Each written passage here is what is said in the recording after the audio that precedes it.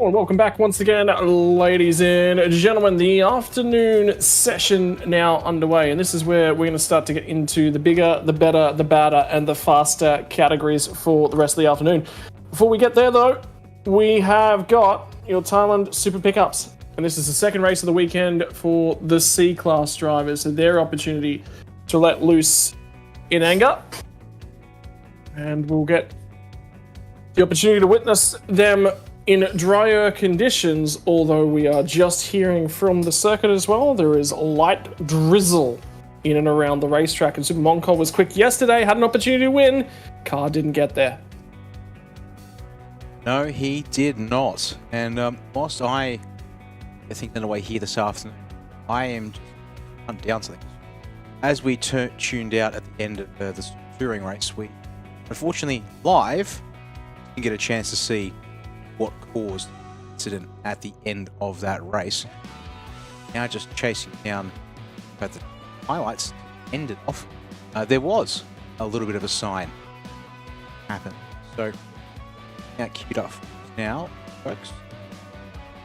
I do play that back over because actually ranking self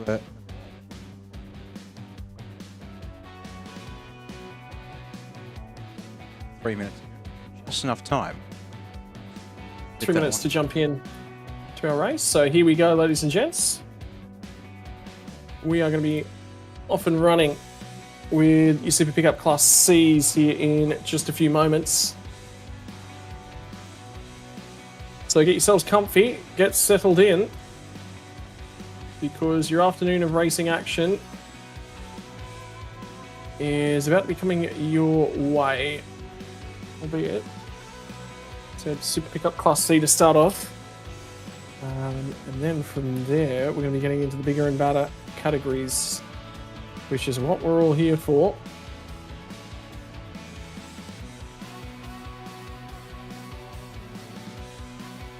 First of all, there's confirmation earlier what I was saying, with the 55 machine failure. I don't see a brake disc there on the left corner. Put up on the highlights package, and then wait for section.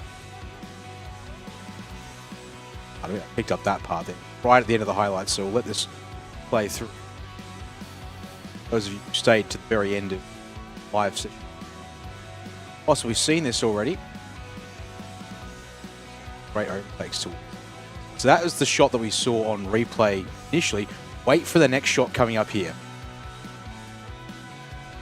Oh my word! That was a huge hit.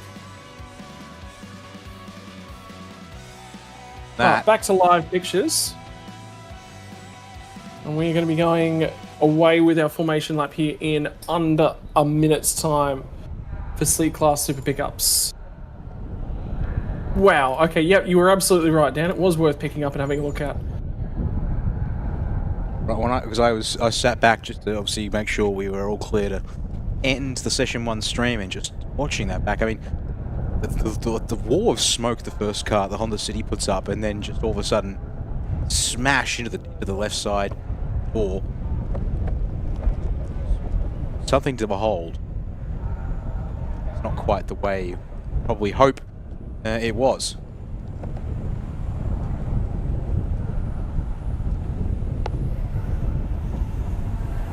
Righto, we'll roll away for the formation lap, and did find what I had prepared earlier. So, racing action for the rest of the afternoon. We will have Thailand Super Pickup D2 class, which is what we have right here, right now. The C-Class drivers out on track. After that, we'll get into the Super Series Supercar GT4 and GTC, which will be out on track together for the full hour duration for that race. After that, we'll have the second race of the Formula 4 Southeast Asia, 25 minutes and a lap for those guys. And rounding out your Saturday afternoon racing action is going to be the Super Series Supercar GT3s and the GTMs on track together. That'll be kicking off local time from 4:40 p.m. We are scheduled for race start. 10-minute gridding due to begin about 4:30 local time this afternoon in Thailand. So if you're wondering about how far away that is, we're looking at about 3.5 hours, just a touch under 3.5 hours before we'll be live with our GT3 racing action for the afternoon. Here now we have the grid for your Class C drivers.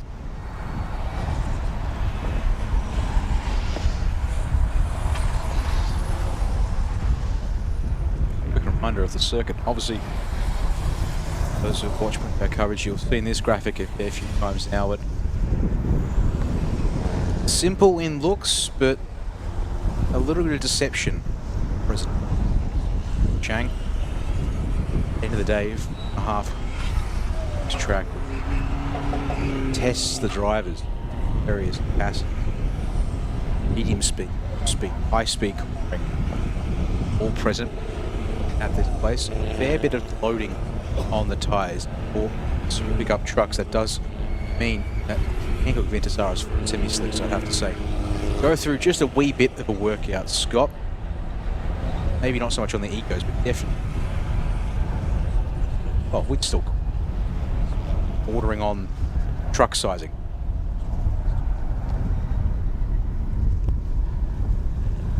Yeah, and the Ventus RS4 semi-slick.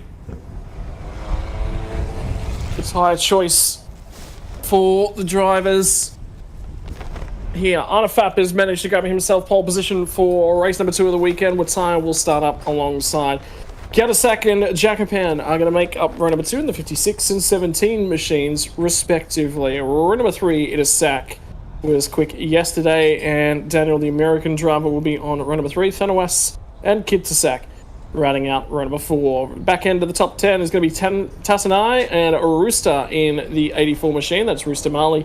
Crid will be out of 11th spot, and Tanafak is going to be running out number 12. Final couple of rows, Woodachai in the 69 machine, Somnook and Super Mongkol to come from the rear of the field in the 15th place truck for this one. 12 trucks made it to the finish of yesterday's opening race of the season. Actually, I should say to be precise, 14 started, 1 didn't make the start. 12 classified as finished. So we await confirmation at the circuit that we are ready to go racing once again, bringing out the big pickup trucks. Will it be one of our drivers towards the front? Itasak, the race winner yesterday, starting out of 5th place. What can he do to possibly make that 2 from 2 to get this weekend underway? 5 red lights on this up the front. We're underway here for the second race of the Super Pickup Division 2 front row drag race. Looks like it's going to be with tyre on the inside. Might be able to challenge for the race lead here, but no, round the outside, Arnefap will hold strong and borrow the pit exit once again on the way out of turn 1 to hang on to the race lead here. We'll have to keep our eyes on the truck in front of the 30 machine. I think it might be the 12 of Thanawas. Did lean on a driver on his outside on the run through turn number 1. And now we'll rally off down in towards turn 3. You can see the move that the 12 machine of Thanawas was able to make. Got to the inside, and have a look at how close in behind him Itasak was able to get at turn 3. Great turn, great drive. And have a look in the background of that shot. That is telling for all the drivers. Similar conditions to what these guys experienced yesterday. Albeit these drivers probably got the worst of it. It was wet. It was the Super Ricos that started off dry and transitioned to wet, and a little bit deep down at turn 4 means that it's going to be running a touch wide for the 30 machine of Itasak. And this just gives you so much of a view of what's going on and how difficult it is. Gets it in there, but there was a lock-up of a brake from Thanawas ahead. A little bit loose through turn 5. There's that overhead shot, actually really quite telling that it was a double apex sort of shape to turn 7. Front of the field, there, how about that? A breakaway of 5 trucks up the front, but then damage on a truck there leading that second group of vehicles, if I'm not mistaken. So that would be Sack in the 52 as truck stop near turn 5 is going to be Yatisak, not to be mistaken, Kitiasak. just makes it a bit of a mouthful here, but hopefully that 56 gets rolling again as down towards turn 12 for the first time here. Pull it up, do so. Nice and easily, and the drive out the other side. Lap counter ticks down to 11 laps left to run. And is that a drummer? Maybe that was a mid-shift there for the number 12 machine at Thanawas, but Idisak got well and truly down the inside, and that's another pinch brake. That's the second time he's now locked a tyre in the last lap. The number 12 machine. Got the onboard camera showing the pass for Idisak as he runs down towards turn 3.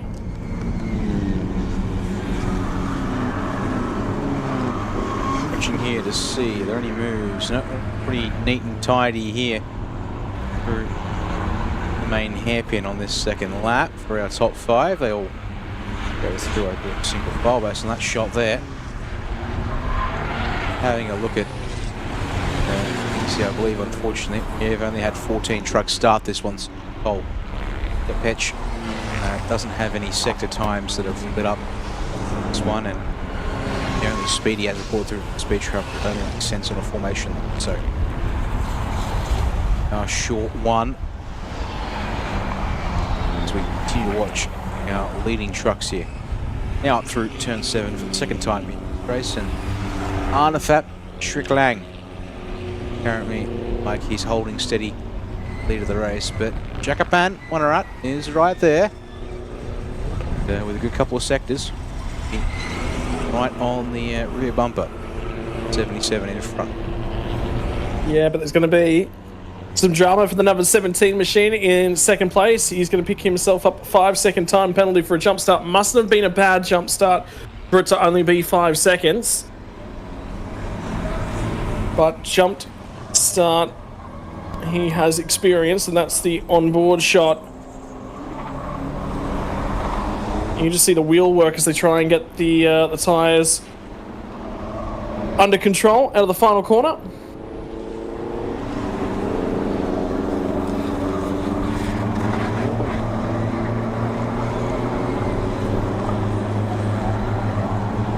Trying to work out what that timing is. In the top left, whether or not that's a delta bar. No, it's something to do with engine metrics, I'm pretty certain, in these trucks.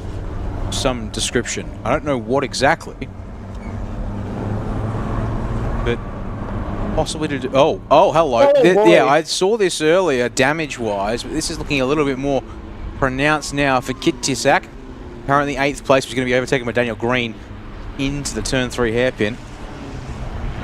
And there's bodywork there on the outside of the track, so I presume 2 + 2 equals front to rear shunt. And that we're looking at the aftermath of the truck that did the shunting. Unfortunately, we don't know for certain exactly when or how that's happened or who with, because I can't see a truck with a matching amount of damage on the rear end. Suit is back with our top 2. Jakapan really wants to find a way past. See, because it goes green when they're off throttle and it goes red when they're on throttle. So the question is, we know that smoke production is something I have to also carefully manage. Maybe it's something to do with that. Yeah, potentially. Either way, at the moment, challenging for the on-track lead of the race, albeit for a 5-second time penalty to be applied to Jakapan. Either way, he sets fastest first sector of the race and second sector of the race. And black and orange flag being awarded to the 52 machine for that front bumper. And there was an incident at turn 5. So we can only assume that might have been the one where that damage was incurred as well. That would make sense, because we do have the 56 Yastasak all the way off on his own, and had been there on lap 1 at turn 5. So I believe we have the pieces of information. We just don't have the footage to show it happening when it did. As truck to the pit lane there, and actually can't quite get a number there. 42. There we go. As the camera picks back up with tyre Rai. Fortunately for them, that's a truck that isn't meant to be in the pit lane, but is. And if the two now pass by the start-finish line to see this on the digital flag boards. So the next destination for you will have to be the pit lane. Get that truck somewhat cleaned up before it can come back out. Yeah, and that black clouds that you can see in the background of that shot getting closer and closer, so it is getting darker by the moment. We might finally have ourselves second round of wet races here today. Warning flags now issued to the 77 and the 30 machines as well, so that's Arnafap, your race leader, and the number 3 Itasak as well. So they're now up to their final warnings. Further discretions will earn them time penalties as well, and they'll want to stay quite clearly away from those. I do wonder whether or not the 52 machine knows at the moment that he will have to come to the pit lane, and he's actually jumping out of the way right there, so yeah, he would be aware that he's on the way in.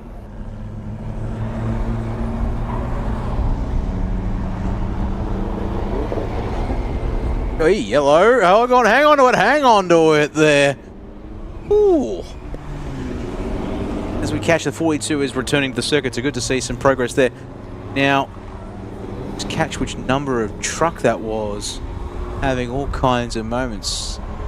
By positions, it would be the 82, 84, 86 truck that was getting all kinds of loose out of turn 11 as Itasak hits the pit lane to get that front bumper cleaned up, which probably will mean just pulled off if they want to get that truck back out there. No possibilities, they may just leave it and call out one a day. So, questions is whether that truck returns to the racetrack, but back to the front again, and it will be put back in place and taped on is the answer. Okay.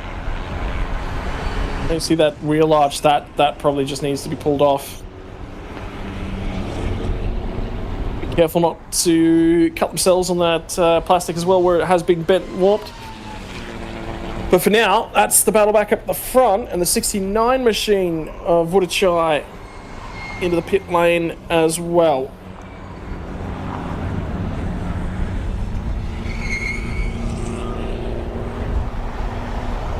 This would be back up to the front. At the moment, the 77 and the 17 back at it, and you can see in the background the number 30 machine starting to get a lot closer as well. Looking to straighten up the exit. Turning quite early to the final corner.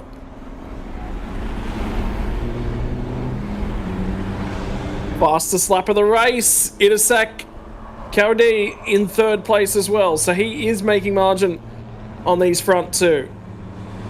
We're going to end up with a three-way fight for the race lead in the very near future here, Dan. We are, if Itasak doesn't get himself a time penalty for running past the track limits too much there at turn 1 like he did. Also, the next update from Race Control. 3 drivers been hit with black smoke penalties. And that includes the 79 of Somluk, who was running in 5th place at the end of that lap, along with the 84 of Rustin Marley in 8th, and the 86 being Halifax in 10th. So the 3 of them all going to have to tour the lane. That will blunt their races, unfortunately.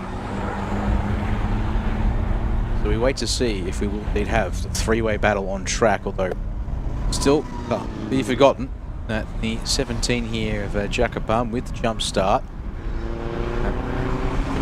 unless he can clear and get to the race lead, isn't fighting with these guys. Unfortunately, guy up here that the issues that brought him to the pit lane in the first place, so a little bit more terminal than first thought. Very damaged front left corner of the 69 machine as he returns to the track for Wudachai. Down to turn 9. Flick back through 10. and up the hill. And you just see struggling for a little bit of turn in now is the number 17 machine.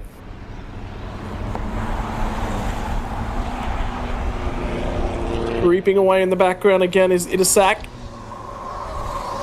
This is a fastest second sector of the race on this lap.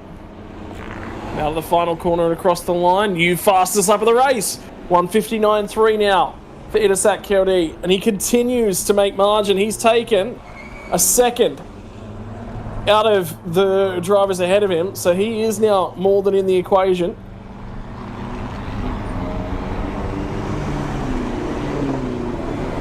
Don't count him out just yet. No, not at the second. Not at 1 second a lap gain. On second leader. That'll get him in time to have a proper crack at it. There's one of our two trucks, the black smoke penalty. Rustamali looking a little slow on the run to the final turn as well. Head for the pit lane to get that one cleared. No. As you can see here, highlight. That's not looking too good for the 86 either. In fact, that's not driving particularly optimal lines either, and to me that smoke's coming out from under the car, not from the rear exhaust. Another driver will be limping into the pits here. Feeling that will be the case.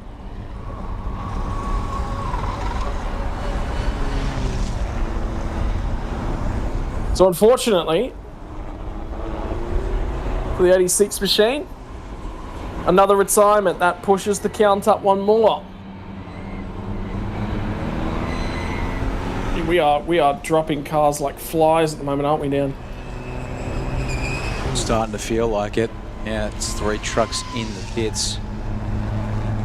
I believe all 3 of them, yeah, with issues. So, oh, big slide here. Jacopan's gone for a lunge or had a moment there under brakes, and he's going to give up second place on the road. I spaced out for maybe half a second there, thinking that nothing crazy was coming here as we went back to the leading 3. All of a sudden, Itasak's across the apex broadside and nearly in the door of Arnafap, your race leader. Just overshot the brake marker. Yep, overshot it very, very late, and all he was trying to do was just make sure that he didn't hit the 77 machine who had to take avoiding. Actually saw him unscrew the car from the corner.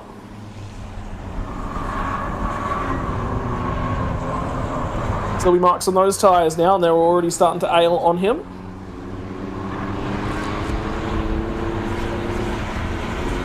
Itasak up to second spot. The margin, at least for Jacopan, he will not lose third spot. So he is safe and secure, at least in that one. A very, very healthy 19.6 second gap back to Nassanai here in 4th place. So no issues there to speak of. 26 drops. It's a little contribution. Black smoke out in the world there on the exit of turn 3. And noting here also the pace between Arnafap and Itasak has started looking like, well, I said that, and second 2 proving, say, almost evened out. In the last lap it did, where they both did 1:59.7s. But I get the feeling we're about to see on this lap that'll finish shortly whilst we watch Tassanoi. But unless Sector 3 is a blowout for Arnafap, it's going to be another second gained. Actually, yeah, no, it was a blowout the other way around. Alright, fine, have it that way. Cross the line there, 47.7 in the final sector for a total lap of a 2:01.0. And Itasak behind, gained nearly a second in Sector 2, lost it all in Sector 3 to do a 2:01.4. So, race lead is not under as much threat as Itasak's initial pace would have suggested here, Scott. So, bit of a lull in the racing action. I've just been looking after the tyre fraction. Itasak still trying to make some time. Out of our race leader's been the fastest car in the session in the speed trap. He's at least had some straight line speed. If he's going to get it done, you know, he's at least going to be confident that it will happen through there.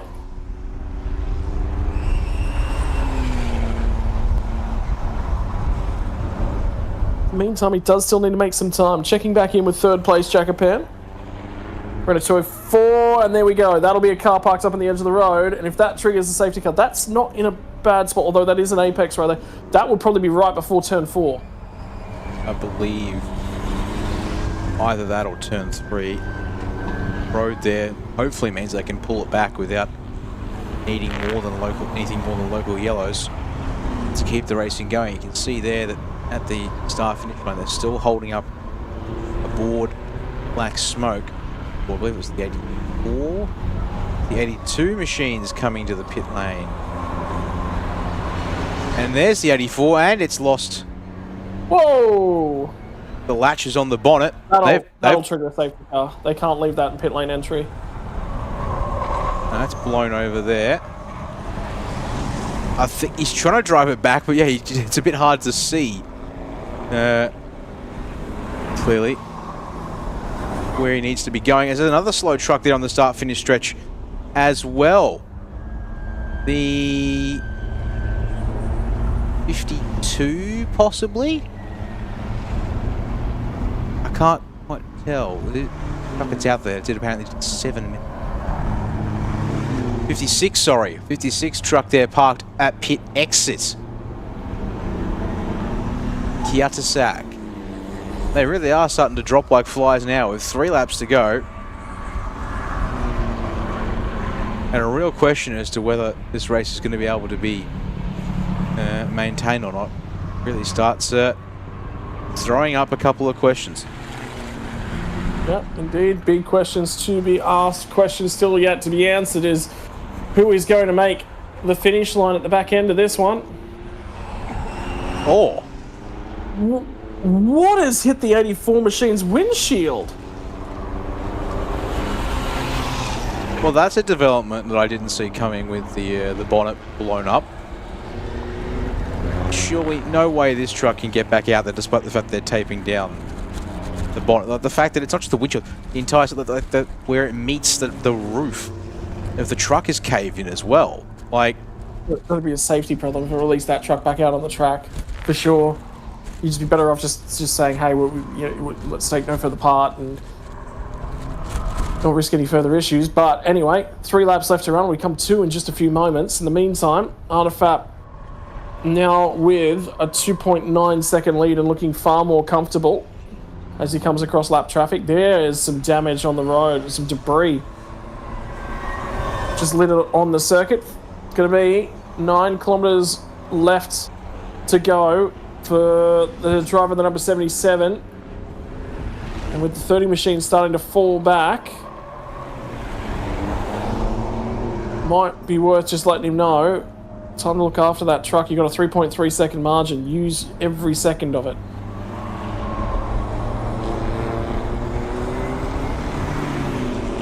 it's kind of the same thing. Jacopan comfortably lapping his own pace here. No ability to threaten top 2 on lap time, and even now sits about 25 odd seconds of Tassanai in 4th place. So 5-second penalty means absolutely nothing to him now at this point in the race. Really just a matter of circulation. Other trucks out here too. Feels like they're very much subscribed to the just get it to the finish game now as well. That's the big thing with this series, isn't it? You gotta make sure that you make the end. Often see incredibly high attrition rates, and race number 2, the 2024 season's going to be exactly like that. I cannot believe the amount of cars that we've seen dropped out of this one. So for a 12-lap sprint race, you'd have thought they'd be alright, but it really sort of tells you that these trucks are pushed pretty hard to make them what we see on the track. There's not a lot of margin left. Things to go wrong. Had the 42 there on screen for a second, because unfortunately they've copped a 10-second post-race penalty for speeding in pit lane. As Arnafap will take the board for the start of the final lap of the race. His margin is 4.4 seconds. Back to Itasak. And for Jacoban, come around 10 seconds behind Itasak there to start the final lap for him as well. Yep. 4.5 seconds, nearly the margin. Back to Itasak now, so comfortable control of the race now for Arnafap, so it'll just be bring the car home for sure. Jacoban's fallen back to 14 seconds off the lead, then it's throw it back 25 seconds to the next truck. Nearly another 30 seconds back to 5th place Daniel Green. Such has been the field spread in this one. We do have a little bit of a battle on the racetrack, although it's not directly for position, and that looks like another truck expiring on the run out of turn 1. Number 12, Tanawas. It's not looking too great there. Speed trap though into turn 3 hairpin. Still reads 156 kilometers an hour, so not a complete disaster. Certainly down speed to the tune of 50 kilometers an hour. Truck that's running it at optimal pace, but to Arnafap, Truklang, a couple of corners left to go here in race number 2 of the weekend. And it's looking awfully good for him, which is something that he'll be looking for, because that P5 in race 1 and will allow him to pick up some strong results in this one. To the final corner he will come, very gently indeed round the turn, but he gets to be the one to see the checkered flag first here in race 2 of the weekend to pick up Division 2 drivers. Itasak converts P1 in race 1 to P2 in race 2. Jacoban Wanarat will make it 3rd across the line and on the track by 20 seconds post penalty still. He's a happy chap about that one, apparently. Yep, on the headlights. Letting everyone know about it as well. Strong race from him.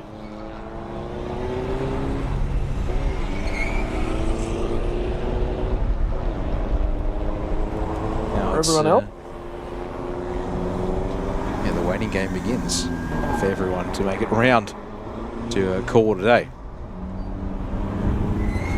I reckon we're only going to end up with 5 cars in the lead lap here, because we're waiting on Daniel Green at the moment to cross the line, and he has now crossed.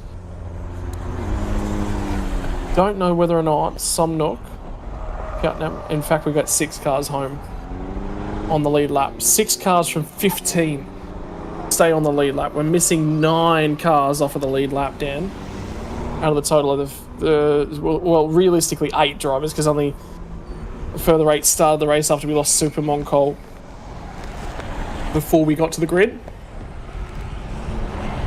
Gee whiz. Well, the good news is the first of the supercar categories coming up next with the GT4s and GTCs. But before we get there, celebrating the results of race number 2, Arnafap from Itasak from Jacoban is your podium in Super Pickup D2. Tass and I home in 4th, Daniel Green home in 5th, and Somnook the cars on the lead lap. From there on back, we get the cars off the lead lap: Crid, Thanawas, Wudachai, and Wataya. Albeit Wudachai only completing 10 laps and Wataya 8, leaving him 4 laps down. Fastest lap of the race was 59.513 by second placed Itasak. Only just a touch slower. Sorry, just a touch faster than our race winner, Arnafap Shriklang.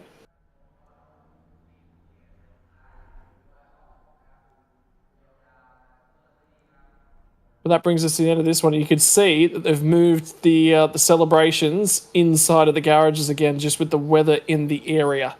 As you can see, the GT cars start to get wheeled out into pit lane.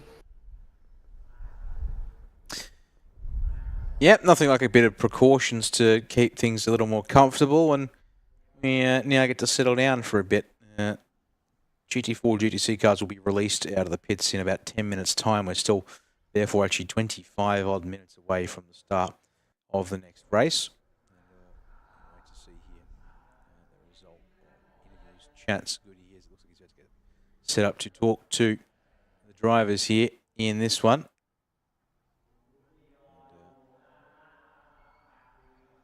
And we'll take a short break too as well, just to keep ourselves charged and sharp. There's Goody introduce the drivers finishing in the top 3 of this Class C race. And I think that's probably our biggest race for in terms of just mechanical failure attrition this weekend as well. I think, don't recall the Division 1 trucks being this rough earlier this morning, so it's going to be interesting to watch, because don't forget they'll have a 3rd race tomorrow, so there's one final chance to redeem the situations. That could mean very enough.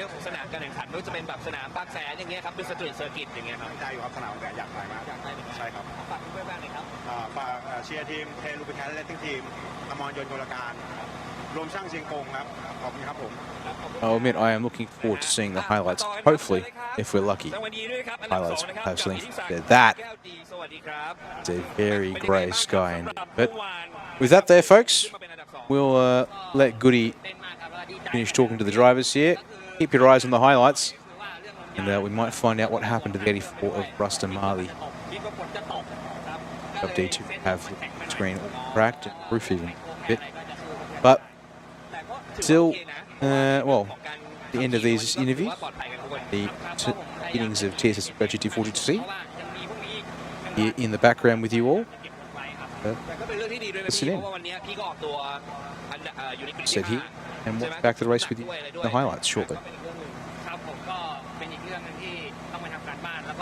อยากขอฝากสปอนเซอร์นะครับก็คือ SNK Factory ครับสมศักดิ์การช่างครับครัวบุษกรบ้านฉาง OMC คัทพุทธอ่องระยองวันโทนิกอภิชาติฟาร์มครับผมขอบคุณมากครับขอบคุณครับแน่นอนนะฮะและอันดับที่1นะฮะหมายเลข77นะครับอนุภาพศรีคลังสวัสดีครับแสดงความยินดีด้วยครับเล่าให้ฟังหน่อยครับตื่นเต้นมากเหมือนกันครับผมถูกกดดันจากด้านหลังมือนี่ยังสั่นยังสั่นอยู่เล่าให้ฟังหน่อยครับก็ในเมื่อมีโอกาสได้นำแล้วก็ประคองเกมให้นิ่งไว้ดีที่สุดครับผมวันนี้ก็ถือว่าทำมาก็ประสบผลสำเร็จแล้วครับนำมาดีแล้วภูมิใจมากไหมพี่ก็ภูมิใจมากครับผมลดแรงกดดันหรือว่าเราก็ทำได้แล้วครับใช่ก็ถือว่าเราขยับจากอันดับที่5มาเป็นที่1ในวันนี้ครับผมก็ถือว่าประสบความสำเร็จตามเป้าหมายครับผมฝากถึงแฟนๆเลยครับขอบคุณกองเชียร์นะครับหมายเลข77คิงประมาณโอดุทั้งขวัญนะครับที่คอยติดตามมาตลอดขอบคุณครับขอบคุณครับแน่นอนนะครับผู้ชมความมันเนี่ยมันจะมีระเบิดอีกมากขึ้นนะครับกับรุ่นที่กำลังจะเกิดขึ้นนี้ในรุ่นหน้าเป็นรุ่นอะไรเดี๋ยวเรามาลุ้นกันดูเลยครับคุณผู้ชมครับกับรายการ B-Quik Thailand Super Series และ TSS Super Series by B-Quik ครับ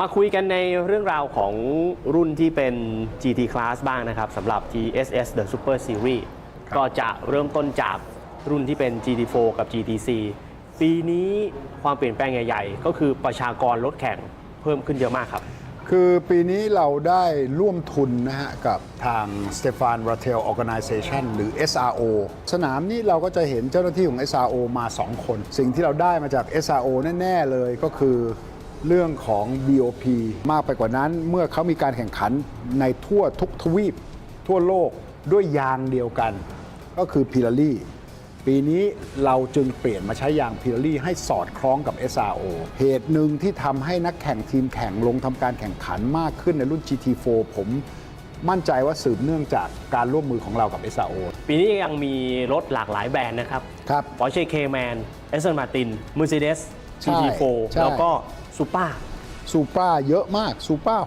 6-7 คันมั้ง ในปีนี้ AAS เองก็ยังคงมีอาจารย์บูม เมื่อวานวิ่ง 4.25 เร็วเป็นจรวดเลยอะครับเร็วมากนะฮะในขณะที่คันอื่นเมื่อวานเห็นวิ่งอยู่ประมาณ 43 สุดท้ายครับพี่ปิดา ครับ ก่อนแข่งในรุ่นนี้ครับ ครับ ยางใหม่รถเยอะขึ้น ครับ อยากให้พี่ปิดาฝากคุณผู้ช ถ ม นอม ว่ ยางเป็นเรื่องสำคัญมาก เพราะรถรุ่นนี้จริงอยู่ใช้พิลารี่สเปคของปี 2024 แต่ไม่ได้รับอนุญาตให้เปลี่ยนยาง เราเห็นศักยภาพแล้วว่าพิลารี่เนี่ยสามารถทนการแข่งขันได้ตลอด 60 นาทีบวก 1 รอบ รุ่นนี้จึงบังคับไม่ให้เปลี่ยนยาง อันนี้เนี่ยก็จะส่งผลถึงนักแข่งมือ 2ที่จะต้องควบคุมรถด้วยยางที่ใช้มาแล้วเป็นเวลานาน ทรัพยากรเหลือน้อยแล้ว ถูก มีไหมครับ นักแข่งเป็นทีมเมทกันลงมาแล้วงอนโอ้โหไม่เหลือยางให้ผมขับเลย ผมมั่นใจว่าต้องมีฮะ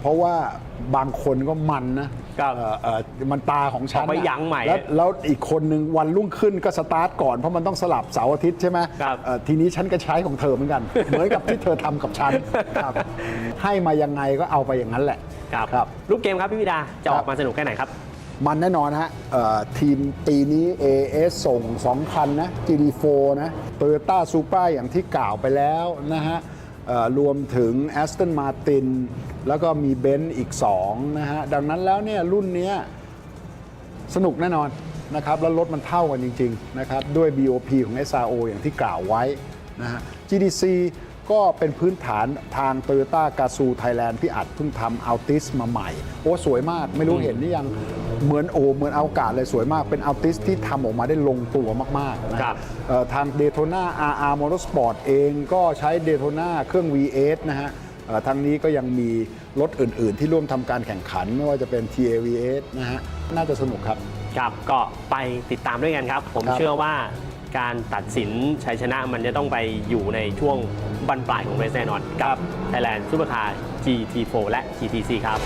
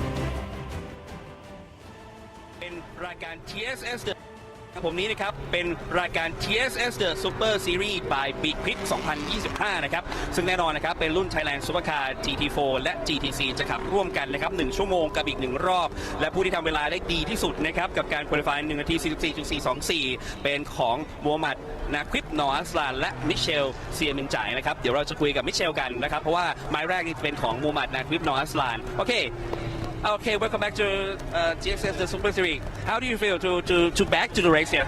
I mean, it's very exciting. Last year, I was in the super compact category, and this is my first year in the GT4 class, and going to be my first race.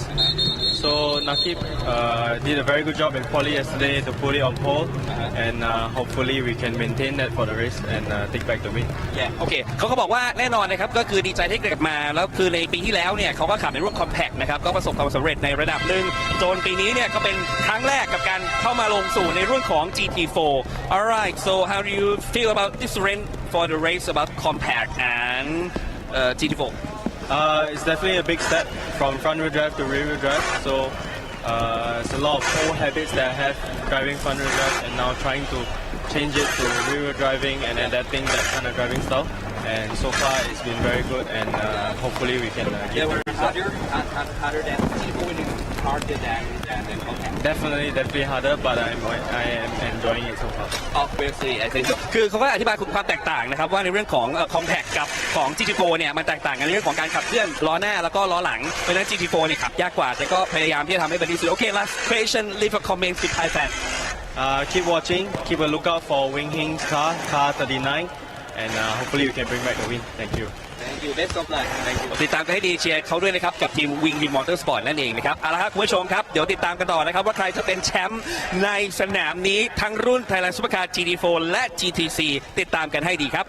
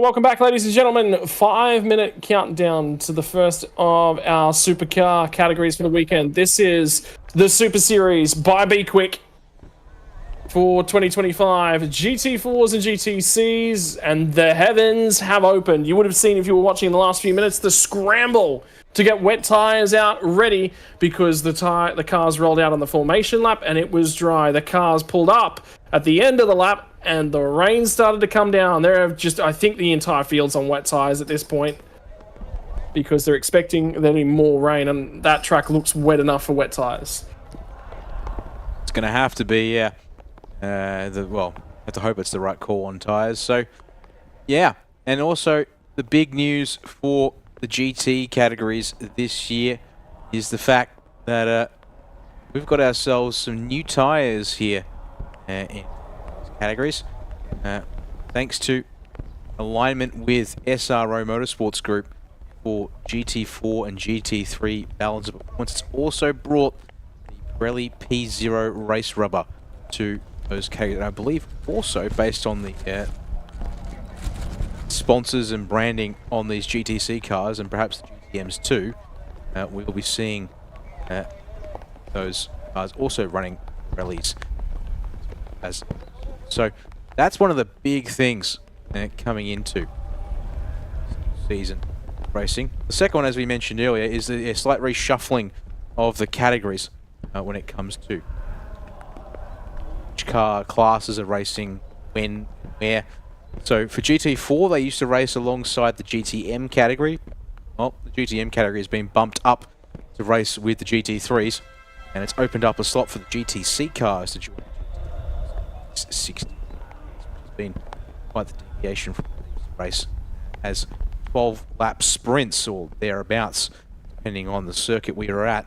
So, going to be quite a change. Also, a couple of new cars as a result in GTC, whilst we are seeing some favourites from years past, such as the Ford Daytona Coupe, Lamborghini Gallardo Super Trofeo, and Ford Mustang in Trans Am 2-spec, TA 2-spec racing there. We've also got two new cars, Toyota Altis, specifically configured in GTC specification from Toyota Gazoo Thailand, and a Honda Civic there on the grid with GTC cars prepared by Team Sonic by Rongpo Power Unit.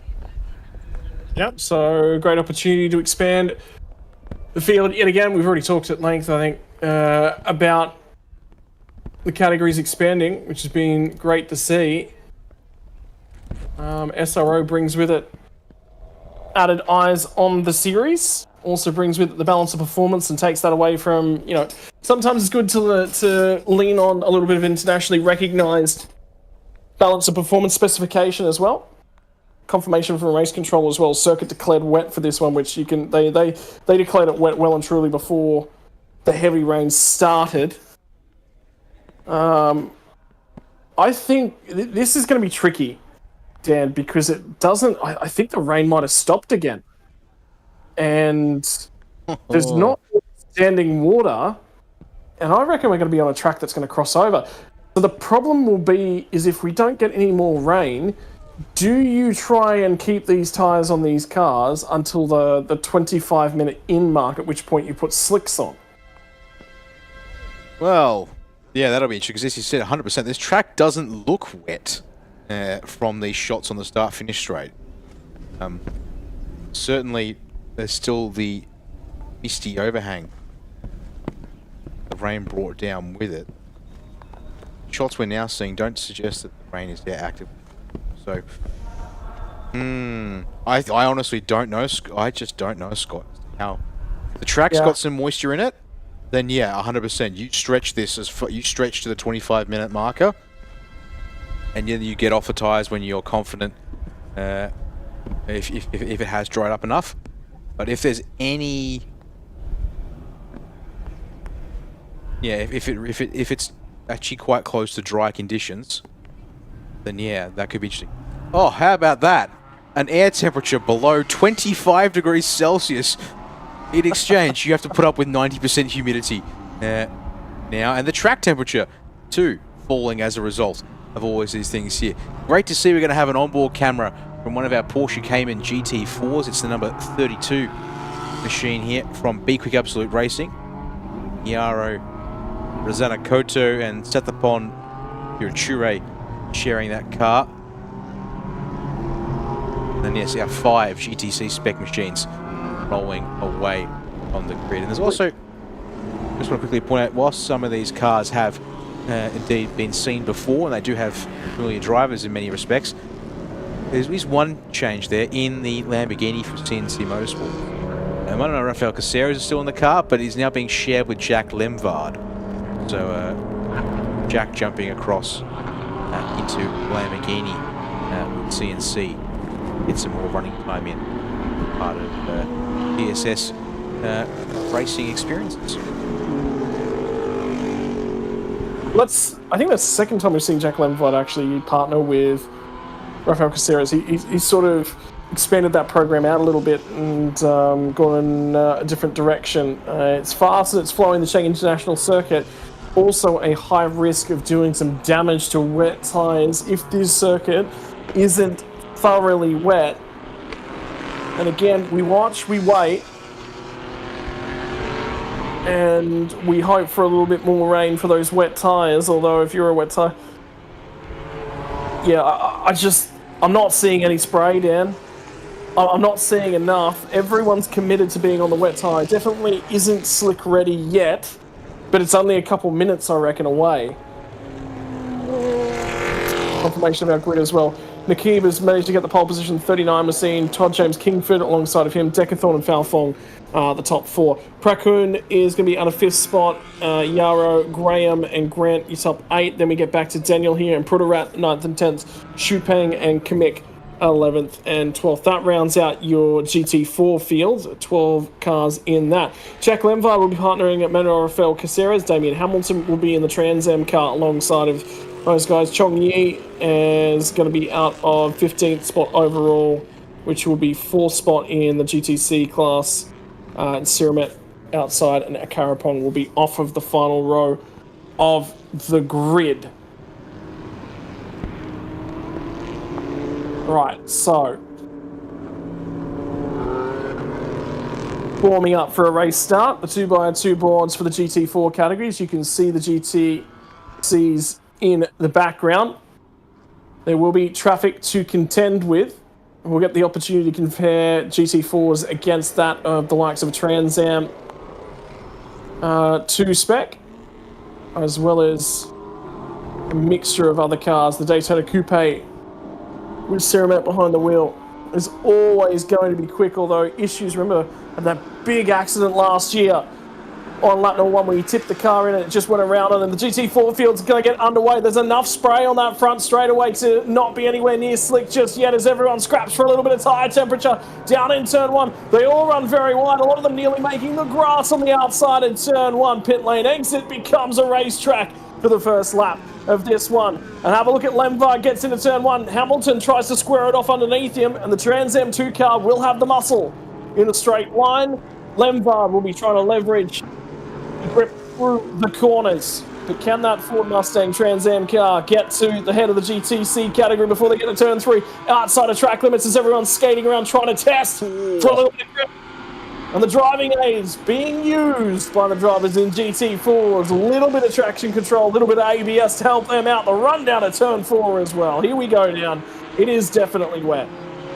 Yeah, all right, we needed some racing speed. It's not a lot of spray, but it's enough, and they're still running well wide, up and over the curbs here in GT4. And then gently does it down into turn 5 for the first time. Try and build some temperature in your car so you've got the grip underneath you to be able to make it work. It's like plowing understeer for Yaro here as we go on board with him now out of turn 7. Let's see how much steering everybody puts in.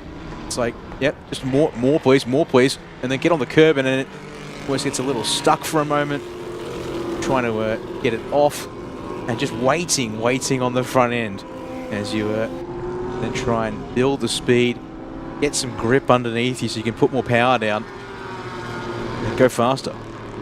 Now, it's not immensely wet. Lap times just coming through actually from our race leader, 155.404. So It's not insanely wet. It is wet enough for a wet tyre.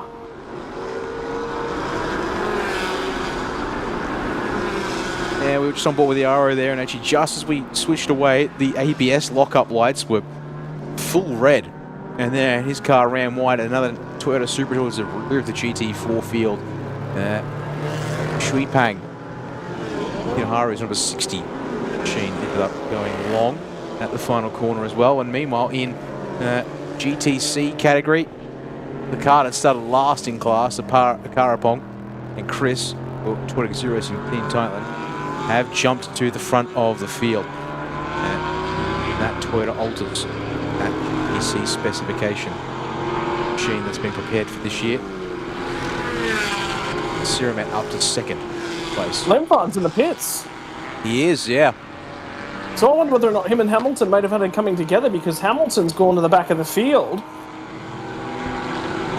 So we'll need to wait for messages. Race control will generally be the first contact point. There was a reminder sent out to all drivers from race control as well. Turn on the headlights to aid with visibility.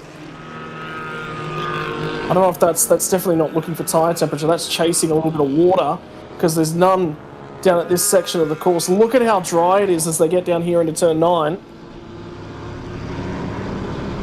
Oh, that was turn 8. Here is turn 9. There's a little bit of water outside of the racetrack on the painted runoff zones at the moment, but have a look, long way round at 10. Again, trying to keep some temperature out of the Pirelli wets as they climb up the hill in towards the final corner. And there's a lot more spray on the run down to turn 12. This was the wettest section of the racetrack yesterday. 32 machine. Yarrow trying to get in behind Decathlon and see if he can't pick up the run out the other side. This will be a little three-way fight between the three Caimans. So my apologies, between two Caimans and the Toyota Supra. So Yarrow managed to pick up a spot away from the 95 machine of Prakun.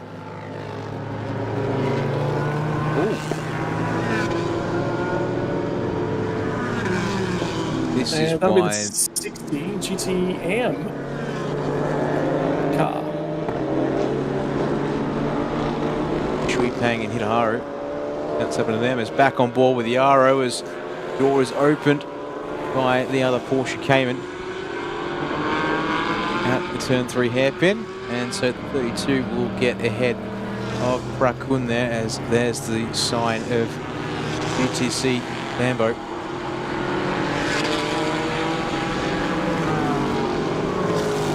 Having to take the engine cover off by the looks of things, and then get it, make sure it's fixed back on before they release him back on track. Unfortunately, that has cost him a lap for the rest of the field.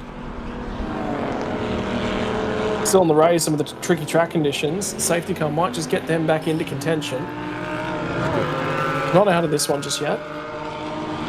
Oh, Safety, well, speaking talking of about which, safety car being deployed, there you go. that might be for the 60 machine, actually. If that car is still stopped, yes. In fact, the timing would suggest indeed, yeah, it has made it to the end of lap 2. Yep, there you go. Although, engine's still running and pointing back towards the circuit, so it's maybe a very short safety car then, with the car recovered, although these drivers need to check up because he's gotten back on circuit. The lights popped out of its bracket. Should be okay to continue. There was some debris that flew away from the front of the car. They'll lose a lap to class. Actually, yes, sir. It's a lap down at the moment. There's more debris. It's just deposited on the racetrack as well. It's come off the front end of that car. Problematic then. But everyone gets a chance to reset. The only problem though is, well, actually, is it a problem though? Because as you said, we don't think there's enough water there on the circuit for the wets to be sort of kept in suitable conditions. But it's not dry enough for anyone to hope of going to a slick tyre. If anything, No, actually, maybe this safety car comes at a good time then. The tyres to pull back down a bit and then go again. It won't be a long safety car with the fact that the need to neutralise the race has been allayed by the self-recovery by the number 60 of Green Bank. Just a case of where they need to quickly go down the start stretch in that final sector and just try and get that little bit of debris cleaned up, because race control deemed will go at the end of this lap. And there's your GTC race leader already on the back of the GT4s, just showing at you slightly terrifying manner that they're a long way up on the rest of the cars in that GT class. And the rest of the GTC is still trying to catch the back end of the queue at the moment. The safety car's about to come in, so we'll be speeding away here. And a worrying sign further to add to the misery with the 77 Lamborghini Trofeo is the fact that their pit lane speed is under investigation. It's still confirmation, by the way, that Honda Civic's the only car from the GTC category that has caught the field. Yeah, because there's the Altus, Toyota Altus there, actually coming through turns 8 and 9. And there we go. The Honda Civic arrives. The Daytona Coupe arrives. But your safety car's already checked out from the front of the field. That's more debris. Did you just see that? Just drop off the back end of the 60 car? I actually blanked for it, but looks like the cameras are going to try and pick some of this up. No, go back to the initial incident. So it gets the rear of the, both ends of the car. It looks like that piece just got ejected off the rear of the car, so that explains a little bit more of that. There was damage at both ends. And the GTC category have now all caught the tail end of the field, so we can go back to green flag racing. And reminder, there is an investigation ongoing into pit lane speeding infringements for the 77 machine. And, well, actually, that investigation has now concluded because they have been found guilty and will receive a 10-second penalty. Right, back to the point in the GT4 category, and look at the leader, Nakib's spinning the tyres up on the outside of turn 1 and foul fog. Well, GT4 cars have the access to the headlights, and they will be flashing them for foul fog. Look at it's much wetter down this end of the racetrack, and the 77 machine is another misfire, another issue. I think it's a gearbox because I can hear it revving in the background of the track mics. You can hear it there. It's revving, but it's not in gear. That iconic Lamborghini V10 sound, which unfortunately grinds to a halt on circuit. Now, I think it's right next to a marshal's post, but maybe, again, time needed to recover that. And also, it's parked in the grass. They need to get that out before it bogs down much more. May necessitate an immediate second safety car here. The biggest benefit at the moment, Dan, is the field's actually really packed up together. So they might be able to just use a local yell. No, it's already been sent back to safety car. Get the field back, roll pace, and more time to allow the track team to be able to recover that car out. And hey, like at the end of the day, more laps in the safety car means doing slower laps, which means less chance to heat up your tyres at this point in the race. Although, the more laps we do here now, whole game I wonder of, well, how much, how dry is the track going to be when we get to the start of the pit window? Are we going to get the track to a point where slicks are viable, or are we now looking at tipping the balance to the point of, well, drivers going to go long, try and, well, look at that, they're still hunting. And, front of the GT4 field, they've exchanged places. Baofeng ahead of Nakib. I could have sworn the Wing Hing Supra, the black Toyota Supra, was ahead of the 33 before the safety car came out, but they're now the other way around. That's impossible to keep an eye on who's actually supposed to be ahead here, because look at how far they fanned out on the straight. I'm going to... Because remember, we saw the safety car boards and flags come up between turns 7 and 8, there's an electronic flag display that we can see the back of from our camera shot. That'll be discussions about what tyres to pick for the rest of the categories coming for the rest of the afternoon as well. Because remember, we're going straight from this into F4 Southeast Asia. That's what times we put the open wheelers out on. And they'll be watching this all of a sudden. The Formula 4 cars and their teams become very interested in the goings-on that's about to happen within this category. The good news is we very quick to catch the field back under safety car, so we didn't have to wait a couple laps for them all to come back together after about 40 minutes of racing. The field gets spread. No. The field was already stacked up together. And an update on what was happening in the GT4 class and overall race. Turns out in between us last seeing the GT4 leaders at race pace and then cutting away to the 77, coming to a stop on the start-finish straight, which is between turns 3 and 5, where they were on track. They ended up exchanging places under green flag conditions, and then we cut back to them just before the safety car was thrown. Find the Alpha Factory Racing Team Supra to the lead of the field with Pao Fong behind the wheel. So nothing there that needs further consideration or investigation. Look at how dry that looks. It does, yeah. Speaking of debris earlier, which was to do more with the number 60, is there now something in the front splitter of the 33 Supra up front? I'm hoping we'll get a chance to look at that car again, because there's something white in the center of the air duct. Yeah, there is. That certainly shouldn't be there. Have a look at them go searching. So the problem is the front straight is probably still wet. The run down to turn 3 is probably still wet, and I think the rest of the track is starting to dry quickly. But you'll be taking a big, big risk through the fastest sector of the lap to go to a slick. And we are 10 minutes away from pit window opening. I think you're going to have to run it towards the back end of the pit window now.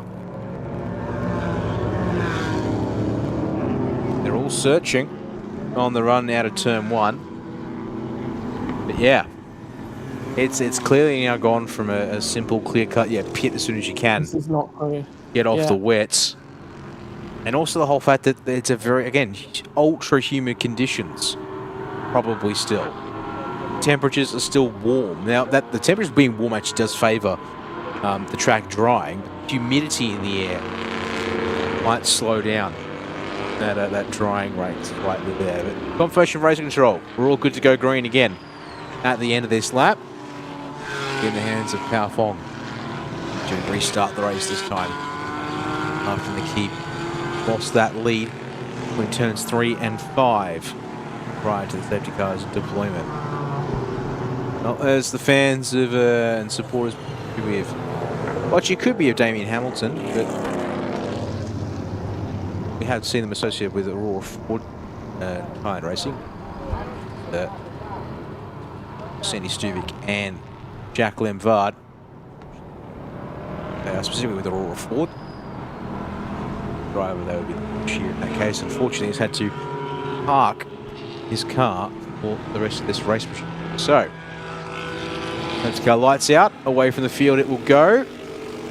Now it's time to get ready to restart this one with 4 GTC cars and our contingent 12.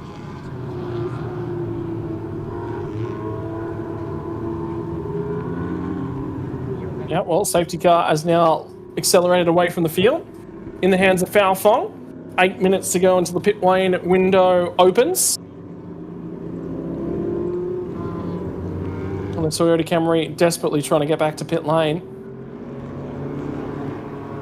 Hopefully there was some spare Pirelli slicks to be added to the safety car to try and help it. Sorry, Pirelli wets in these conditions. Look at the tiny windscreen wiper that was on board the Daytona Coupe for Siramet. operating on the driver's side at least. But race leader Falfong will lead us back to green flag racing. 43 minutes and change on the clock. The run into turn 1, wet here at this end of the circuit.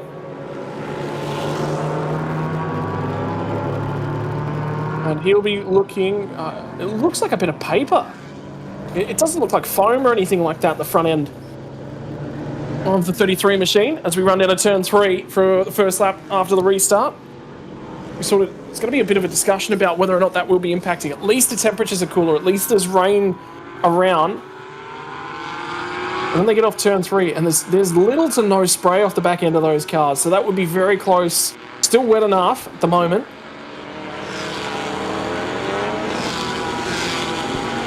That looked like there was a drop of water that fell just in front of the camera, but I wonder whether or not that's just water off things that's still sitting there that's dripping away and clearing. I think so. It's on for the lead again between the two Toyota Supras as we look a little further on back to 95 Toyota Supra of Prakoon and Decathlon in the 99 AAS Motorsport Porsche Cayman. They're scrapping over 5th place in the class at the moment and 5th in the race too. Good measure. They're also right up behind the 98 of Todd James Kingsford, driver to the series this season. Also racing as part of the GTM subcategory. Divided up as such. Doesn't really matter to Prakoon. He's looking to get past that Porsche in front of him. Try and make some hay while the sun shines, which was apparently shining just yet.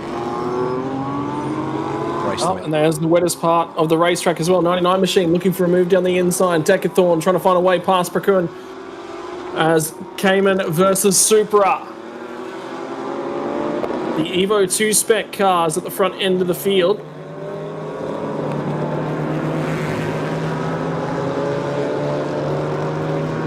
With Falfong and Nakib. Those are the two Supra GT4 Evo 2s. Still searching for the depth part of the line. Again, that spray's now starting to kick up. So yeah, we are still a good way away from any sort of changeover. GTC category now. As we look back, this is your front 3, a lot closer than they were before. Actually, this is second, third, fourth. Yeah. Lost the GTC Toyota Altis, the Carapong behind the wheel.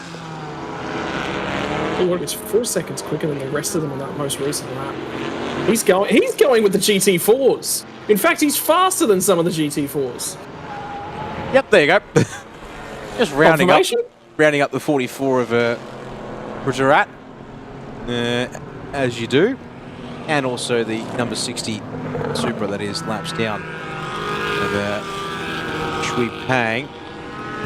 Timing screen for me has just had a moment with Graham Dowsett, the Team NZ Aston Martin. It suddenly dropped to the back of the lead lap.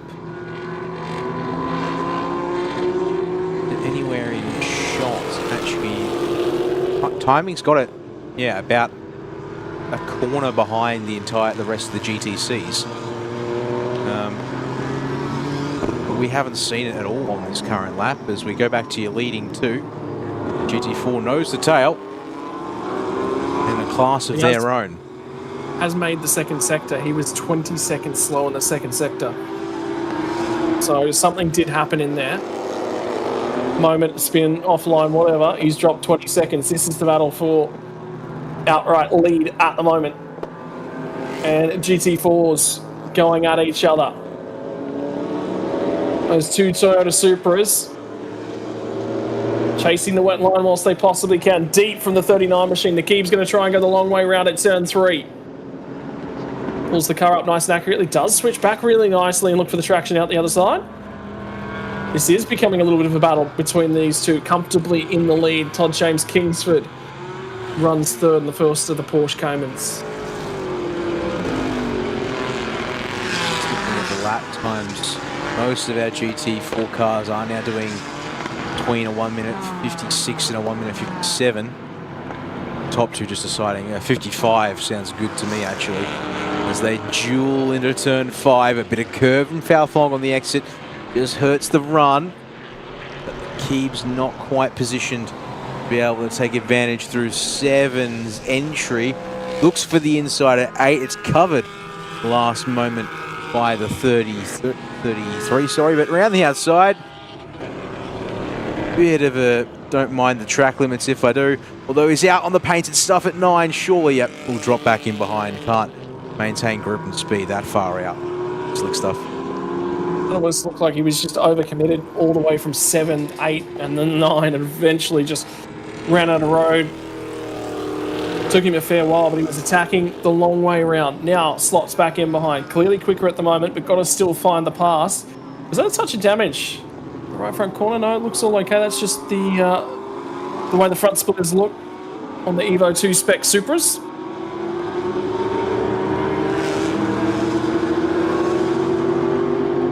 And so you want at the moment, doing a phenomenal job. 33 machine.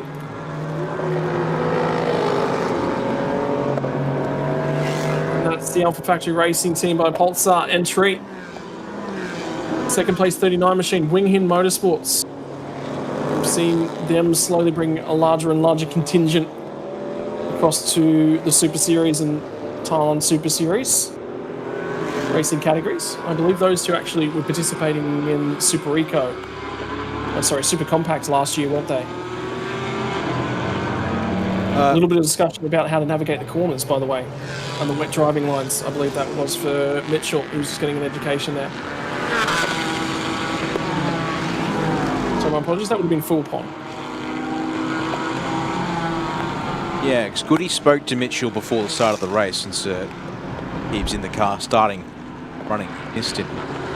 Mitchell did make the note there, yeah, coming up from the Super Compact category, now the Super Touring category in 2025. As to the curb, the Keeb somehow has got the confidence at mid-speed, and the GT4 gets an over-under through turn 8. Decides, I will not be bullied to the outside through turn 9 this time. Can Baofeng hold anything? He can, actually. The question is now, you're on the slicker stuff where the racing line normally is there, Baofeng, and as a result, the Keeb will take the race lead on the exit of turn 11. They're dueling, and like, you could almost argue it's about trying to find a bit of a wet track, but it also really looks like it's just in between the two of them, duking out. They're 25 seconds too soon through the final corner, so they will not get a chance to pit on this lap if they so wanted. They'll have to go one more time around before the pit window opens.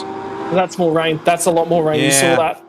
Yeah, I was starting to question on some of these shots here if I was seeing rain before the cars got to us and the spray could be misinterpreted, but no, definite rain there the drivers are heading into on this stretch out of turn 1 to turn 3. Pit window open, and the question has gotten, I think, a little bit more complicated, to put it mildly, as our first car into the pits will be the number 60, Tripang. We'll jump out and head over to Haru. Haru returns to the series. He was here last year. I believe it would have been in GT4 category for him. Then in the 60 machine. Painkiller Racing Thailand. The third of the Evo 2 spec Supras. Albeit at the moment off the lead lap with the spin earlier on. They'll be trying to hand on over to Hitaharu as soon as they possibly can. Give him a break out of the car for Shui Peng, so his job's now done. Porsche versus Supra. In the field. The 95 machine, so this is for 5th place on the road.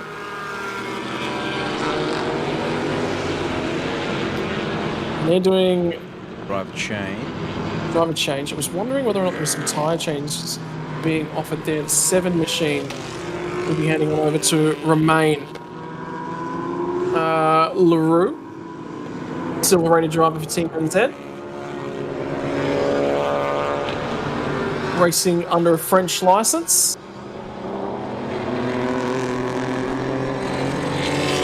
Minor nationalities that we get on our screens and timing is related to their driving license, not their actual nationality. And here they all come.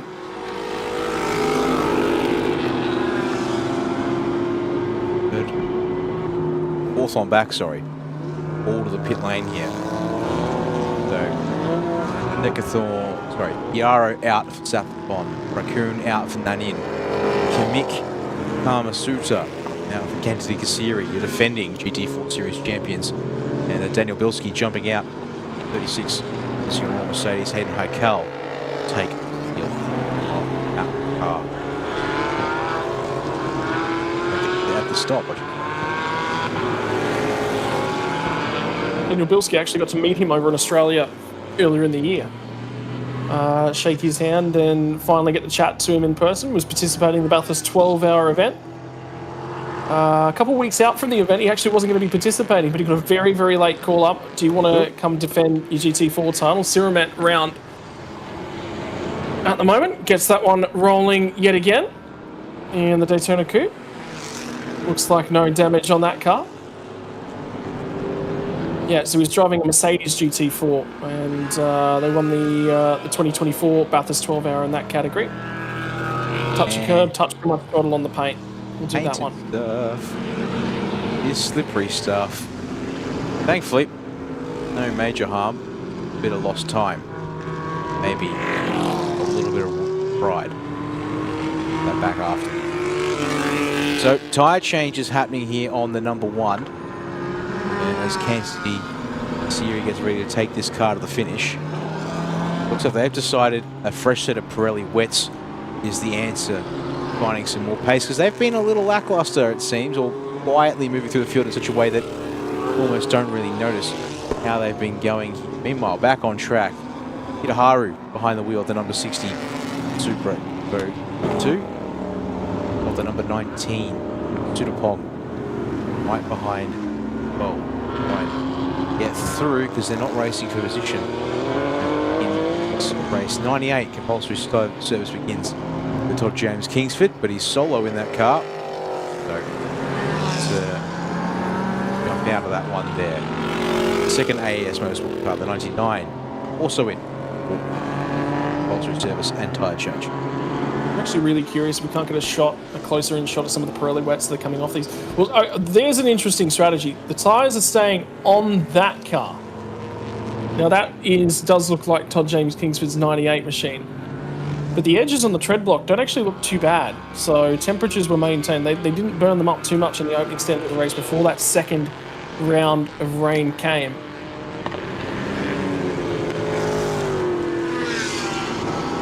Indeed, only a snapshot there, but that looks like a fairly intact and healthy wet tyre.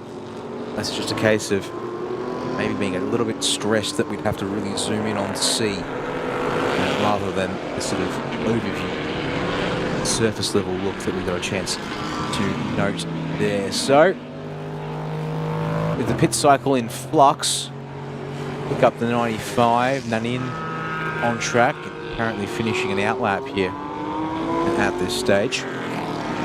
Means we don't really know who exactly is leading the race. Timing says across the line it was the 39 of Nakib and Mitchell. Timing also says they've now hit the pit lane. 33 of Baofeng, they have re-inherited the race lead for the time being. Definitely damp. So we have seen times get down to as low as a 1:55, but at the moment times seem to be increasing again. So the track surface getting a touch wetter for now. In fact, I'm going to go digging. I'll go and give you guys. While you do that, I'm actually make note that yes, it definitely looks wetter again now, but Baofeng's actually still setting PBs. 5.2 on the last lap as so some more activity in the lane, as I said. 39 of Nakib infield. That winking Motorsport Supra. Toyota Altis that has been absolutely thrashing everyone. You can see it's the pit lane as well. So Karapong out. Chris going in.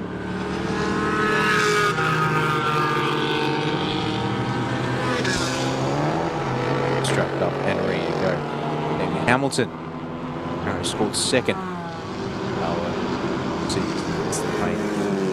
Well,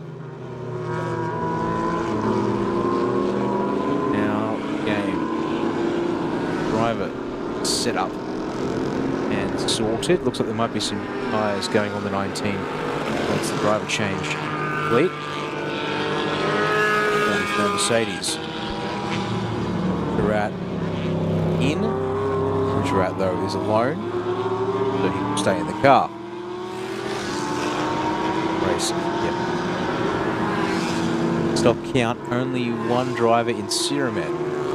Currently flagged and not pitted. Well, thanks to the fact that Fong has just hit the pit lane now. But he was the penultimate driver to not complete their CPS. Rolls into the pit lane and they fish whatever was in that intake out.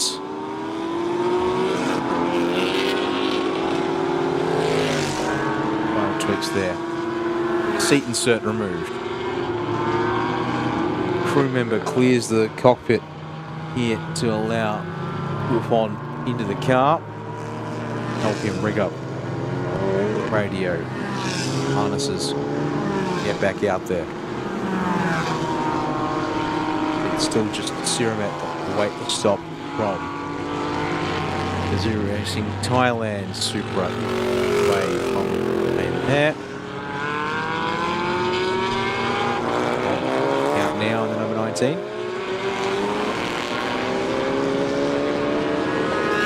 There's issues, I thought, with the number 19 with the pit lane entry as well. That's actually now been cleared. So they did an investigation of the entry of the pit lane, because remember, you've got to stay to the outside of the pit lane. The white line denotes you're heading to the pit lane. If you cut across that, there is potential for a penalty. They're all checking over tyres right here, aren't they? Would appear to be the case. Is that cool suit cables? So we're just double checking we're still poking out the front of the suit.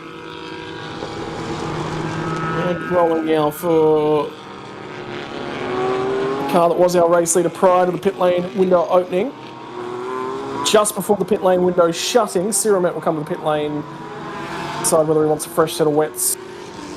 There'll be no driver swap for the number 2 car. Solo entry for this weekend.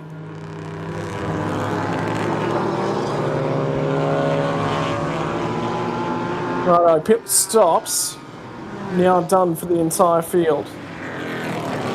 Now we'll start to get a little bit of a read of what's going on with the race. So it looks like Todd James Kingford will pop out with the race lead after the pit stops, and that looked like the 33 machine dropping in behind. Investigation for the 44 for pit lane speed, which is Pruderat, one of the M competitors. Solo entry for him. Double checking tightness on all those tyres as well. And a cling on the windscreen. Don't blame that. Looks like there might have been some fogging on the inside of the Daytona Coupe.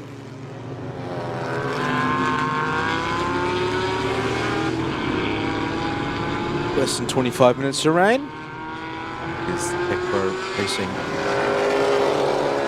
Daytona Coupe in the pits. That is, yeah, Guy Field was completed the upholstery stop within the window. So now it's a matter of investigating. Go with,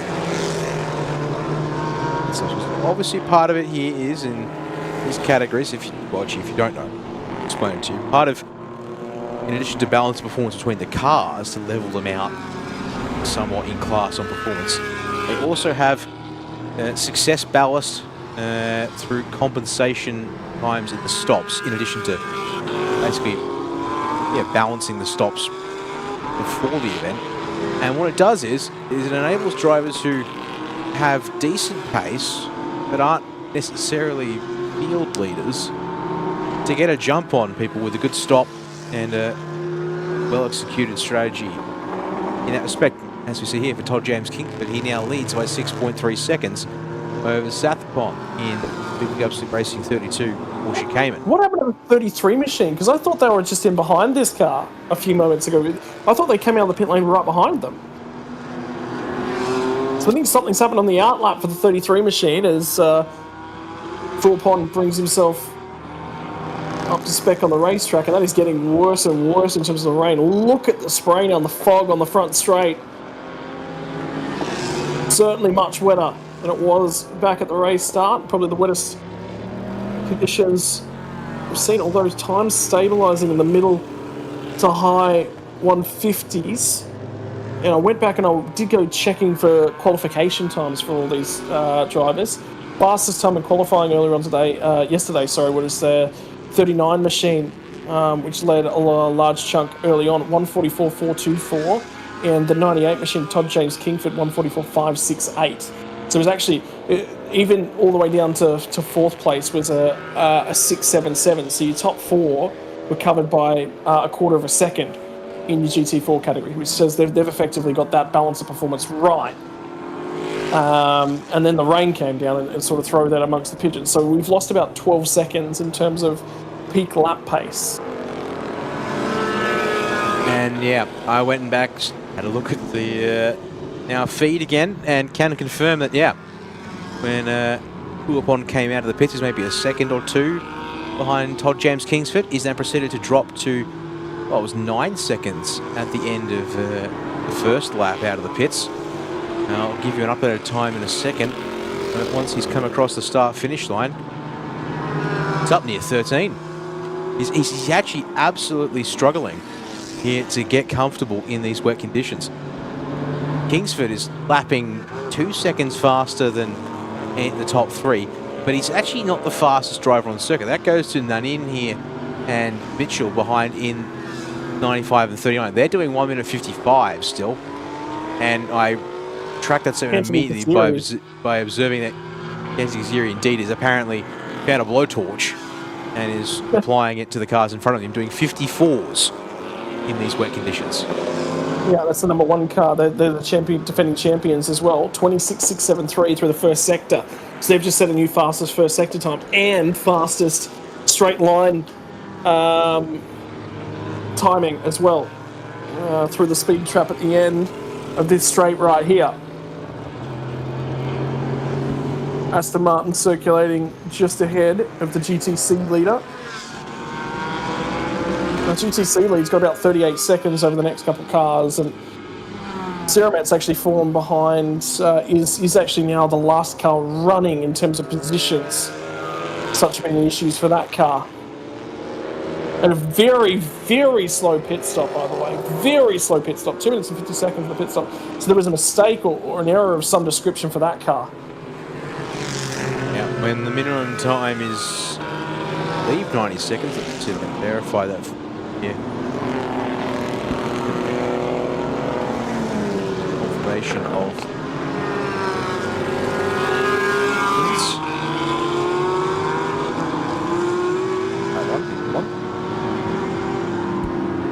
Yeah, minimum time for GT4 and GTC is 90 seconds. Although he gets an additional 48 seconds for being a single silver driver entry. So his pit stop time needs to be 2 minutes 28, and he was 12 seconds longer than that through the lane. So he's lost a chunk of time there. It's a little conservative, perhaps, but actually, 250 through the lane. Actually, that's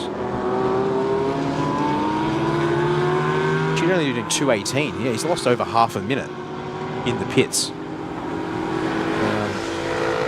That's rough, to say the least. But yeah, that actually, and put it in perspective, for example, in GT4, Todd James Kingsford only had a 98-second transfer requirement. Still a little bit over at 1 minute 42. But yeah, your race leaders early on, the 39 and the 33, and 113 and 130 seconds. 33 and 39 respectively. So Kingsford being within 20 odd seconds or more of those two cars makes that a pretty easy day for him in that respect. We're going to end up with a really big battle in and around this section. So this is actually for position at the moment. It's the 33 machine. Philpon behind the wheel. Nannon's tracked him down, and that'll be Mitchell in behind him, I believe, as well. Yeah, so changing positions. So that's a new third place car, and then Mitchell's going to try and get down the inside. So he's going to lose 2 spots in the space of 2 corners. And then the next problem is that Kennedy Kasiri's the next car that's coming, and he was 4 seconds a lap faster on the last time through. So he is going to start taking massive chunks. In fact, I think you might even see him in the back of this shot in just a few moments. But that is the 33 machine dropping to 5th spot. Struggling in the wet conditions. Slightly longer shot, yep. That, I'm pretty certain, is Kasiri doing a 1:54.0. A casual 6.8 seconds faster than Puapon on the last lap. In supposedly, equal class machinery. Really shows you, well, yes, being overtaken doesn't help things, but confidence and in these wet conditions, it's just night and day different. It really begs the question of how Kennedy Kasiri is actually going faster, because he set new fastest laps to the race, but track looks treacherous, to say the least, at the moment. And don't forget as well, coming up after this one, you've got the F4s. Well, the F4s are definitely going to be on a wet tyre now. You've got a 25-minute race, and then after that, the final category of the day is GT3. Well, if we get no more rain, there's a chance there'll be a tyre crossover, but at this stage, it's wet enough to maybe not. The 39 machine now making contact as Mitchell. A little bit of a bump to yarn end. This is for 3rd spot on the road, and it's 2 of the Pro Class drivers going toe-to-toe at the moment. So this is for overall and Pro Class. And they will get right up and on each other as the 2 Toyota Supras go toe-to-toe. They'll lean on each other just a touch as they go down to turn 9. Sorry, turn 8. Outside of track limits on the painted surface. This will be turn 9. And Kennedy Kasiri will love seeing this because they'll be losing lap time. And that's him that's just come through in the background of that shot in the Porsche Cayman. So he is starting to close in on these guys. And they've definitely cost each other time, Dan. Definitely cost each other time. Yeah, they're only barely lapping faster than the race leader. They can't afford to be doing this if they want to try and chip away at the lead and have a chance of getting back to it. They're still 15 seconds behind on that lap. They still gained a couple of tenths, but you've got a driver who's 3 seconds a lap faster than the race leader now directly behind you. And as a result, he's still pulled over 2 seconds a lap on both on the last lap. Team radios need to be alive here and telling these guys, eyes forward, you've got a rocket ship catching you. And he's in position to get them on this lap with a good, clean setup. It's getting worse. It's going to be really, really treacherous when the F4s get out here in a little bit, although their downforce may help them. The problem will be with those little white race cars is that they may just sit up and on the surface. They may not necessarily get away all that well. Might be a rolling start required for them. Still not past the 39 machine. Mitchell, you can see him. He looks animatedly faster at the moment. He just can't line it up. And Kennedy Kasiri now looms large in the background as they run into turn 5. And again, bumper to bumper out of turn 5. This is 1, 2, and 3 in your GT Pro-Am. On the road, they sit 3rd, they sit 4th, they sit 5th on the road. Damien Hamilton's a GTC car, so they're about to come across lap traffic as well. Hamilton might just be used as a little bit of a pick. And Kasiri's probably going to have a lunge here. He's close enough when they get to 8. They got to 9. There was no window, no opening for him to find a way through. They'll search offline. A little bit of traction down through 10. 39 machine finally looked for a little bit of an overlap. Couldn't quite get there. Yeah, yes, Motorsport car starts to range up. Now to the outside of the final corner. Here comes Mitchell. Contact. Oh, he's up the inside. They just leave the door open. Kennedy Kasiri through to 3rd spot on the road. Now leads your Pro Class. What can he do in terms of outright classifications? 4 seconds down the road will be Sathapon. Now they go in pursuit of the race leaders. There's the guys in the garage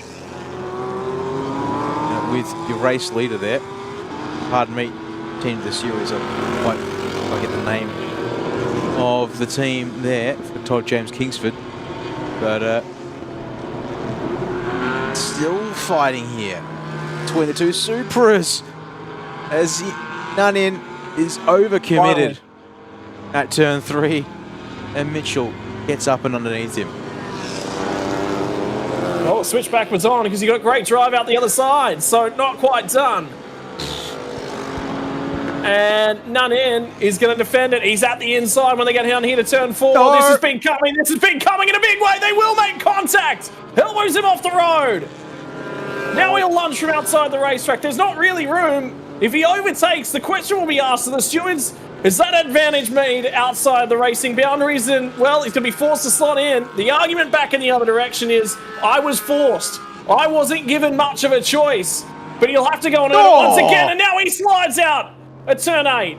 And I think he made contact with the left rear corner. A little bit of a lick there on the edge of the splitter. Sideways through 7 though, trying to just gun the power and get up alongside the 95. And for a driver like Kennedy Kasiri, he's more than happy to oblige in allowing these two to scrap and get on with allowing him to chase down the top 2. It's the FaneLab Racing team that I was looking for Todd James Kingsford. Had that shot there from their garage for a fraction of a second. They looked, I think, pretty happy to see this fighting, but the problem is that the fastest driver on the circuit's been unleashed, track you down with, it was, what, 14 minutes when they crossed the line last time, give or take, plus another lap. And when he's lapping 3 seconds faster, he's in position to get there. As an update from race control, they're not too happy with the way the 95 is driving. A black and white flag for driving contact from then in.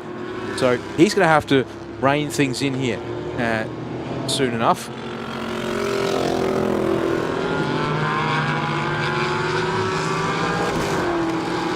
And Mitchell this time. At your own peril would be my advice. And you're right, Mitchell hopefully gets it done, hopefully hangs on to it. Got the drive out of turn 3 that time, and now he will track off down to turn 4, and that just might be enough. Now we've got to keep half an eye on Kennedy Kasiri. 11 minutes on the clock. Margin to the race leader, 11.2 seconds. Margin gained last lap, 3.5 seconds. He will get there in time. Just. Well, these two won't stop fighting at Mitchell. He's got the speed, but then a couple of unforced errors here. Now that he's in clear.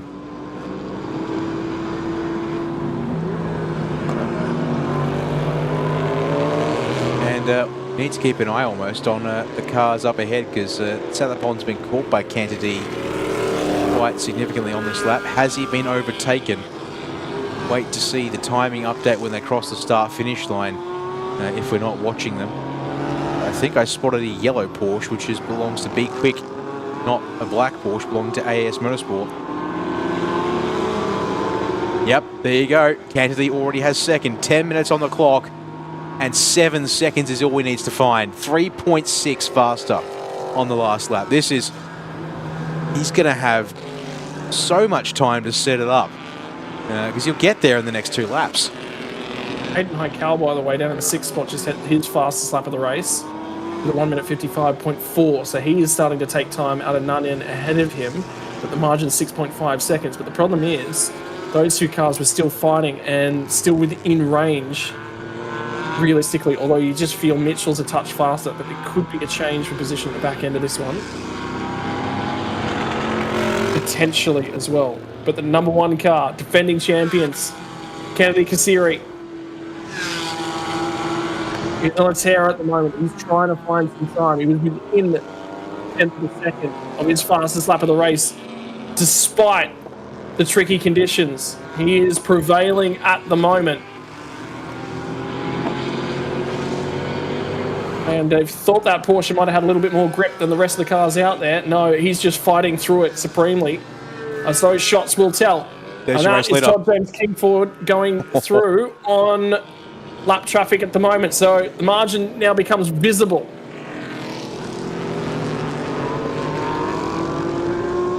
He's not entirely racing Todd James Kingsford, because don't forget, as I said, subdivisions of the GT4 category do exist, and Kingsford, a GT4 AM entrant, whereas Mick and Kenzie are Pro-Am entrants here in GT4. But defending series champions, certainly be looking to make their mark on this race. Gap at the line, 2.9 seconds, and the first lap in the 153s. The margin on that lap alone was nearly it's up to nearly 5 seconds gain on that lap. Huge 0.7, yeah. run.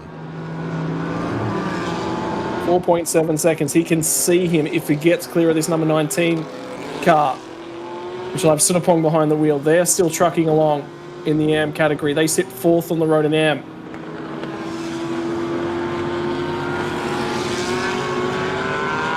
Satapong at the moment is being run down by Mitchell, and now that is AM versus Pro. So that's second in AM and Pro. They'll be going head to head. I think they will get to each other in time as well. So the battle for third outright won't be resolved until the dying stages of this one either.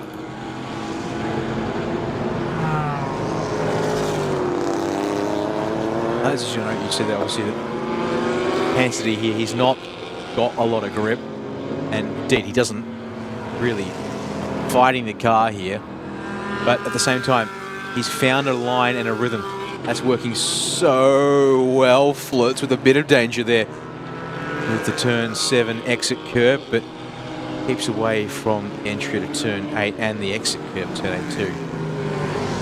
Only gained a 10th in sector 1, gained 7 tenths though in sector. This lap, on this lap, the first 2 sectors weren't particularly massive for him.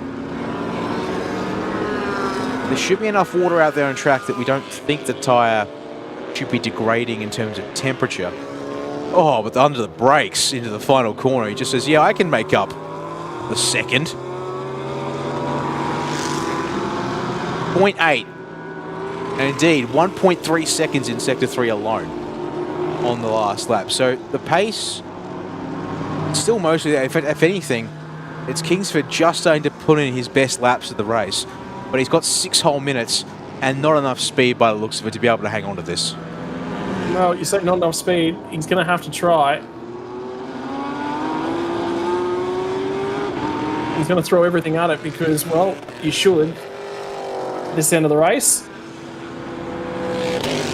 Around the outside now, Kennedy looking to line him up. We'll get the crisscross over. And a covered in the middle of the racetrack for Todd James Kingford. That is a Porsche pulling alongside. And after a hard charge through the field, coming down the final 5 minutes, he's going to go side by side when they get down to turn 4. Who's going to be brave here? Kingsford will back out eventually. New race leader, Kennedy Kasiri. Inside of the finish, 5 minutes to go, and the team are pumped. I think end of the day for the FaneLab Racing guys, I think you've just lost the overall class lead. You're still the AM class leaders, and you're still on the outright podium too. So there's nothing too much to be disappointed about here in this one. Just have to keep our eyes on the third place position in the podium. Indeed, last time around, Mitchell gained 1 second on Satapong. The gap is currently 1.9 seconds. So the final step on the outright podium is yet to be determined. And now the dig deep, there's actually Mitchell in the background of shot. So Satapong was just further out in the middle of the corners. Cut back to your GTC class leader, Chris. Gap at the start finish line was 41 seconds to the next closest GTC car, the Shi-Yuan in the Honda Civic. It's a slightly terrifying domination of a GTC here from the Tour de Gazoo Racing Thailand squad. They did this a fair bit in GTM last year, it felt like. Actually, sorry, GTC 2 was the one where they really felt like they were strong with those Supras. And whilst we've lost the Supras, we've bought another powerhouse car, it seems, Scotland.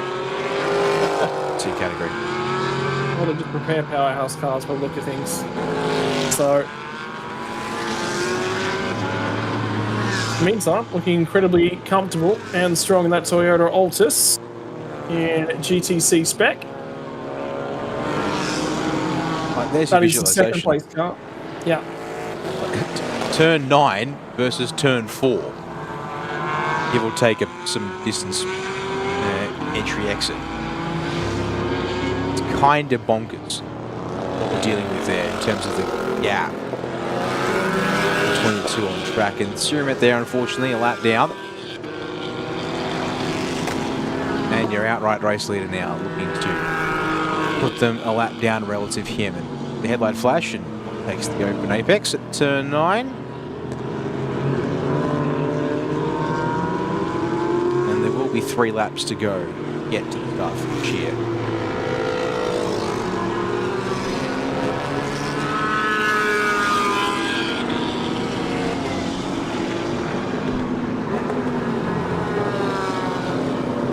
Right, running out of time. 2.5 minutes left.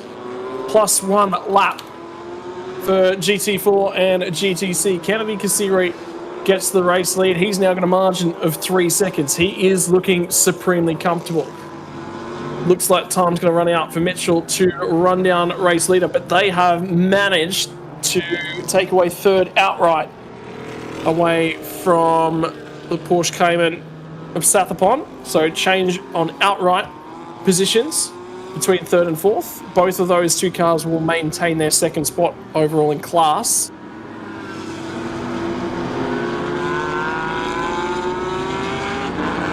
Still, reasonable positions for the pair of those guys.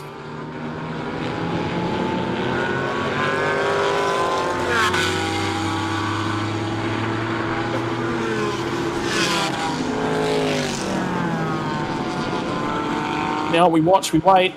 There'll be 2 more laps left to go when we get back to the start-finish line. That feels... Is that the number 9 machine slowing? Yeah, that's slow.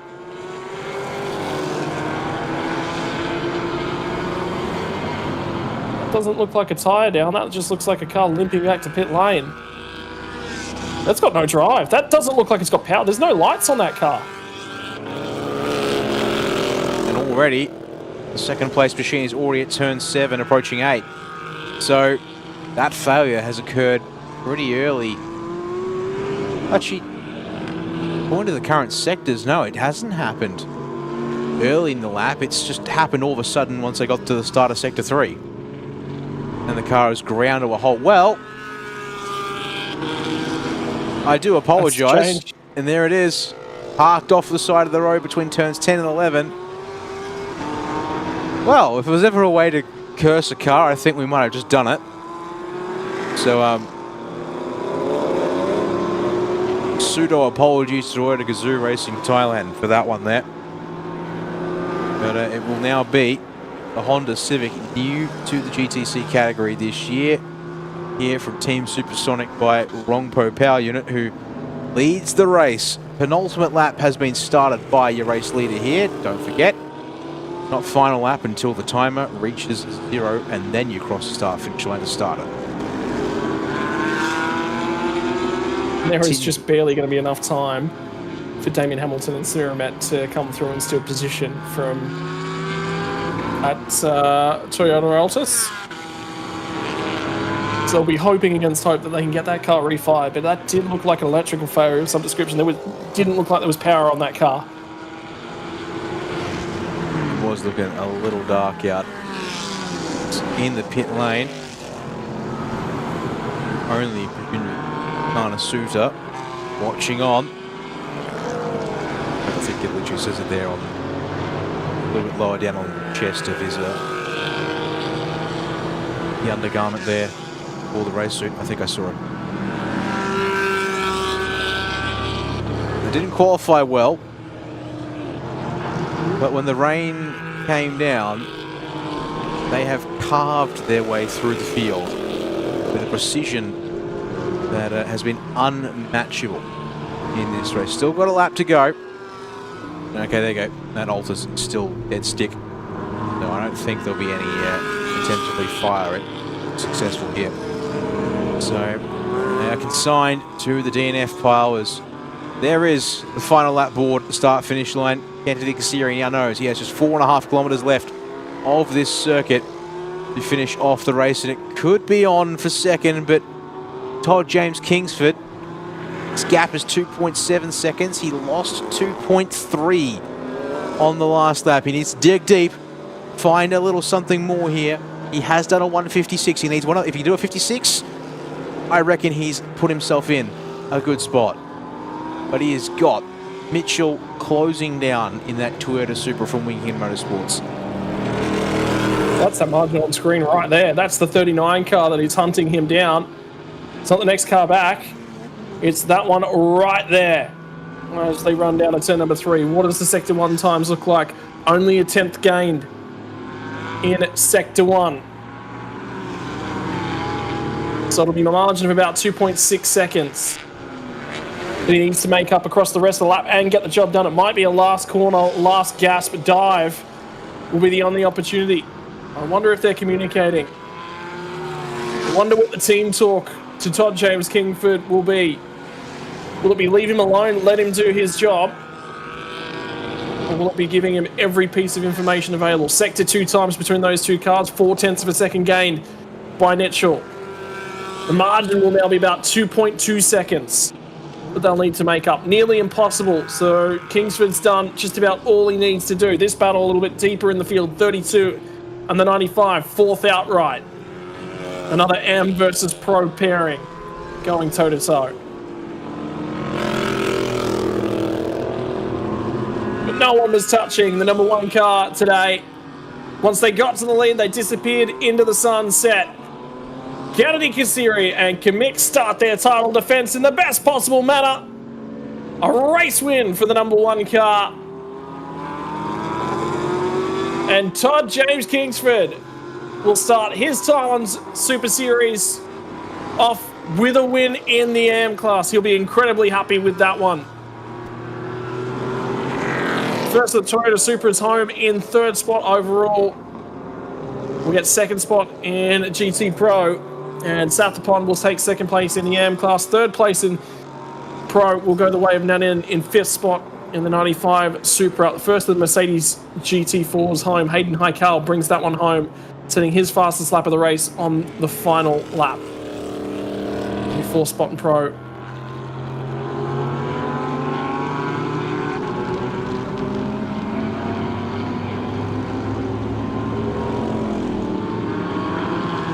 There have been issues for the number 44 car. I'm waiting to see the 3rd GTM, GT4 AM get home on the final lap. They are finally home, so they did finish on the lead lap. The last car home on the lead lap, completing 30, which explains the margin there and why we were waiting on them. So we put her at in the 44 machine, Mercedes-Benz, who will get home 3rd in class. Confirmation of your outright podium for GT4. And then this was your GT4 overalls. So that was the outright for both the GT4s and GTCs. So again, confirmation. That would have been... This is the GTC podium. Chong-Yi from Siramet from Damien Hamilton, after issues for the number 9, who led the bulk of the race, barring the last 2 laps in GTC. Actually, as you read off the graphic there for the GTC podium, the timing screen says that Damien Hamilton is a lap ahead of Siramet's. GTC podium should be the other way around. I have to check in on the results, which, well, they'll be derived from the timings. Mistake. Cars bring themselves around for the podium. And for our first the Super Series race here with Supercar GT4 GTC. Very happy pair there at AS Guest. 39. Yeah, and so indeed they'll actually bring the cars in based on a outright podium position. So looks like that for, yeah, when it comes to the results and such, not really going to distinguish much between the Pro-Am and Am subcategories. They are there on the timing screens though, and we can make reference to them, and they will matter for championship point scoring as well. For the sake of, you see here. There you go, congratulations from boys from Stables, well, 88 there on the back of this case there, that would probably or Seth. Seth, I think checking in with Kingsford to wrap up the race here because it's the second place car in GT4. Seb wasn't it?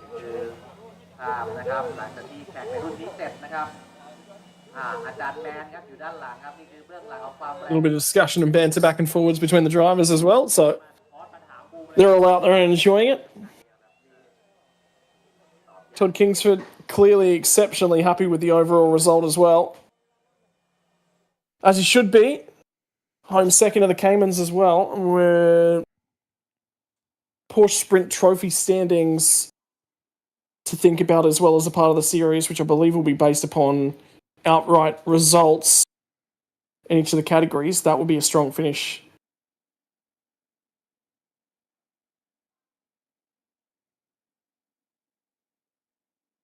Now, we watch and wait because the drivers are now into their celebrations. But tell you what, that race started out looking like it was going to be a dry race to start. And within minutes of the cars being let off into the formation, the rain started coming down. And all of a sudden, wet tyres were run out in a hurry. And very last-minute tyre swaps were done.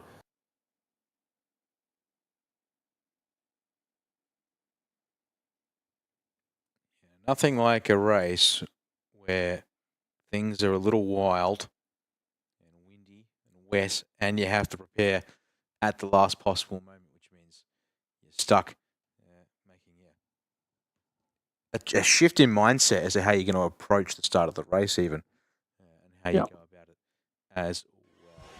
Wayne, sounds like you go. นะครับคุณผู้ชมครับจบลงแล้วนะครับสำหรับการแข่งขันทั้ง2รุ่นเลยครับกับ Thailand Supercar GT4 Turn it down for a second and see. Yep. Actually, there will be because of Todd James Kingsford. He'll speak. Todd.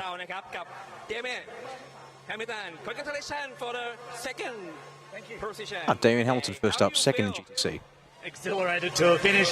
That was so exciting, so much fun. I don't know what it looked like from the stand, but it was action-packed out there. So therefore they have all the full wet race. Therefore they have their be careful that when you race it. Yeah, don't touch the white lines. So all right, you happy about the result? I'm over the moon. Couldn't be happier. Yeah. Okay. So just talk to Thailand will disappoint you. Thanks so much to Leo at FR Motorsport, Lanatech, Braid, Ford Performance, HGT. It's been a lot to get here, so thanks to everyone that's helped us, and let's keep going. Okay, thanks a lot. Congratulations again. Thank you. Thank you ครับก็เดวิดเฮมิลตันนะครับก็รู้สึกตื่นเต้นนะฮะแล้วก็เช่นเคยนะครับกับการแข่งซึ่งผมก็บอกว่าแน่นอนวันนี้มันเป็น full wet race คือการแข่งขันเนี่ยค่อนข้างที่ต้องระมัดระวังซึ่งเขาก็บอกแน่นอนนะครับแล้วก็ดีใจกับผลงานของเขาในวันนี้ด้วยนะครับไปต่อกันครับคุณผู้ชมครับเพราะเรามีด้วยกันถึง2รุ่นเลยครับไปดูอันดับมาตรงนี้ฮะมาตรงนี้ฮะตามมาเลยครับโอเคอันนี้เป็นอันดับที่1นะฮะในรุ่น GT4 นะครับ Congratulations กับชงยีแล้วก็เชนอ่าง Alright, how do you feel? We feel a bit lucky because we didn't expect anywhere close to first place. Really? Expect that? Yeah, we didn't expect because we started on the back. We did not qualify properly yesterday. Okay. เขาบอกว่าเขารู้สึกว่าเป็นความโชคดีของเขามากกว่านะครับก็คือไม่ได้คาดหวังที่จะเข้ามาแบบนี้อะไรอย่างเงี้ย So and you? How about you? Yeah, feeling same as him. Very lucky. We had a lot of car problems. We didn't even expect it to be starting. But luckily we started and we managed to finish. And luck was on our side. We finished first. That's the best, man. ไม่ได้ชนะที่ความเร็วชนะที่ไหวพัก โอเคก็คือรู้สึกว่าโชคดีแล้วก็มีปัญหาเรื่องของรถหลายด้านด้วยในวันนี้ด้วยโอเคก็จะทุกเลชั่นโอเคโอเคนะฮะอันดับที่3กับรุ่น Thailand Supercar GT4 นะฮะมาอันดับ3ผลออกมานะครับเป็นของมูฮัมหมัดนาควิบนออัสลานและมิเชลเซียบินจ่าย Congratulations. How do you feel? Good. My first race and did it in the wet. Was not usual for me because I haven't driven the car in the wet in the race. So, yeah, good job I think. ก็ถือว่าเป็นผลงานที่ดีแล้วก็คิดว่ามันเป็นสนามแรกในการแข่งในวันนี้แล้วก็รู้สึกว่าโอเคพอใจในผลงาน and you Yes, same thing like what Mitchell said. First time driving in the wet in this track in Buriram, so new experience. Happy to bring it on the podium. The only Supra in the podium. The Porsches are a bit fast, so more work to do. But thanks to the team, they prepared a really good car, and thanks to the teammate. ก็คล้ายๆกับมิเชลเลยซึ่งก็บอกว่าอันนี้เป็นครั้งแรกเลยกับประสบการณ์ใหม่ที่เกี่ยวกับเรื่องสนามเปียกในวันนี้แล้วก็กับการเอาซูปรามาขับด้วยนั่นเองนะครับโอเค congratulations ครับไปต่อฮะผู้ชมฮะอันดับ2นี่นะฮะเป็นนักแข่งที่มาจากประเทศออสเตรเลียแล้วได้ข่าวมาว่าไม่เคยแข่งมาที่ไหนมาก่อนเลยนะครับกับTodd James Kingford, welcome back to Thailand. I heard that congratulations first, and then I heard that you never raced in Thailand yet. Yeah, first time racing on the wet, first time on this track, first time everything. It's really, a lot to do in the first time. But you had a good result today. Yeah, it's fantastic. It's more than I could hope for. So team did great, everyone did great. So my coaches and everyone else really taught me well and drilled into what I had to do. So every corner, every lap is just remembering what everyone said again and again and again and again. โอเคก็คือเขาบอกว่านี่เป็นครั้งแรกเลยที่เขามาแข่งในประเทศไทยนะครับแล้วก็เป็นครั้งแรกที่แข่งกับสนามเปียกแบบนี้ด้วยแล้วก็แน่นอนกับทีมที่ดีด้วยแล้วก็กับเรื่องของการขับขี่ในวันนี้โอเค the question only for coming to Thai fans who supporting you Oh, Thai fans of course. Yeah, Thai fans of course. โอเค congratulations again โอเค thank you และอันดับหนึ่งนะครับเป็นของ AS Motorsport ครับโอ้โหแสดงความยินดีด้วยครับกับบูมครับเป็นไงบ้างครับ ก็วันนี้ต้องบอกว่าวันนี้สภาพอากาศช่วยครับก็ทำให้เราสามารถไล่ได้ง่ายขึ้นครับแล้วก็ต้องขอบคุณทีมงานที่เซตรถตอนฝนได้ดีมากทำให้บูมทำงานได้ง่ายขึ้นบูมกับนิกกี้ อ่ะปิกกี้ล่ะเล่าเหตุการณ์ที่เกิดขึ้นในสิ่งที่เป็นโมเมนต์วันนี้เรารู้สึกยังไงบ้างครับ ก็ต้องขอบคุณพี่บูมนะครับว่าสติงสุดท้ายที่พี่บูมขับก็ค่อนข้างเร็วครับแล้วก็ขอบคุณทีมงานด้วยครับที่คอยซัพพอร์ตเราตลอดเวลาขอบคุณทีมงานด้วยครับ ถามเลยครับมิกกี้ครับการแข่งเนี่ยสำหรับถนนปกติแห้งๆเนี่ยฮะกับสนามเปียกแบบเนี้ยแล้วเราเป็น full wet race เนี่ยนะมันยากกว่าปกติแค่ไหน ก็การที่ฝนตกครับเราก็อาจจะไม่รู้ grip level ว่ามันเกาะขนาดถนนขนาดไหนเราก็ต้องค่อยๆเรียนรู้ให้ไวใครหาเจอก่อนก็จะได้เปรียบ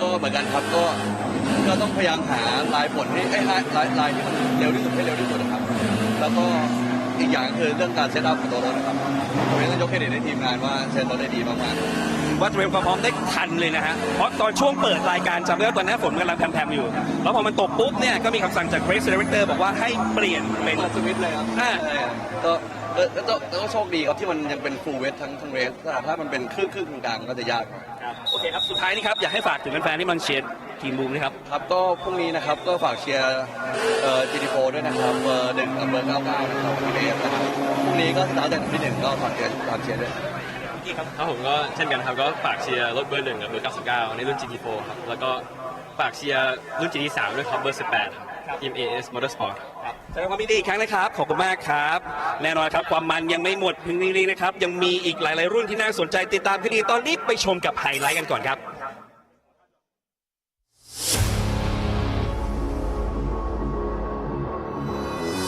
Well, Scott, we usually let the highlights roll here in this one here, and I will obviously let them roll, of course, with the speed, but yeah, that probably one of our more interesting races of the day by virtue of changing weather and scenarios.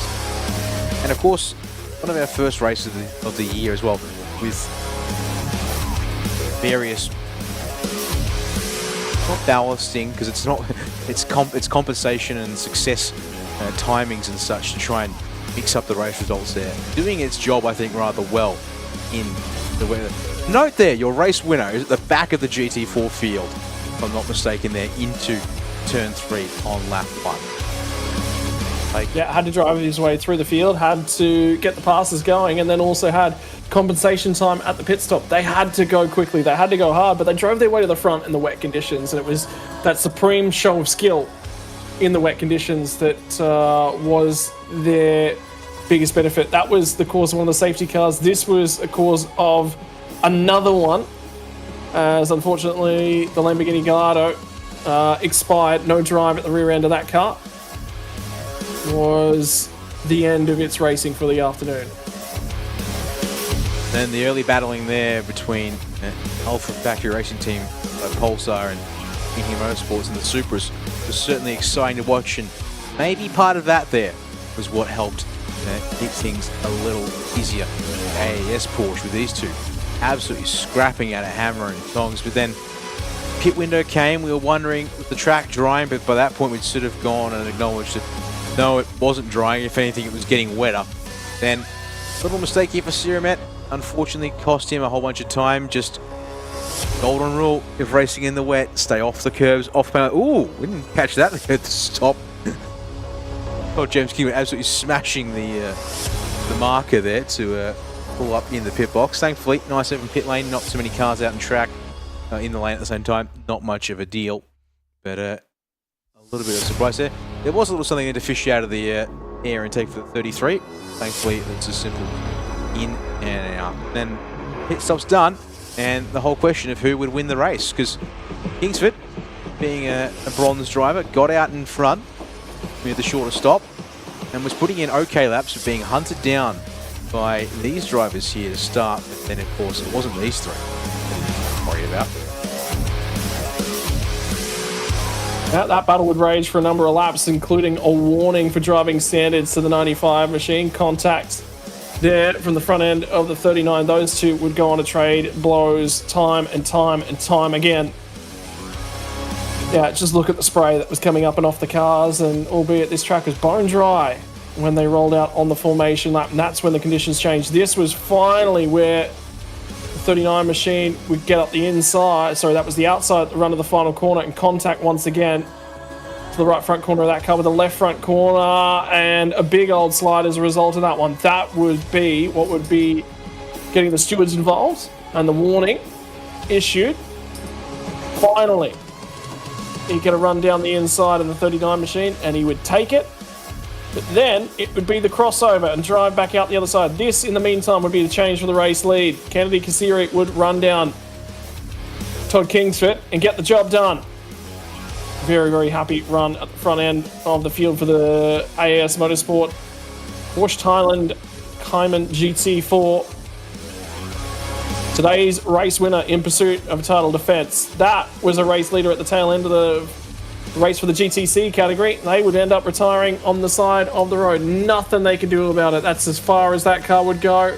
We think electrical dramas. We can only estimate it's electrical dramas because that's about all we knew as a result of that retirement. And there comes the celebrations. Title defense started in the right way for the number one team. And yeah, a comprehensive victory here in the rain. And with that, we are now just a couple of minutes away F4 Southeast Asia's second race of the weekend. After a dry race this morning, they're going to have to handle a wet race today. And we've just been informed that thanks to the weather, it will be a safety car start. We are abandoning the standing start for this one. We're going to take a couple of minutes here, Scott. Folks, stay with us here on TSS or Speed Cafe, wherever you're watching us across the world. Get back to the racing coverage for our penultimate race of the day here in Southeast Asia, with, of course, TSS Supercar, GT3 and GTM coming up after the race here for the F4s. Wrap up the day's action at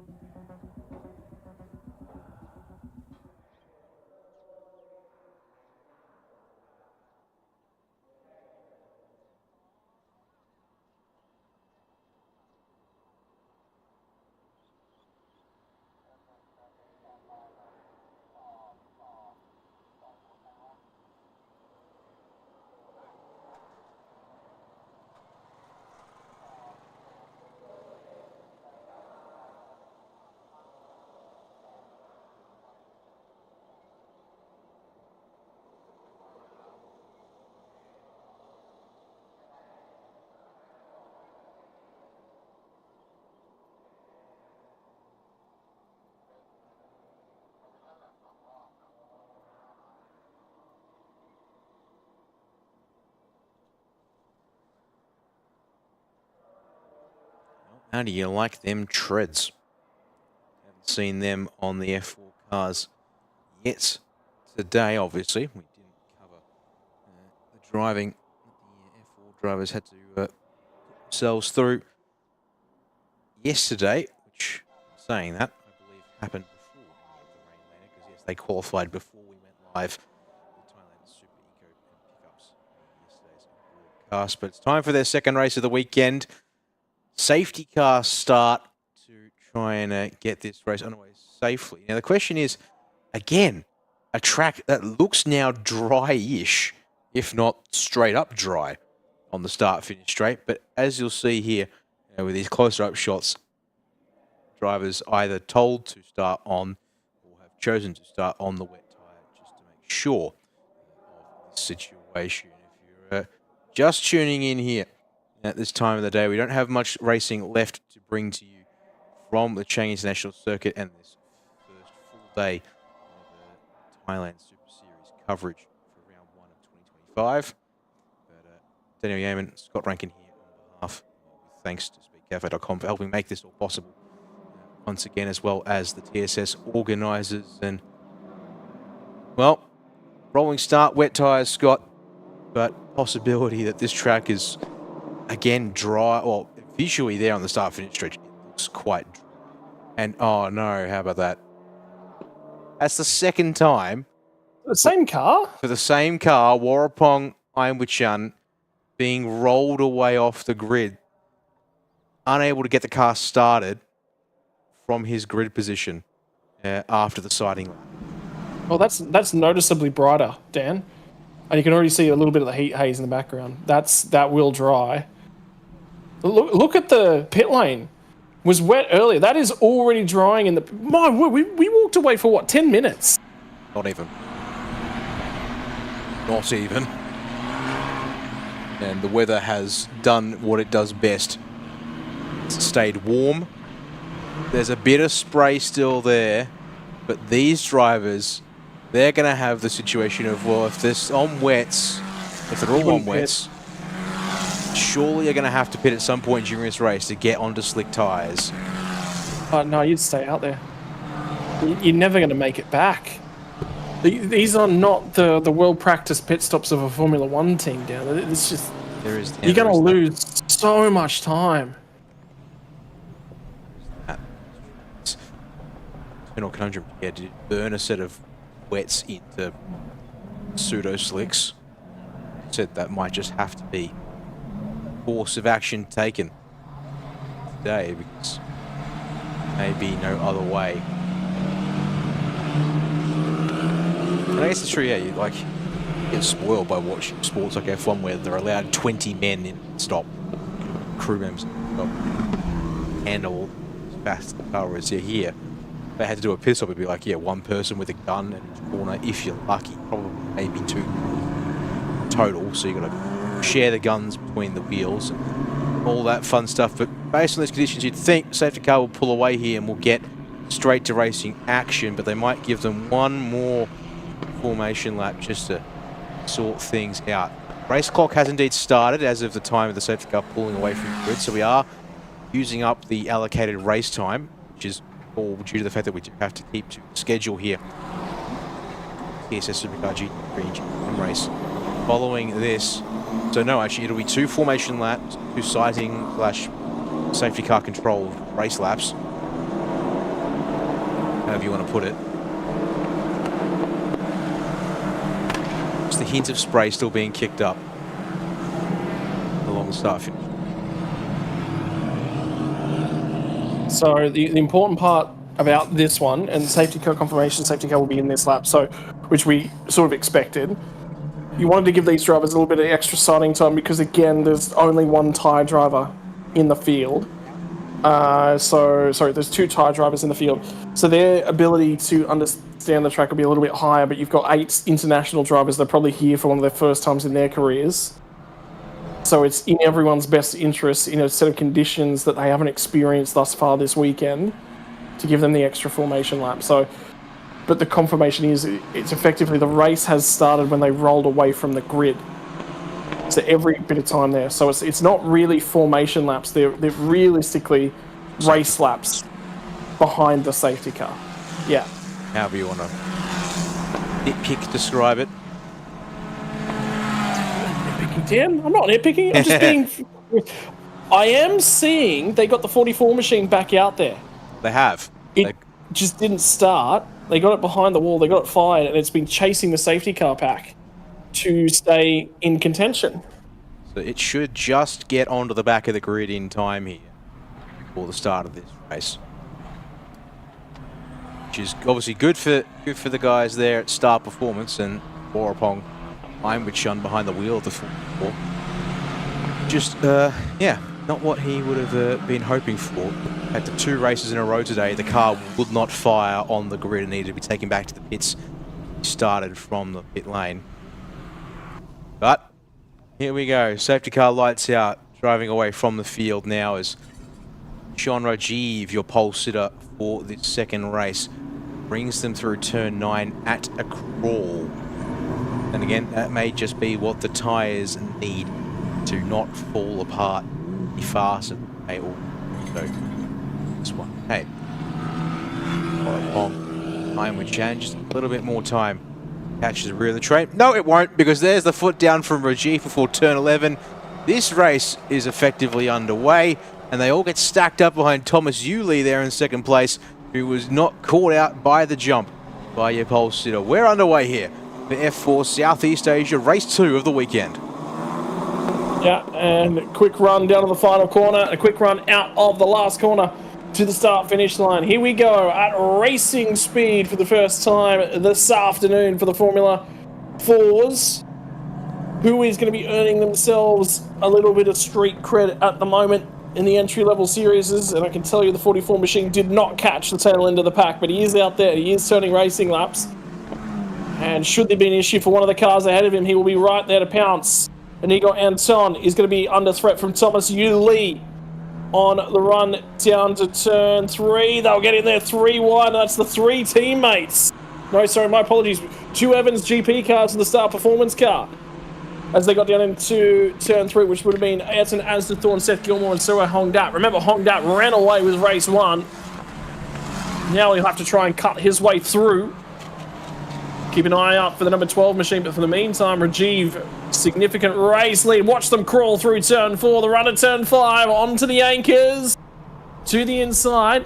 33 of Inigo Anton manages to hold on to second place, and the 44 machine that was off the tail end of the pack has gone around again. He has had a dreadful weekend with that car. Yep, there you go, in turn 9, no, sorry, exit of turn 3 alone, and just rear end comes flying around on him there, and he's only barely just now, after that replay there, got it going the right way. So in case you thought he had any hope of catching the back of the pack, surely now he's lost a small mountain time. It has, but back alive, back towards the front of the field. So we're watching here, Big Evans, down the inside, that'll be Sao Hongdat. The race winner already this weekend.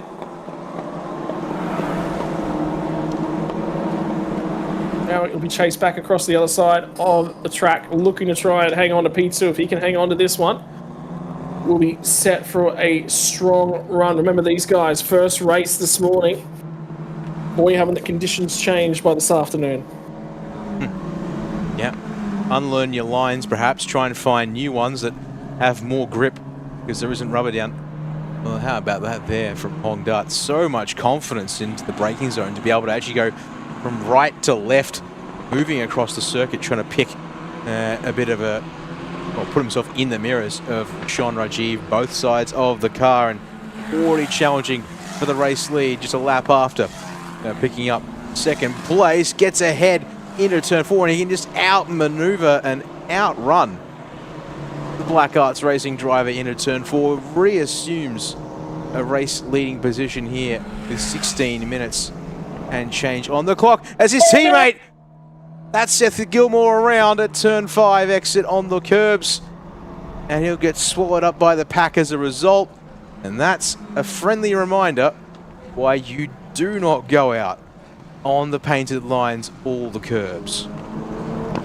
Be kicking himself for that will be Seth Gilmore, because he would have known that's not something a driver of his talent level goes in there and makes that level of mistake. Although didn't get much an opportunity to try and hang it around the outside. So your front three, Suha Hongdat from Rishon Rajiv, race leader from the start of the race behind the safety car, Nigo Anton in third. And a little message from race control, and we just sort of saw a hint of it up at turns 8 and 9, but and it's confirmation that comes through from race control that, yeah, car 33 is currently out there in a declared wet session on wet tyres without his rain lights on the back of the car. So after a general message from race control to the field, they've included a specific alert to car 33 of Rishon Rajiv. So needs to get that sorted out pretty shortly here. Well, that'll be a mistake. That'll be intended for car 25, which is Rishon. You got the driver name right. Ah. But there's the 33 with the rain light on. They've both now got their rain lights on. Right. Yeah. Yeah, no, good point. I'm just completely reading the message. It's about that I literally watched Rajiv go through 8 and 9 with no rain lights on in the middle of two cars at pit. Well, that's sorted now. So as long as there's nobody else that accidentally got the rain lights at the start of this one.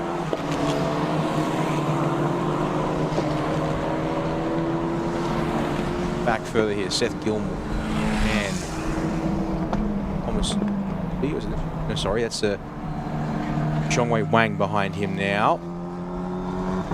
Trying to recover, and actually up to 5th place for Gilmore, getting past Wang in sectors 1 and 2. It's 7 seconds off his teammate, lead of the race, but minor podium placings look to be available for the pickings. So exactly that. These races, time still left in this race. Yep. 14 minutes now on the clock. As we approach the halfway mark, remember, first 2 laps were behind the safety car.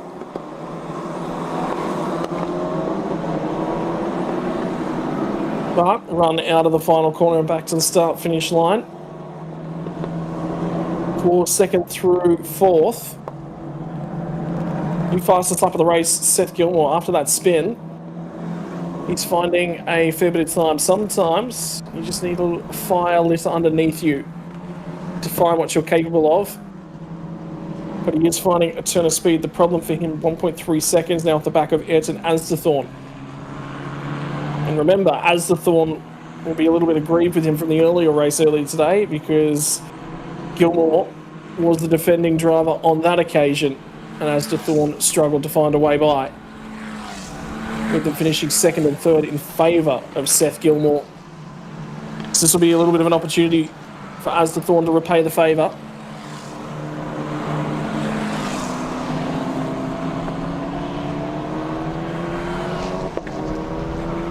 There's the 51 machine, Star Performance outfit. There's the 51 machine struggling for a little bit of traction through the middle of turn 6.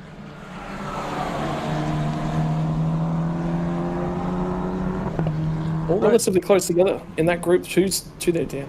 They are. I just noting it. You mentioned how Ayrton isn't part of Evans GP and he's not on the entry list, but you note there at the front of the bottom of the side pods near the floor of the car, it actually does have the Evans GP branding on either side of the vehicle.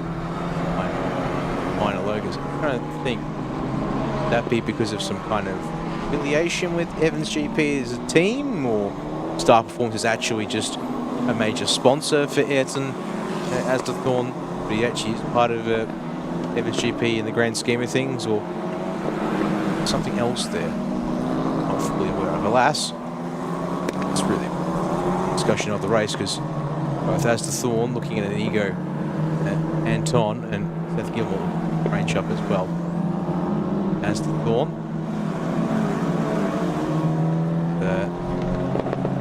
Follow behind. And well, Scott, yeah, if you thought things could go any worse for the 44, Well, hang on. They can't. They can. Around the outside, Seth Gilmore tried to find a little bit of grip, but he ran in a fraction too hot down at turn 3. Just couldn't get it pulled up. Yeah, so I was looking at that one and thinking, the 44 machine, so breach of the start of race procedure. Now, he was wheeled off the start, and now for a standing start, you are allowed out after the field's gone through. So I would assume that he was supposed to come back to pit lane and then be fed back out, or there would have been some agreement. But because they rolled away and effectively the race had started, I was a little bit curious about what the starting procedure was. We said the 44 machine was out there and turning laps, and indeed he was. The issue is he was doing them at quite a pace. He never actually caught the back end of the field, so there was realistically no advantage gained. But you can't breach race start procedures, and that's effectively what the 44 has done. So he'll get a drive-through penalty for that, which is effectively null and void because it's not going to gain him anything, it's not going to lose him anything. So, but I guarantee you there'll be a question from race control to have the 44 team, which is the Star Performance outfit, come to the stewards after the race for discussion about that one. Please explain. Right, there on that one. There's back here at Honda, the race leader, 2.9 seconds at the start. Lap 7, and that pack of 4 all together, hoping to hunt him down. But on that last lap, the only driver who was close to beating the Honda's lap time was Seth Gilmore at the rear of the train of. So, going to be tough to catch him. You've got to get through cars that are slower than the race leader. And how about it? The Black Arts Racing cars almost side by side out of turn 3, but John Rajiv still in front of Inigo and Ton. Not for long though, because that's a massive run up with the draft and clear. Here goes Inigo Anton by turn 4. Can he now go after your race leader as Anton Thorn has a look at Rajiv. No look at it, no dice at a 5, and Gilmore there still having to bide his time despite the best first sector of the race so far on this current line. It is a rapidly drying racing line that we're starting to see as well. So if the rain is gone for the afternoon and your Thailand GT3 GTMs are due to come out for the final race on your Saturday afternoon, I do wonder if there might be thoughts of selecting a dry tyre, because that racing line is starting to become very visible. And you are seeing the drivers go searching rapidly for a little bit of drying racetrack and a little bit of wet stuff to cool the tyres down. Finally to the inside. Anton Thorn gets there at the final corner, and that opens the door for Seth Gilmore as well. He's going to get forced across out of the final corner. So Rishon Rajiv went into the last corner in 3rd spot. He leaves in 5th. Yeah, just getting parked up in the defence against Asda Thorn, and Seth Gilmore needs no further invitation as Thorn slow there on the exit of turn 1. Have we got a problem for the 51 machine? I think we do. Seems okay. Everyone's back up to speed now. It was 20. What was that? Everyone. Okay. No, I think we're okay. I just think he was searching for wet line. No, it's the other Star Performance car. Warapong's been released back out onto the track. That's what it was. False alarm, carry on. Oh, now we got that one sorted.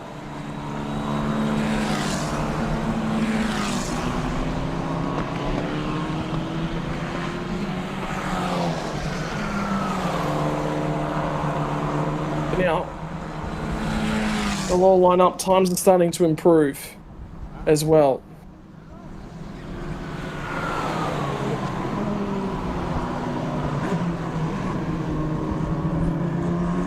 As we watch the 22 machine, sits 6th place for Zhongwei Wei, Chinese driver. Anton Thorn running quite well at the moment. There's less and less spray coming off that racing circuit down. We're going to have a dry racing track. We're going to have a very lightly damp racing track that is slick ready for GT3s. Look at that. There's no spray off those tyres. They are going completely to the inside of the track, just searching for a little bit of grip. 6 minutes on the clock. No way you'll get a pit stop in for tyres now. So now it's a question of how well can you drive, protect your tyres, or how desperate do you go to find your every last skerrick of water that remains on this circuit here at Young International Circuit. And after claiming second place off of Inigo Anton, now it's an Thorn is going to be passed around the outside of turn 3 to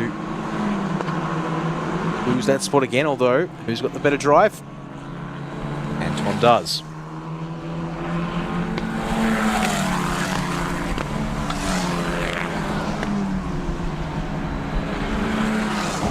Seeing the outside work, but this time they will go through single file, and Anton immediately defensive in the middle.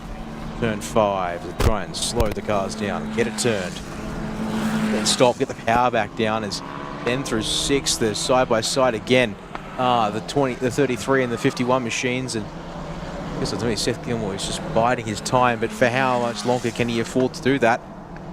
Still got Richard Rajiv there to make it a 4-car battle, and all this battling guarantee that Sao Hong Dut more than comfortable in the race lead here. Closing 5 minutes of this race. He'll be just protecting his tyres a little bit just in case there is a challenge late on. That seems to be the dampest part of the racetrack. The run back up the hill out of 10 and into 11. And Ayrton, as the Thorn gets to the inside, he'll run it in a little bit deep. They're all scrubbling about on tyres that are now a fair bit hot for the conditions that they're presented with, and again searching for winner parts of the racetrack. 4 minutes on the clock. Look at the touch of spray they get on the inside of the course on the run into turn number 1. They'll need that. They'll need to keep the tyres a little bit cooler if they can. Seth Gilmore, after issues for the 24, has driven his way back up to 4th spot. He's here and in contention as the Thorn got drafted out of turn 1. Here comes Inigo. Once more, back to the inside. This will open up an opportunity to swing around the outside for Seth Gilmore. He'll look for the switchback. And nearly contact with Asda Thorn. They nearly went 3 wide on the middle of the corner, and Gilmore's managed to pick the pockets there. Will he find the drive? As they run out of 3 now. Will he look to switch back? Will he look to get to the inside? Into the draft now. And protecting the inside, Inigo Anton, as they get to the top of turn 4. Speed carry, good speed from Anton Asda Thorn. He'll fire it back down the inside at 5. Runs a touch wide. Enough of an opportunity now presented for Gilmore to get back to the inside. It'll be the inside at 6 as well. Wants to try and clear him so that he can take the inside and claims the line at 7. Good offense and defense from the pair. But this has just allowed Inigo Anton a little bit of breathing room. Careful of letting the 33 get away here when their fight is for second in this race as they tiptoe through 8, 9, 10. Is that puddle there? Actually, you're practically on the racing line in out of 10 into 11 as well. They pick up a bit of water from, of course, every lap, but we're in a position where not much water anywhere else left. Desperately searching. Surely also just all trying to mine their tyres a fraction. And this time, no real desperate dives to the right-hand side of the circuit, so either they've determined there's no meaningful amount of water left on the start-finish stretch to cool down the tyres, or it really was all about maximum defense from these drivers when they were doing it previously. Well, new fastest lap of the race goes the way of Sao Hong Dat. First driver, sub 1 minute 50. Not only does he do it quite comfortably, 1 minute 49.204. So he has lapped clear yet again, dominated both races so far this weekend. He looks set to claim his second checkered flag. But with the way the weekend's gone, don't count that one out just yet. Seth Gilmore once again trying to build a run. He tried to go the long way around when they got to turn 4 last lap. Had to back off too far, and that left him vulnerable to Ayrton Asda Thorn. Tips it in at 5, still in the hands of Inigo Anton. The driver from the Philippines over the Australian driver. And of course the Thai local finished on the podium, Ayrton Asda Thorn, earlier today as well.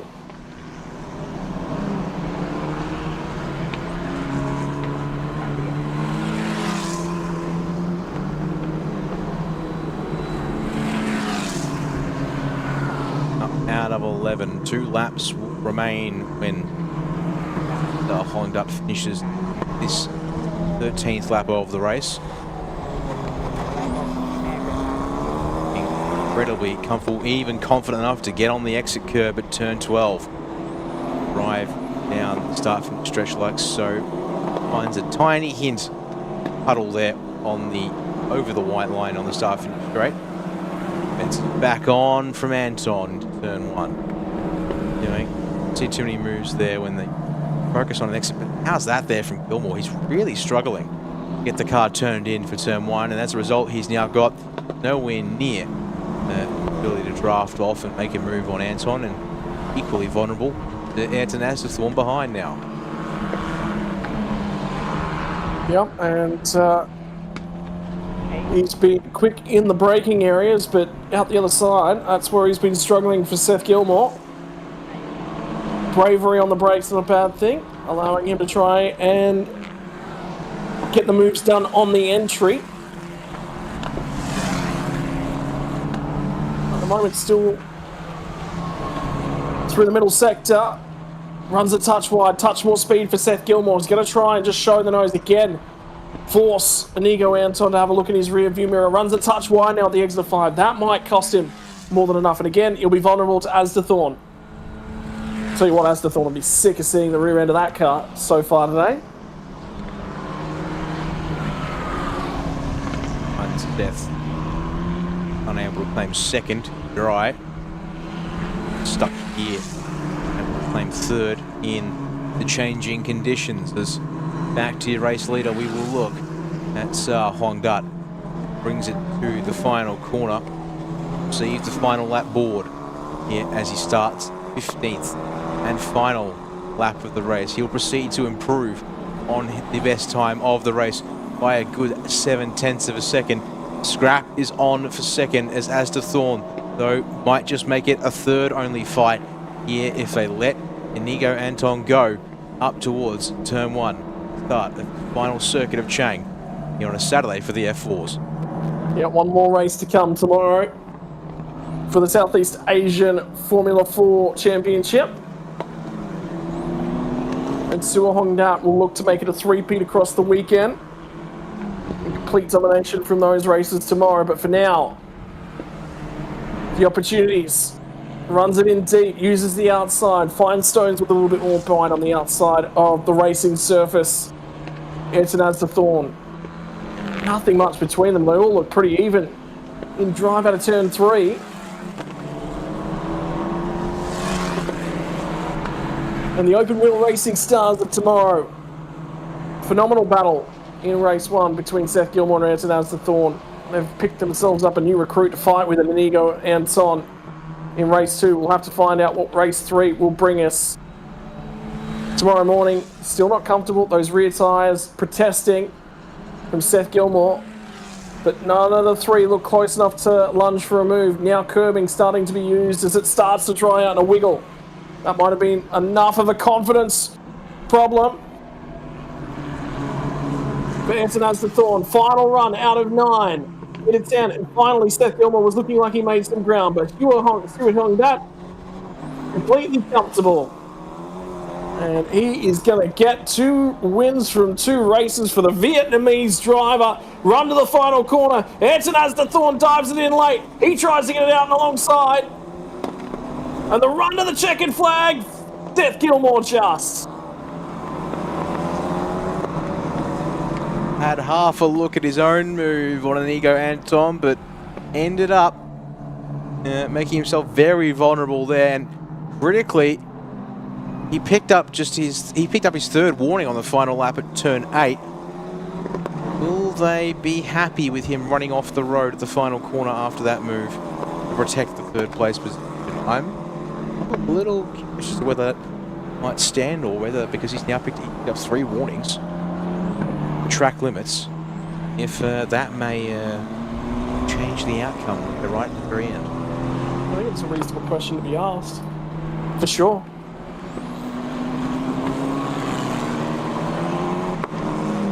Does get penalised, he dropped back to place behind Richard.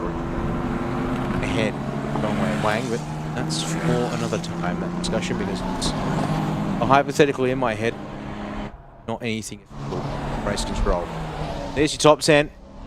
Sao Hongdat, Nico Anton, Seth Gilmore, Anthony Assathorn, Rishon Ritchie, Dongwei Wang, Thomas Lee ahead of Josh Berry, Ben Ewan, covering and able to finish today's race after unfortunately bringing out our safety car in the dry earlier today. Warapung, does the race lap down, however. Awesome.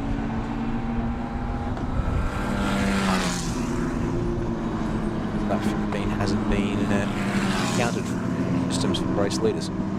Anyways, that is the end of open wheel action here for the day. As you said, one more race to come tomorrow to wrap up their action end on the whole, but there is still one final cover afterwards. Is round some might say. I mean, would you call it the crown jewel in the TSS? I would probably say so. Absolutely. In terms of spectacle, the potential, and world-renowned vehicles. Possible drivers too. Of course, I'm talking about TSS Supercar GT3 combined this year with GTM. So we have ourselves right here. Meantime, though, the Evans GP crew wait their drivers. Congratulations. First and third after first and second earlier today. Doesn't get much better than that. Strong mark.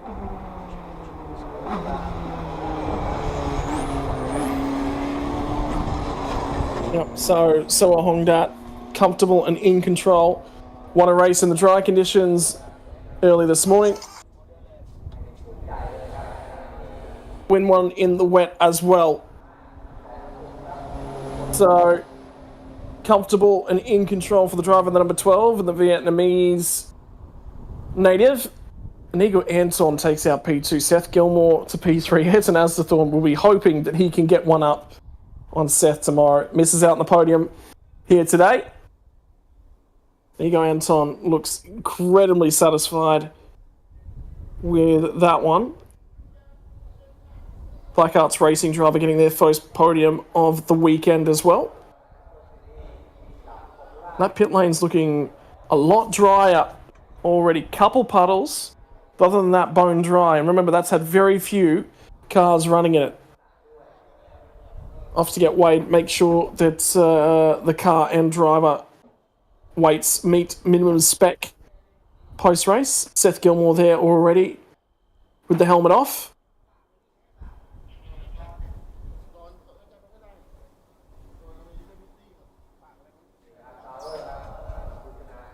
And I would say would be Soa Hongdat in post-race celebration mode. Cool, calm and collected. Indeed, it was Soa Hongdat, and that's Inigo Anton with P2 standing beside him with the helmet still on.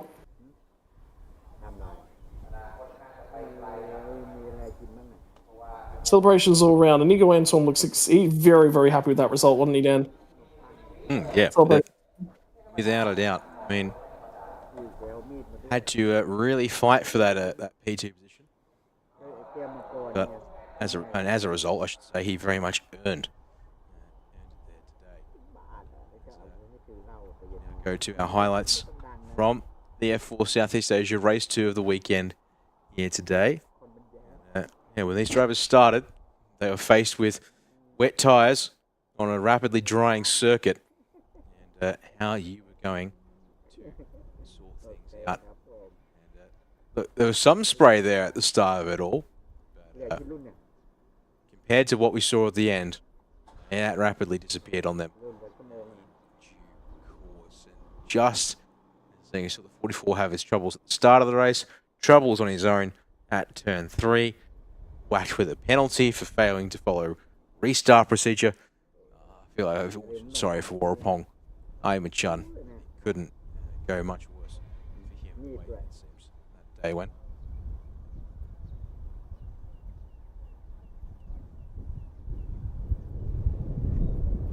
As we continue. And No further action. Actually, that's a really, really important point. We did just get a final message come through from race control. No further action for leaving the track and getting an advantage on the last lap for Seth Gilmore. So he will maintain third spot. Getting close there as to whether that may have needed intervention or not, but maybe there'll be a case there that got pushed off the track.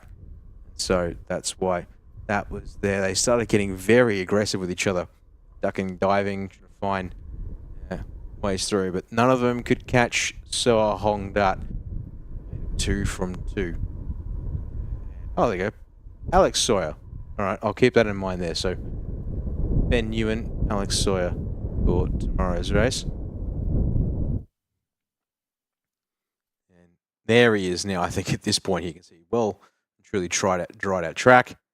And yeah, that's a look of a driver who knows he's got things wrapped up very nicely there indeed at the end of race 2 of the weekend.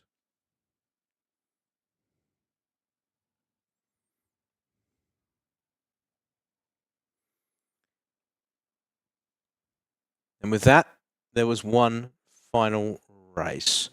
We're going to take a short break here, I think. Scott, race doesn't start for another 20 minutes here for TSS Supercar GT3 and GTM. So, folks, give us about 10 or so minutes, maybe a little more. Of course, we'll keep the feed rolling here in the background to need to chats that we may have with any drivers to speak to prior to the race start in TSS Supercar GT3. But till then, sit back, relax.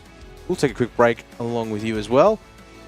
A final 60-minute race coming up here shortly. เอาละครับมาพูดคุยกันในคลาสที่ใหญ่ที่สุดของ Thailand Super Series ในซุปเปอร์คาร์ GT3 แต่ว่าในปีนี้เนี่ยมีการเปลี่ยนแปลงอีกครั้งหนึ่งก็คือเอาสล็อตของ GT3 กับ GTM กลับมาอยู่ด้วยกันคือการรวมกลับมาแบบนี้ GT3 กับ GTM เคยคู่กันมาอยู่แล้วนะฮะทางตรงเนี่ย GTM เร็วกว่า GT3 ซะด้วยซ้ำนะฮะในการแข่งขันแบบ60นาทีบวก1รอบเนี่ย GT3 วิ่งอยู่133กว่า GTM เนี่ยวิ่งอยู่ประมาณ138 139ห่างกันอยู่ประมาณ5วิในการแข่งขันเนี่ยอาจจะมาเจอกันครั้งเดียวปีนี้เรื่องของประชากรนักแข่งกับเรื่องของทีมเป็นไงบ้างต้องบอกว่าสนามแรกเนี่ยไม่เป็นไปตามเป้าหมายเท่าไหร่นักในรุ่น GT3 ด้วยการประกาศการร่วมมือกับ SRO เนี่ยมันช้าเมื่อมันไม่ 100% หลายๆทีมก็บอกว่าถ้ามันไม่100เนี่ยเขาขอพิจารณาปีหน้าเราก็เลยสูญเสียรถแข่งจากยกตัวอย่าง BM ไปด้วยนะฮะซึ่งพอเขาทราบว่าเราได้ร่วมมือกันแล้วแบบนี้เขาก็บอกเขาจะกลับมาแข่งอย่างน้อยที่สุดคือสนามสุดท้ายนะครับและการไปเยือนของเราที่เซปังย่อมที่จะต้องมีรถมาเพิ่มเติมแน่นอนนะครับตอนนี้ใน Entry List เรามีอยู่8คันอย่างไรก็ดีเรามีการกลับมาในรุ่น GT3 ของเบอร์18นะครับวุฒิกรครับภูวศักดิ์มากับลอเรนซ์ไฮริชมากไปกว่านั้นทางคีกี้ศักดิ์นานาก็กลับมาร่วมกับแบสคุณเฮงมาด้วย992 GT3R คันใหม่คู่กับแซนดี้สตูวิกก็จะเป็นรถอีกคันหนึ่งที่เหมือนกับของคุณวุฒิกรอิสระภูวศักดิ์จริงๆตารางแข่งขันปีนี้ค่อนข้างจะชนกันเยอะมากนะครับใช่แม้กระทั่งรายการ GT World Challenge ยุโรปกับเอเชียบางสนามเมืองชนกันเลยมันก็เลยทำให้แต่ละทีมค่อนข้างที่จะวางแผนหรือว่าโยกย้ายทรัพยากรที่มีอยู่ได้ลำบากมากทีนี้มาพูดถึงเรื่องการลุ้นแชมป์กันหน่อยเพราะว่าในปีนี้คุณซอสกับแบงค์ยังใช้ฮอนด้าเหมือนเดิมผมกล้าพูดว่ากันตศักดิ์กุศิริเนี่ยจริงอยู่ถือแรงกิ้งใบขับแข่งซิลเวอร์แต่ผมว่าฝีมือเขาไม่ใช่เป็นมือทองคำได้แน่ๆนะฮะดังนั้นแล้วเนี่ยผมคิดว่าเราจะเห็นการขับเคี่ยวของเขาในปีที่แล้วกับเจสซี่โครนเนี่ยดุเดือดมากนะครับแต่ว่าแบงค์แสดงความนิ่งแล้วก็พัฒนาได้ดีมากแต่อย่าลืมนะคุณวรวุฒิด้วยรถคันใหม่ 296 Ferrari G3 เนี่ยกับคาร์โลแวนแดมเนี่ยอันนั้นต้องไม่มองข้ามเลยนะฮะบ่อยครั้งที่ผ่านมาดูเหมือนกับจะใช่แต่ก็ยังไม่ผ่านด้วยอุปสรรคที่เกิดขึ้นอย่างไม่คาดหวังนะครับผมคิดว่าปีนี้ดูดีๆ GTM ครับปีนี้เราก็มีซูปรามาใหม่2คันแต่เวลายังไม่อยู่ในเกณฑ์ที่พอใจ นะครับยังเป็นผู้นำยังเป็นตรีปราโมทในทีมสิงห์กับเต้เต้อยู่ส่วนไซมอนชานเองก็ไม่เลวไฟมังกี้เมื่อตอน 25-26 ที่เป็นเทสเดย์ของพิลารี่ตอนนั้นเนี่ยที่มาเทสเดย์ที่นี่ด้วยกันเนี่ยเขาลงไปวิ่ง 39 นะก็เดี๋ยวไปดูกันครับคุณผู้ชมว่า GT3 กับ GTM ในสนามแรก หรือว่าในสุดสัปดาห์นี้เนี่ยรูปเกมจะออกมาแบบไหนนี่คือนี่ลืมเลยฮะรูปแบบของถ้วยของเราอันใหม่นะฮะถ้วยใหม่สำหรับ TSS The Super Series by B-Quik ก็เดี๋ยวมาดูกันครับคุณผู้ชมใครจะคว้าชัยชนะแล้วก็ประเดิมได้หยิบถ้วยหมายเลขหนึ่งที่หมายถึงการเป็นผู้ชนะในเรสแรกของซุปเปอร์คาร์ GT3 และ GTM ครับ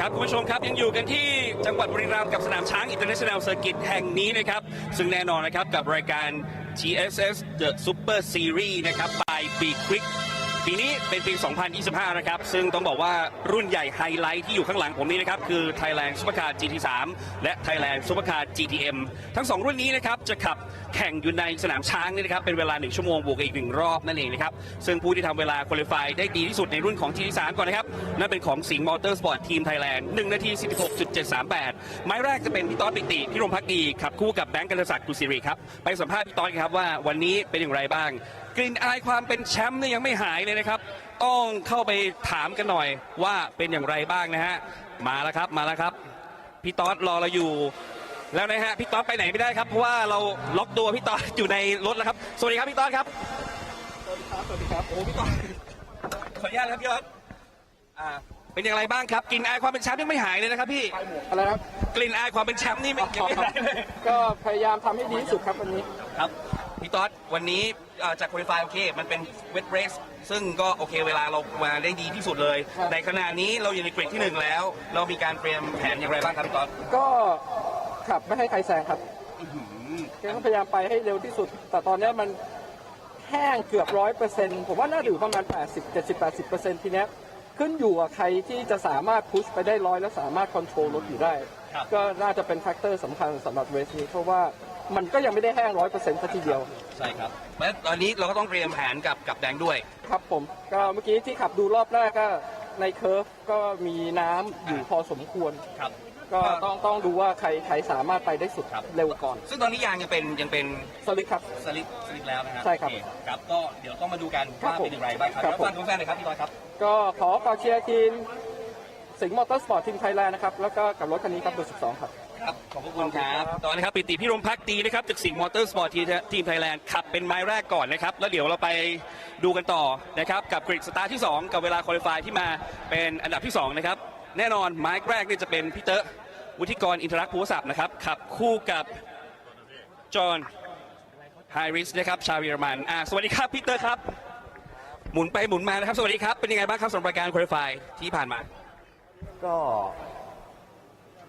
สำหรับอันดับ2ก็ถือว่าโอเคนะแต่ว่าเวลาห่างกับพี่ต๊อดค่อนข้างเยอะพอสมควรก็ยังพยายามเขาเรียกอะไรหาเซตติ้งที่ลงตัวอยู่ประมาณนาทีนิดๆแล้วทีนี้ถ้าพูดถึงนักแข่งที่เข้ามาใหม่เป็นยังไงบ้างครับก็เป็นมือมาจากโรงงานฮะก็เป็นคนที่ขับดีมากแล้วก็มีความดุเดือดน่าจะสร้างความสนุกและเป็นสีสันให้กับรายการมากแต่แน่นอนนะถ้าพูดถึงในเรื่องของมือหนึ่งเนี่ยจากโรงงานเนี่ยไอเรื่อง compensation time ก็เป็นอีกหนึ่งเรื่องเหมือนกันที่เราต้องดูแลตรงนี้ใช่ไหมครับ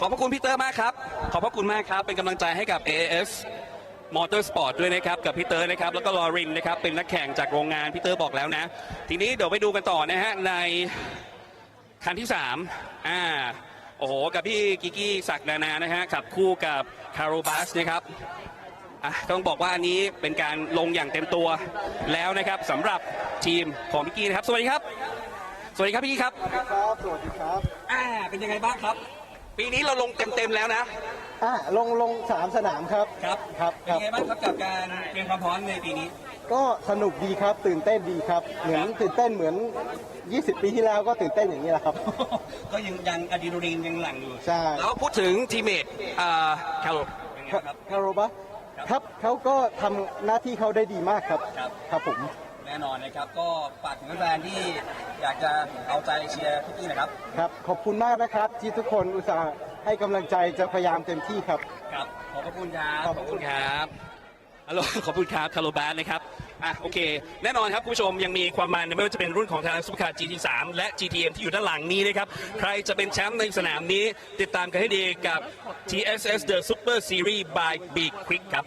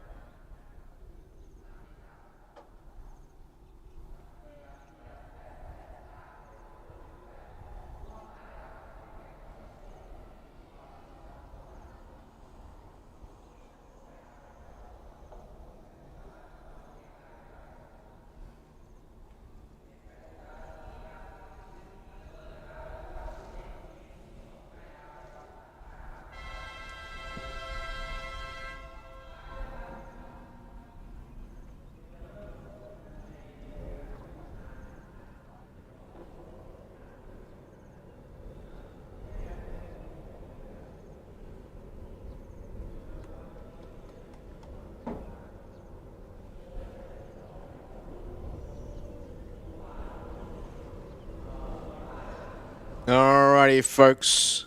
Time for the final race of the day. 1 hour on the clock, plus the lap that will be required. TSS GT3 and GTM. So the cars and the stars. Series. Thank you all for joining us here for this one. If you're a regular, if you're perhaps new to joining us here, appreciate you being the same. The racing action. And whilst this year GT3 field is a little light on Scott, now supplemented by the M cars to fill out the field a bit more here. The weather conditions, humidity still high, air temperature comfortable-ish at 27 degrees. Track temp though, nice and warm at 34 degrees Celsius. That tires a fair bit.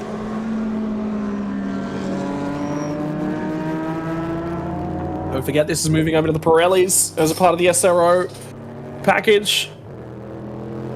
And with that brings all of the benefits that we are likely to see. Ladies and gentlemen, for the final time for your Saturday of racing action, Sector 1, 1 and 2, Sector 2, 3, 4, 5 and 6. Then you get the switch back at 7 through 8 through 9, the challenge of 10 and 11 up and over the crest, and the run to 12, the 5.55 kilometers of the Chang International Circuit. 12 turns, 5 of them to the left, 7 to the right, clockwise direction. We're doing a dig around a little bit earlier in the day too, Dan. There's a drag strip that feeds off into turn 1, where turn 1 is. Basically follows that main straight all the way down, uses this runoff area. This is your grid for GT3s. Peter Beer, on back to you. Team Singer Motorsports, Team Thailand entry off the front row. Vudakorn, Sak, and Voravud are going to be on row number 2. Row number 3, Hank Kicks in that new Porsche GT3. South of Pond will be alongside of him. Those are the GT3 cars. From here on back, it becomes the GTM. Sai Wai Chen will be ahead of Kittapol in 7th and 8th. 9th and 10th is going to be Natavude, who has been the hero for GTM for a long period of time. Rounding out your grid of 10 cars for the GTM category is Manat. He'll be heading over to Natapong later in the race as well. They're in the 2 Toyota Supras in GTM spec off the tail end of the field. 10 cars to take the run here, and I have a feeling they're all on slicks. Don't feel like we'll be needing the groove tyres for the rest of the afternoon. We might have seen the last of the rain. 6 GT3s in operation. Honda NSX to lead us away from the Porsche 992. Only 2 Audis in the field this year. In fact, half the field becomes Porsche 992 GT3 cars. We've also got a 992 GT Cup car out there today. And the run down to turn number 1, we are already off and racing. Have a look at the Ferrari Challenge car. The back 4 cars of that field are going to be your GTM cars. Sawai Simon Chen not getting the best getaway in the GTM, and Voravud having some issues off the grid, starting to drop a little bit further back. In fact, we might have lost timing on that car for some reason. The run down to turn number 3 for the first time today. The Honda NSX, a Pity Beer on back team, will lead us in and out the other side. Vudakorn in the Porsche will be right alongside of him in that number 18 entry. I'm proudly brought to us by AS Motorsport. Only the 1 entry in the AM class this season will be Satapon and Adasaka, the 27 Audi B-Quik Absolute Racing. See them back with the front end of the GTM field. And there was an issue for the Ferrari 296, which is forced it straight into the lane. The number 89 machine. That's why Voravud Birambakti was dropping down the field. Natavude is not taking the start. In fact, I thought there was 2 Supras out there, so that'll be a timing error. Just to make things a little fun or confusing here, the 89's non-existence on timing is because they're now in the pits. 24's non-existence on timing, though, is because they're just having a transponder issue of some kind, it seems. So 9 cars on track for this final race instead of the 10 that we were expecting or hoping for in this one.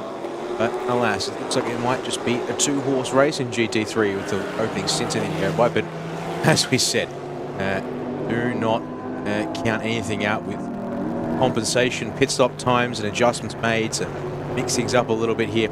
That certainly could turn around. But it is Piti Bhirombhakdi leading Vodacom into turn number 3 here on the second lap of the race. Have the margin back to Sak Nana and Hank Kicks next to Machines. A big racing stable. In fact, it's actually 3 big Capsule racing cars. 2 Audis, 1 Porsche, all lined up in a row back there at the moment. Now, there were some comments in our YouTube chat about drivers of international recognition. Whilst Marcus Winkelhock has raced previously, as that's not a particularly good sign at all. Back to yep, that is Vorwood out of the car. Scott, well, thought it was getting any better. That definitely gets otherwise. And us there, that shot. Remember, that's a new car as well for them because they ran 2 Honda NSXs last year. Mixing things up a little bit, it seemed, with off-season switch. They had previously run 488 GT3 Evos prior to the NSXs. This Ferrari 488 Challenge machine in GTM prepare and operate as. So, unfortunately, yeah, we're down a car by the look of things. But yeah, coming back to international drivers representation, there was a comment about Marcus Winkelhock, who has raced here several times in the past, going by the entry list and the timing screens today, though. Short one Marcus from the grid this race. What I can offer you in exchange is a Lauren Heinrich jumping aboard the AAS Motorsport Porsche that runs second. He'll be getting in the second half of the race, and critically also, that AAS Motorsport Porsche has been supplemented with support by Earl Bamber Motorsport. So, not just a purely local, I believe, outfit. My understanding of AAS being probably based here in Thailand is correct. Heinrich of Porsche factory and customer racing experience and recognition. There's engineering firepower to that.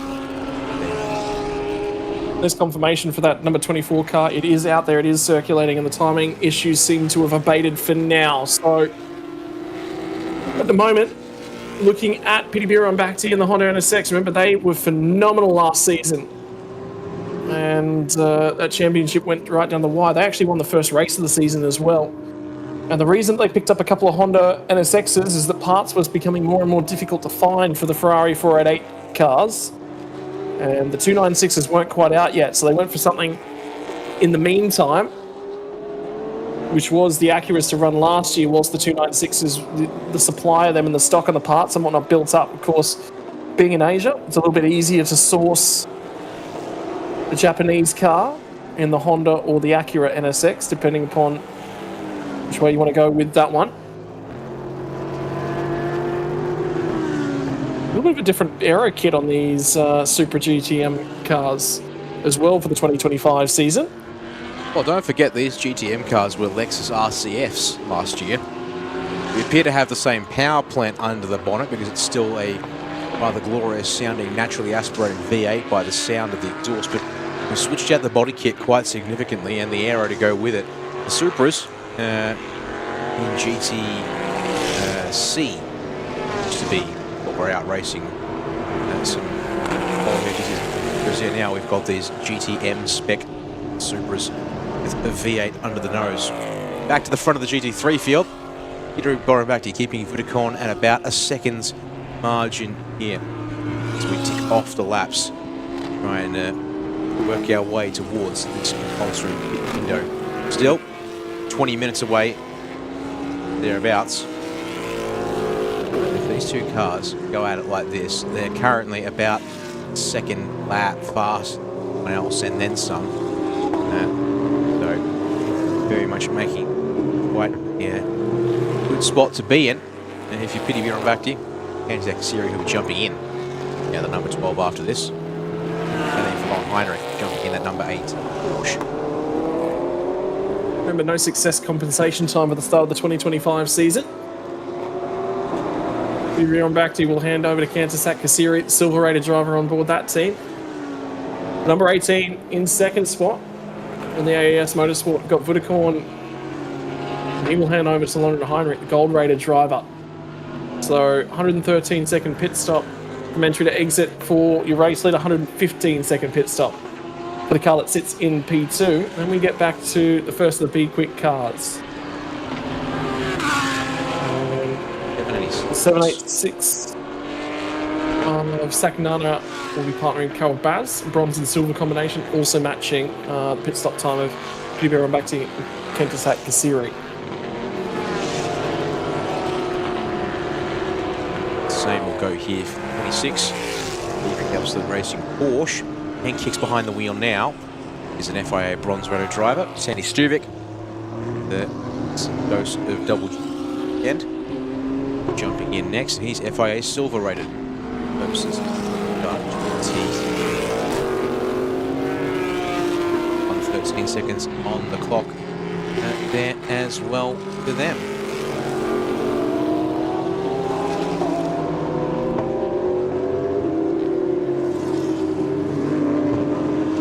For now, nearly approaching the 10-minute marker. Sixth of the race virtually out of the way. Fastest car on a straight line at the moment, Vironbakti.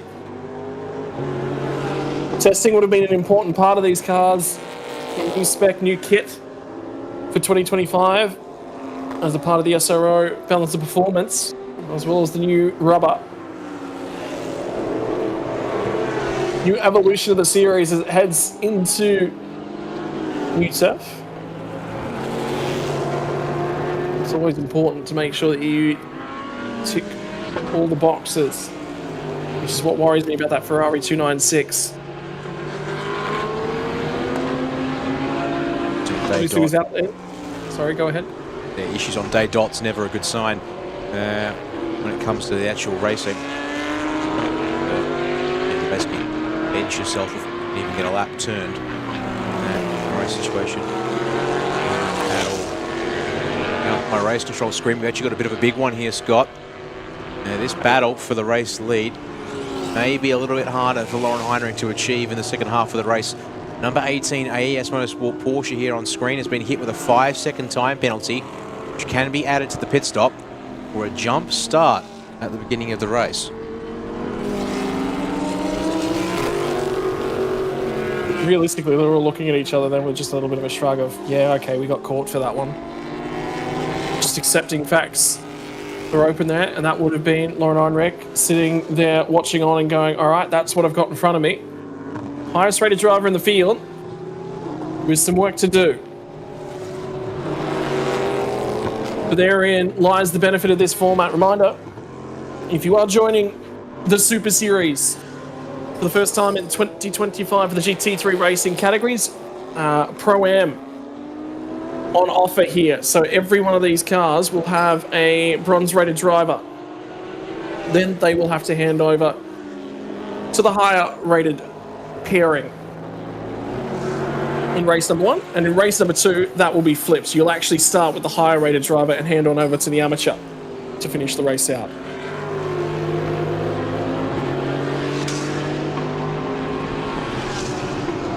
Yeah, and that's I think one of the interesting things is sort of the ebb and the flow of how do your driver pairings sync up?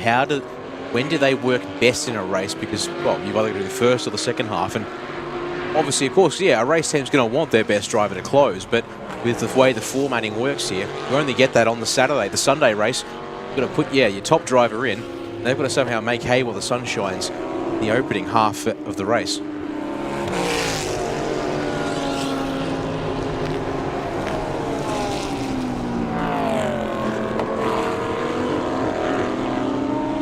Coming up on 48 minutes remaining at the moment. Just have a think as well for Lauren Heinrich and what he'll be offering to the AES Motorsports Porsche as well.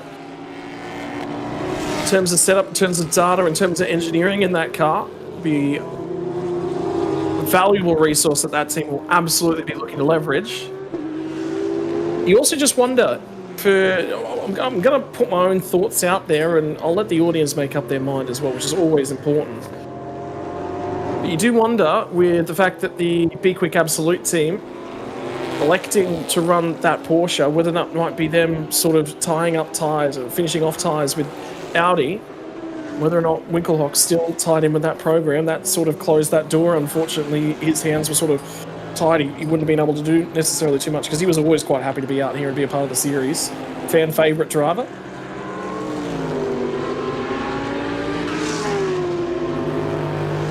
It's definitely a possibility when you throw that into the equation, I guess. Sure, I mean, B-Quik Absolute Racing guys haven't completely dropped their complete ties. So here's a replay of the start. Now, rolling start rules, they have to hold for the lights to go out on the gantry. And as you can see from that position there, it's a little hard to see, but the 18 indeed ahead of your pole sitter, the number 12 machine, before the lights went green, or at the very least put the throttle down a fraction beforehand, and ended up, as a result, getting the jump on the leaders before the lights went out. So, bit of a naughty mistake there from Vudakorn, but on this pace right here to close right up to the rear gearbox of Piti Bhirombhakdi, that's maybe okay, but realistically, I want to be up the road now and starting to make time on this Honda NSX. Actually, be able to minimise the deficit. You also wonder whether, looking at that, whether they actually, Vudakorn recognised that he was actually ahead and opted to roll out, effectively redress the position. But jump start's a jump start. You kind of don't get away with those. Update already, number 10 and number 26 receiving warnings about track limit penalties. That's Simon Chen in the 992 GT3 Cup car down in the GTM category. Sits third place on the road in the GTMs, but second overall in GTMs. This is a mixture of GTM and GT Pros in the GTM category, 2 of each. So warnings already, and Henk Kicks has been warned about track limits in the B-Quik Absolute Porsche. So that car at the back end of that shot, again, that's worryingly close to infringing on track limits. But I would say the SRO package and the Porsche package for Henk Kicks actually looks better. He's closer in terms of overall times than he was in the Audi. He's a lot closer to it. That is a big gain for that team. He does look quite comfortable here. He is on that last lap pace. Lowest driver currently running, yes, but with intense. But yeah, we're talking only 1.5 seconds off on last lap pace and best pace.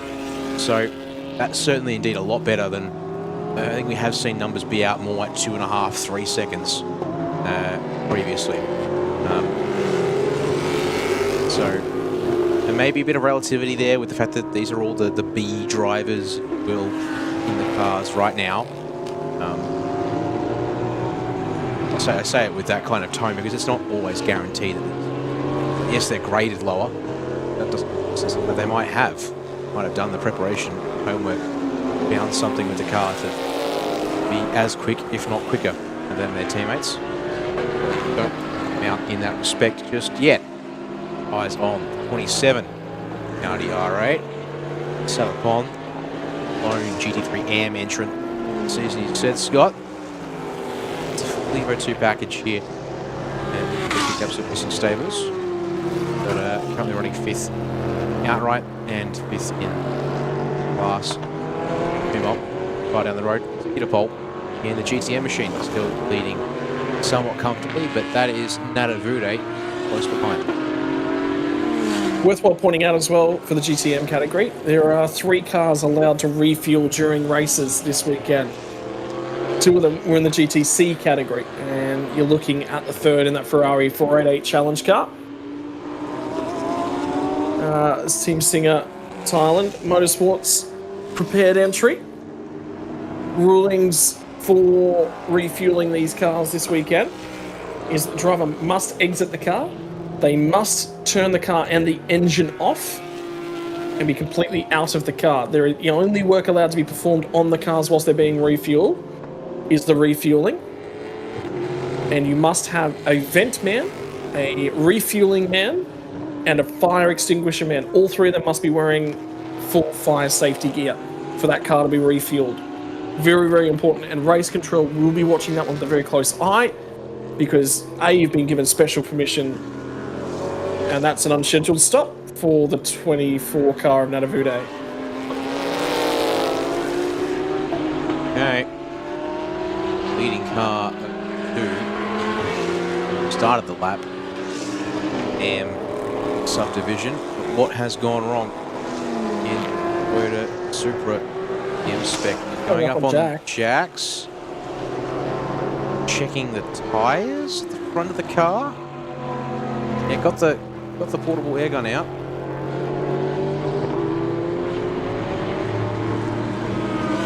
And we are taking tires off. Has gone on there. Don't know for certain, but we'll find out about it hopefully. There's some shots from the pit lane later. Podium back though under some serious pressure now from Budakorn. Decided to really turn up the week. 7 minutes to the pit window opening now. So again, if this AAS Porsche wants to go and try and minimise the deficit of the 5-second stop and hold at their pit stop time. Nadavude down off the jacks. Giving the all clear to return to the circuit. So it's a bit undetermined as to what exactly the cause and the reason for that stop was. Return to the circuit he will. Yeah, out he comes. Albeit he's going to be a lap down at the moment. So work to do now for Nadavude. Now he has made some strong comeback drives. This is one of the drivers that is well celebrated. He's won that many championships, it's going out of fashion. The Thai local, popular driver with the fans as well. But that is not the way that he would want to get season 2025 underway. There's been so many just random issues this weekend. It's been ridiculous.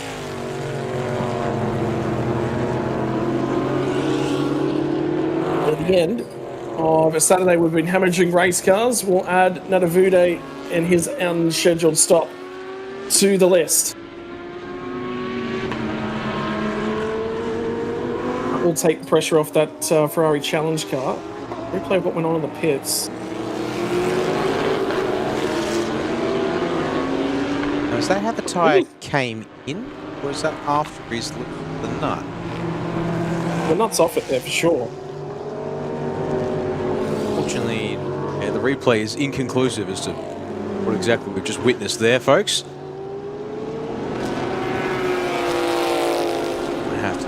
Ask some questions later on. Hope perhaps some answers can be given to us. Fill in the missing pieces on that one. But Nadavude appears to be more or less back to speed. Running around. Getting this little issue there now. A lap down relative to go from a long way off the back of some fellow GTM cars in class. As half a second between these two. It's one really decisive move, it seems to put a corner to get it up the inside and get the position off of Kitty Birombakti. It's not happening just yet. Yep, continuing to try and set things up as well. Now approach from Piti Birombakti down to turn 9. That has once again allowed that Porsche to get much, much closer. You just wonder how long this is going to last. Honda in a 6 runs a dual turbo. I believe that's a naturally aspirated Porsche. 992 spec, but there is nothing between them. 0.2 of a second when they cross the start-finish line. Here we go, ladies and gents. 0.3 of a second faster on the last lap as Budakorn. Can he line one up? Not as quick in the straight line. He's been struggling to try and get close, but under brakes and corner entry, mid-corner, that Porsche has been supreme at the moment. And again,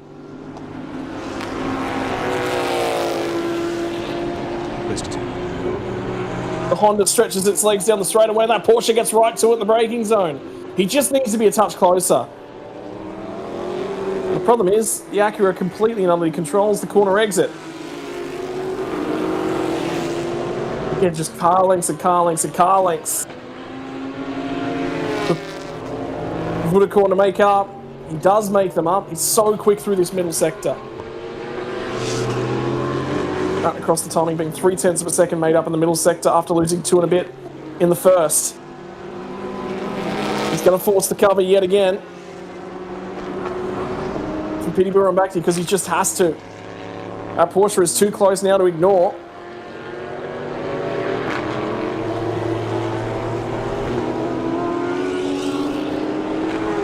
Nothing between them, Dan. Nothing between them at all. Two different manufacturers, two different ways about building your race cars, two very different engine placements, and they generate their speed in massively different ways. And have a look at how close they are on track. Yeah, braking, cornering, all going the way of the Porsche, but top speed, very much the Acura. Oh, sorry, Acura, it's a Honda with America on the domain for this one here today. And with the plentiful number of straights, count them, there's at least 3, if not 4, that you can really use. Let the Honda stretch its legs. And Corn can only do so much when he's right behind. He's got to get a mistake out of Podium Bakti to be able to actually stay close enough to be there under brakes where his car show is going. I was just thinking, if he can just get somewhere, even if he has to go to the outside, just put a nose on him, right? Just force Podium Bakti to change his line, to change his thinking. That's about the only way you're going to get him. What you do by doing that is you break their momentum down the straightaway. Instead of them being 2 cars away, they're then 1 car away when they get to the next corner. So keep an eye on Sack at the moment, who runs in 3rd position. Of course, Sack Nana, Thai local driver, bronze. He'll hand over to the Polish driver, Karl Bash, silver rated driver, new drop to the series as well.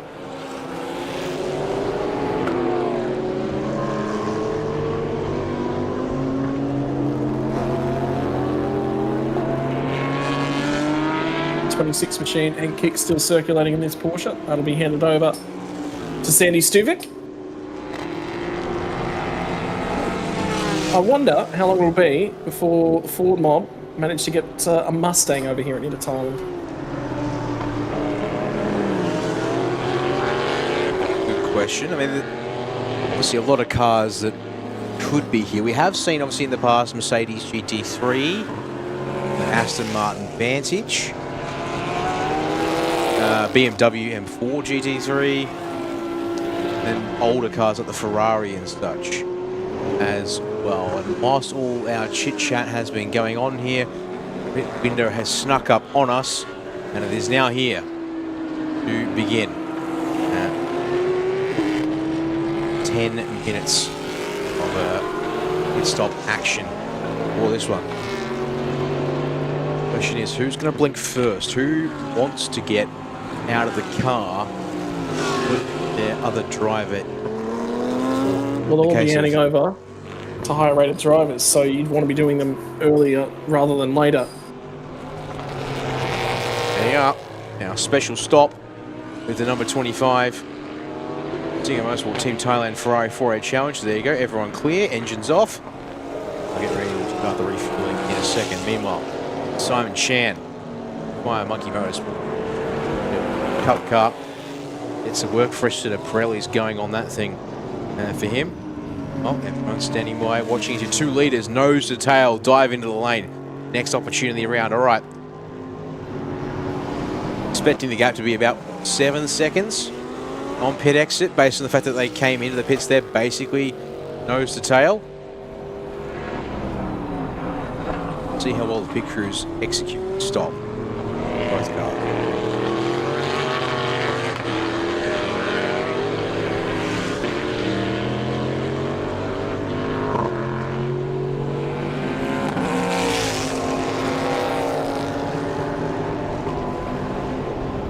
Don't forget Lauren Heinrich. He's had success over in IMSA WeatherTech, driving the number 77 Rexy Porsche.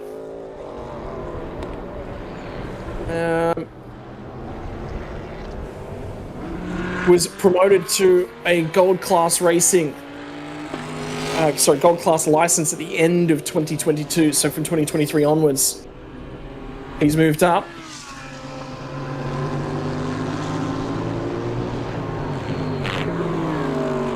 So on the improve, looking for a new avenue, and this presented itself.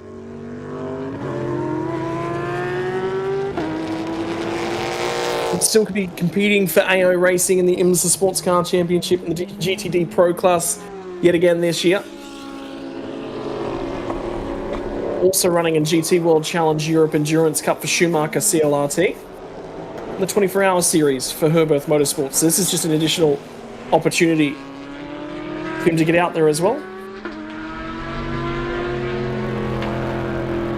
Curious as well that he's running in the...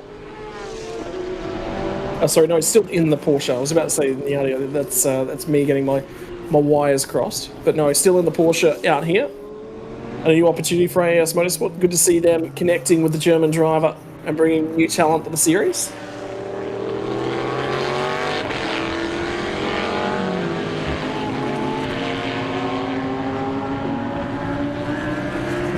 Don't forget, fresh off for Lauren Heinrich. Class win last year in GTD Pro and the IMSA Sports Car Championship. So a successful 2024 campaign sees him looking to fill in the gaps, and that's the big thing about Thailand Super Series, is it just fills in gaps right around the world. You know, 5 weekends a year. If you've got a little bit of a gap in the calendar, why not go racing? Biggest benefit as well, Dan, is that once you...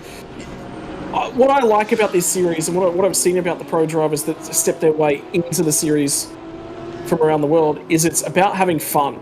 It's this series, they're treating it as this is what I'm doing for fun. This is where the professional driving stops. This is where I sort of let the hair down and have some fun and get out there. Do something a bit different. I'll be putting Doran Bhakti now out of the car. Headed over to Kantasak Kasiri for the number 12 Honda NSX. At the end of the day, driving race cars is all about having fun.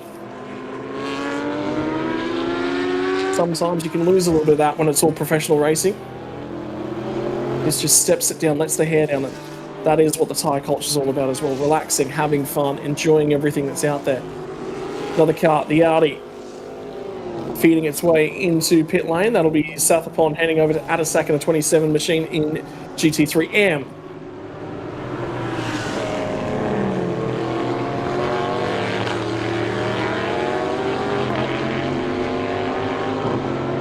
That, we are now down to just the number 9 Super GTM of Nat Kalanok and over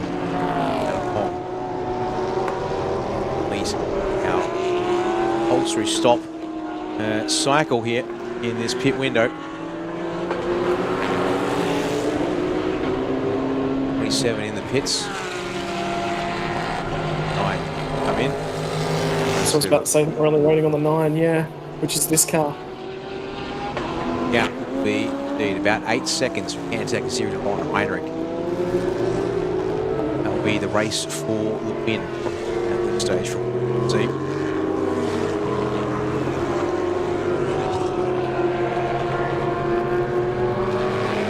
Remembering, Lauren Heinrich has got a 5-second penalty to overcome for the jump start from his teammate. So there'll be some work to do. All right, last pit stops now. They're not waiting to get them out of the way. They are all out of the way nice and early. 4 minutes still on the clock to get those stops done. There'll be nobody who'll be pinged for a pit stop outside of the window.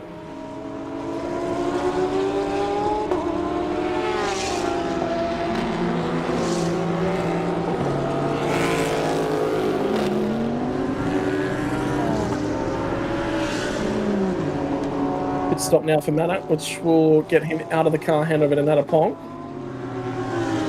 Trying to get himself unplugged, and that's what the crew members in the car to do.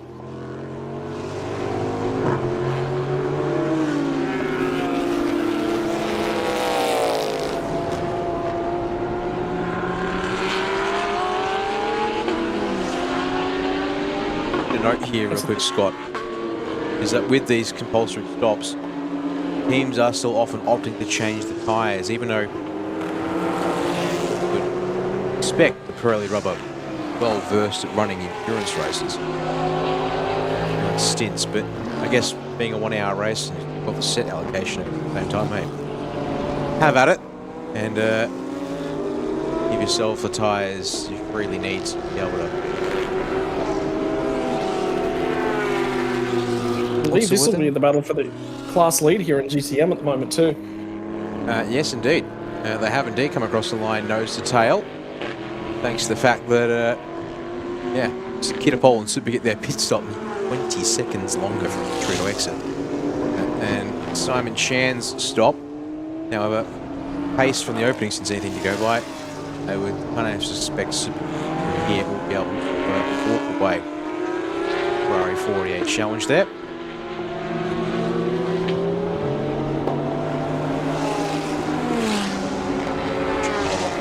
Of it. Two Audi side by side. That is also here.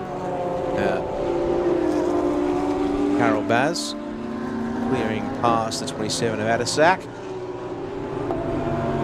So now be third place. 786. Restored to that. Top three world once again. And noting here on the last lap, Kansas City found 6/10 on Lauren Heinrich. So when it comes to opening pace in the stint, that Honda's got some serious go juice.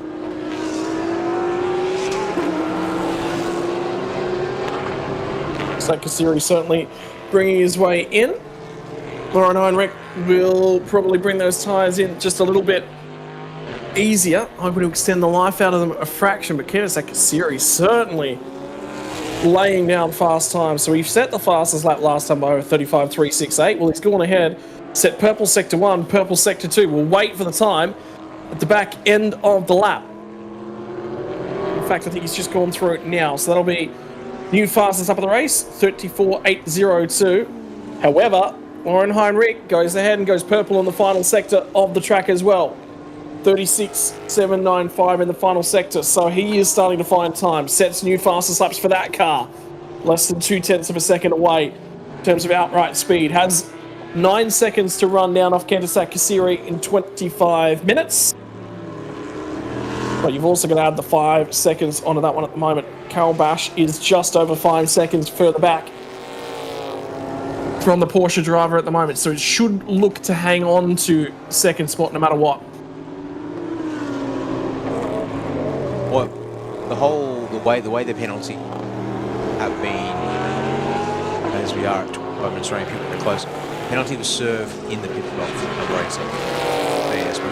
So all done, all served. Although, in conjunction with the message that the pit window was closed, we also have another message from race control that some pit stop times are under investigation, and we know from experience that message does not pop up in race control chat unless a team has actually breached their stop time requirement. So, through the documents I go, find the compensation times for GTM. Trying to figure out which car might be.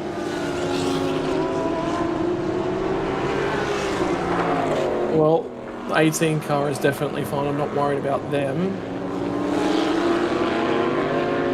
And it's like a series bang on. They were 1 minute 53 through the pit lane, and they required to be 1 minute 53 through the pit lane.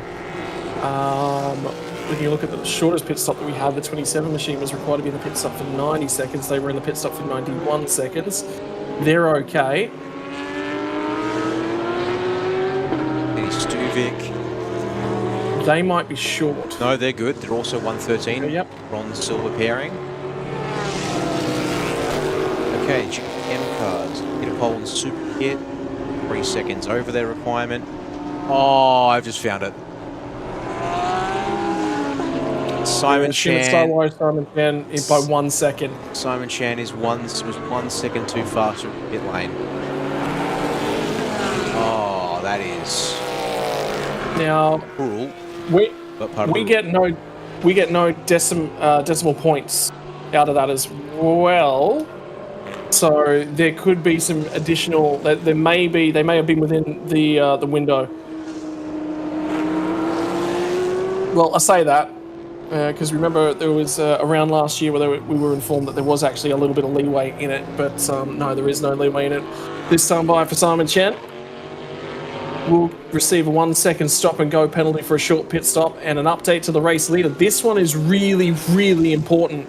Black and white flag, exceeding track limits. Get this, here's where the track limits warnings come for. Turn 12, turn 8, turn 8, turn 7, turn 8. So there are 5 warnings in there. They are well and truly beyond their last warning. I don't expect them to get a black flag because all of those would have been triggered back to back to back to back to back, and that message is on the end just gone out to the teams. So you can't give somebody a penalty if you haven't given them the warning yet, and they've just now been given those warnings. But it seems that turn 8 has regularly and reliably been that car's weak. So they will have to pull that one back in a fraction down at turn 8. And that might be where we start to see the Porsche start to reel them back in. Although, when it comes to reeling, all being done in the corners, because part of obviously a sector by sector breakdown, you know, the lap times as they update, but also every lap there's that speed trap indicator on the straight between turns 2 and 3 before the braking zone. That Honda NSX is currently tracking about 5 kilometers an hour faster than anything else through the trap. It is actually a little terrifying that in a carefully regulated class of car as GT3, that we've got the Honda here smacking out 251 kilometers an hour in a straight line versus 247. Every other GT3 is within about 0.6 of a kilometer an hour. And it's 5 kilometers an hour faster. So yeah, there is that'll be looked at for sure for the balance of performance. They might have missed something there. Or whether or not there's a restrictor that's slightly too big, something that's slightly too open, a fuel map. They'll go over that data. That will be pulled over.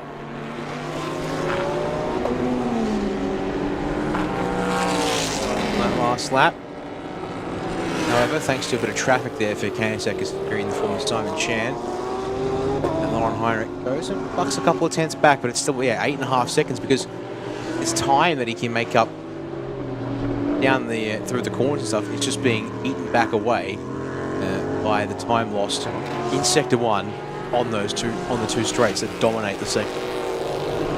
Penalty now cleared for Simon Chen. Gets that one out of the way. And that is the number 10 machine. Back out and onto the racetrack. Has lost the lead in class, and I just wonder whether or not he probably has lost the lead. So he was second in class. And in terms of the GTM category, and do wonder whether or not he's managed to stay on the same lap. There's a massive margin between all the drivers in that category at the moment. No real racing the GTMs.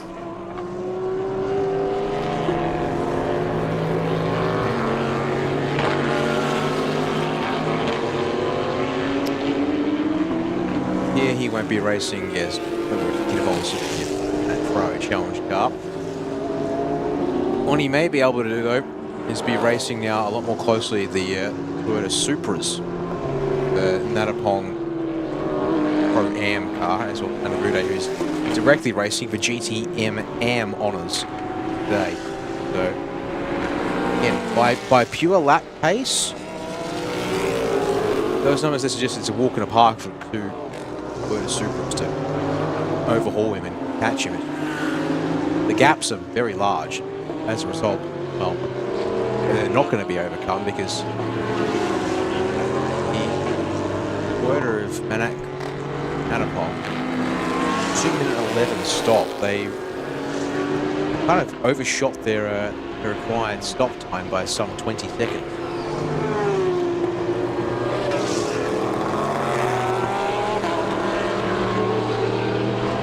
Just keeping an eye on. There was an overtake on that last lap as well, so that was Sandy Stuvik in GT3 Pro Porsche co-driven with head kicks, making its way past the B-Quik Absolute prepared Audi. And that was the GT3 AM car. So effectively we're seeing silver versus bronze driver in that category. The lap time's telling the difference there. 2 seconds faster. New fastest lap of the race last time by the way, went the way of Lauren Heinrich. He was starting to pull some time back out, but he did catch the 25 Ferrari 488 challenge car on that lap, so lost a fraction more of time. Although there was a faster Sector 2 time for Candisac Kassiri. He broke the new fastest Sector 2 time. I'll tell you what, he's just set a new PB in Sector 1. So the track cooling off in the late afternoon here in Thailand. We're now after 5 p.m. local time, and with 17 minutes left on the clock, we are rapidly closing in on 5:30.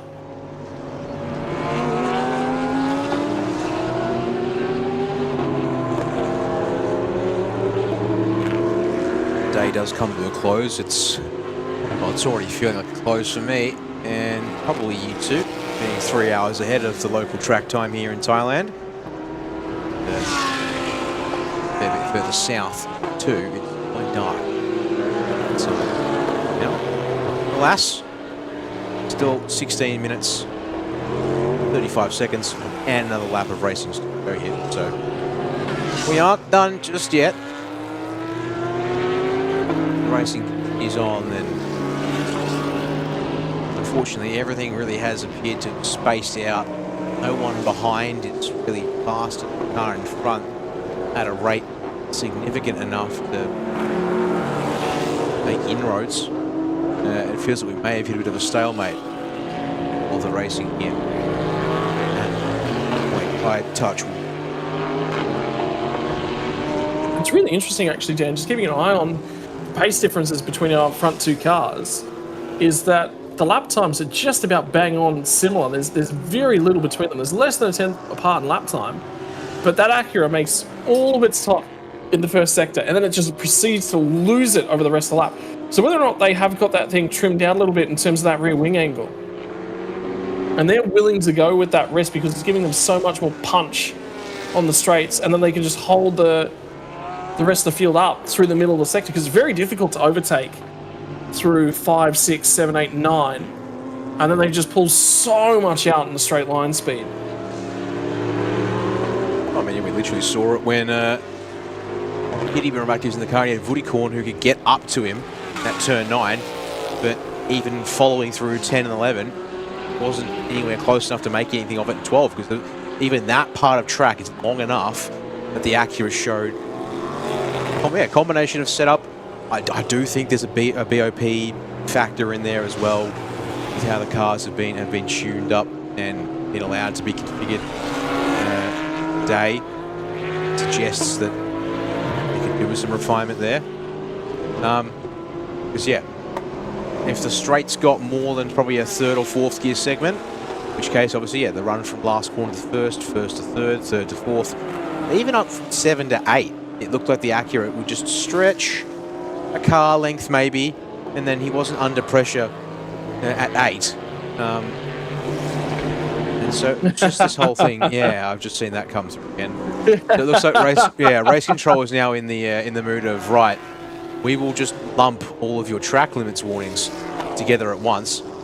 Scott, I'll give you, if you'd like to read this one off again as you read off the warnings for car 12. Car 18 has been warned for exceeding track limits and then been given the black and white flag as well. Turn 8, turn 1, turn 8, turn 8, turn 8, turn 8. Is that a bingo? Did we get a turn 8 bingo there? I feel like we got a turn 8 bingo. Well, you got 4 in a row. Connect 4? We playing Connect 4 with track limits breaches? I believe we are. I mean, yeah, I guess define the play space, I guess. You sunk my battleship? You sunk my Porsche? Yeah. Sneaky little thing track limits can be. So your top two drivers both being given slaps on the wrist. Cars, I guess I should say, because perhaps some of those limits were infringed by the opening drivers. So they're probably best to keep it between the white lines. Maybe a little bit of curb usage deemed acceptable here and there. Well, see, this is relevant actually. So if you look at the number 12 car, they can take a 5-second penalty right now, because that would effectively put them back in line with exactly where Lauren Heinrich is in the number 18 car. Because so you were right. Sorry, they did serve that 5-second penalty at the pit stop, but they've got 8 seconds up their sleeve, so they can afford to burn it. But if you're behind the wheel, Kansas Kasiri, the team needs to be on me and just be like, hey mate, just stay inside the white lines. You've got 8 seconds up your sleeve. There's no reason to press on. You're comfortable here. So just make sure that those critical turns, turn 1, turn 8, was there a turn 4 in there? There might have been a turn 4 in there as well. Those are the critical turns. Just stay off it. There's no reason to press on. 12, 8, and 7. The other thing it was 12, 8, 12, 8, and 7 from the earlier message. So the other thing I'm thinking is, now you're saying that they did serve the penalty for this Porsche at the pit stop. Well, I'm not confident that that's necessarily... It was added, it was, as per the message in... Yeah, okay. It was added to the stop time. The only concern I have with that is that's the first time in the history in the last 2 years that we've been on this call that they've been allowed to do that. Now, I'm okay with it. I again, it goes back to what we were talking about earlier today about the long lap penalty in MotoGP use, the outside of turn 5 there. I actually really like it. I think it's the best way to go, because particularly if there's a safety car later on, you want to serve that penalty, get it out of the way, and then you can go fight, because if there's a safety car now, you still got a 5-second penalty hanging over your head, bunches the field back up, you got to try and disappear down the road. You kind of can't do that. It makes it a lot more difficult. So if that's an option and they've added that in, I'm really glad. Again, really love it, because the penalty's then played out for the fans to see at home. But I'm just questioning whether or not that's allowed, and I would like to say that it's cleared, I would like to say that everything, but I'm just not confident enough in that. But that means for me, to Lauren Heinrich, I'm just saying to him, hey, you've got 7.5 seconds here. We already have a 5-second penalty. You cannot exceed track limits again. You'll get another 5-second penalty. That loses a second on the road. So that's worthwhile just mentioning. And again, there's some clarification on a few things that we sort of need to do before tomorrow. One of them being the difference between the website calendar and the series regulations about rounds that the categories will be attending. Yeah, so the reason I'm confident the penalty is all done and served is by comparing the pit time to the minimum of the official compensation time. Now, that number 18 car needed to stay in the pits for at least 1 minute and 5 seconds. It was in the pits for 2 minutes and 3 seconds. So you add in some fudge factor there. Well, it's quite literally 8 plus 8 seconds over what they do. Add in a second or two for, say, the drivers, the team just maybe making sure they're above their minimum. That leaves you still time to do the 5-second penalty as instructed. Clear that one away with race control. And also, there hasn't been any messages from race control following the pit stop window saying that no, there was an issue with it. But you are right that we haven't seen. So I was going to say many, but I do. Whilst my memory's not as sharp on that particular point, I'll back you on. We've never seen them add it with a stop option. Well, the other side of that coin is I don't know that we've actually seen many penalties. A lot of the track limits penalties we've seen have been after the pit stop. So there is that. And it may have been an option in history that was there for race control to issue, because we do have and realistically, that's only an option in series where you do have the option of a compulsory pit stop, which we actually do have here. But if it comes after the compulsory pit stop, there's not really a lot that you can do. You sort of use your penalty, you're stuck with it. Yeah, I'd be inclined to think it's that there, really. You said most of our penalties come late in the race. So an early penalty, well, hey, you've got this compulsory stop where we're tracking how long we're going to be in the pits for. Pretty easy to tack that on, add on penalty time. Voila. Yeah. Here it's Sandy Stuvik. He is 15 seconds behind Carol Baz. And I'm about a sack, and there's actually a sack on the screen now. Again, unfortunately, all the cars are lapping so similar that no one's, and it's actually almost a near perfect sort of progression. If the current fastest car is the race leader, followed by Heinrich in Porsche, then Baj, first Audi, then Stuvik in the second. a sack here and third down, second down. Sorry. All literally like that. That's the pace order at the moment. And not the same in GTM, although that may be a case of Superkit here backing off as lap traffic. Despite these GTM cars, like this Game Ferrari Challenge car, it's currently lapping at best 4 seconds off the pace.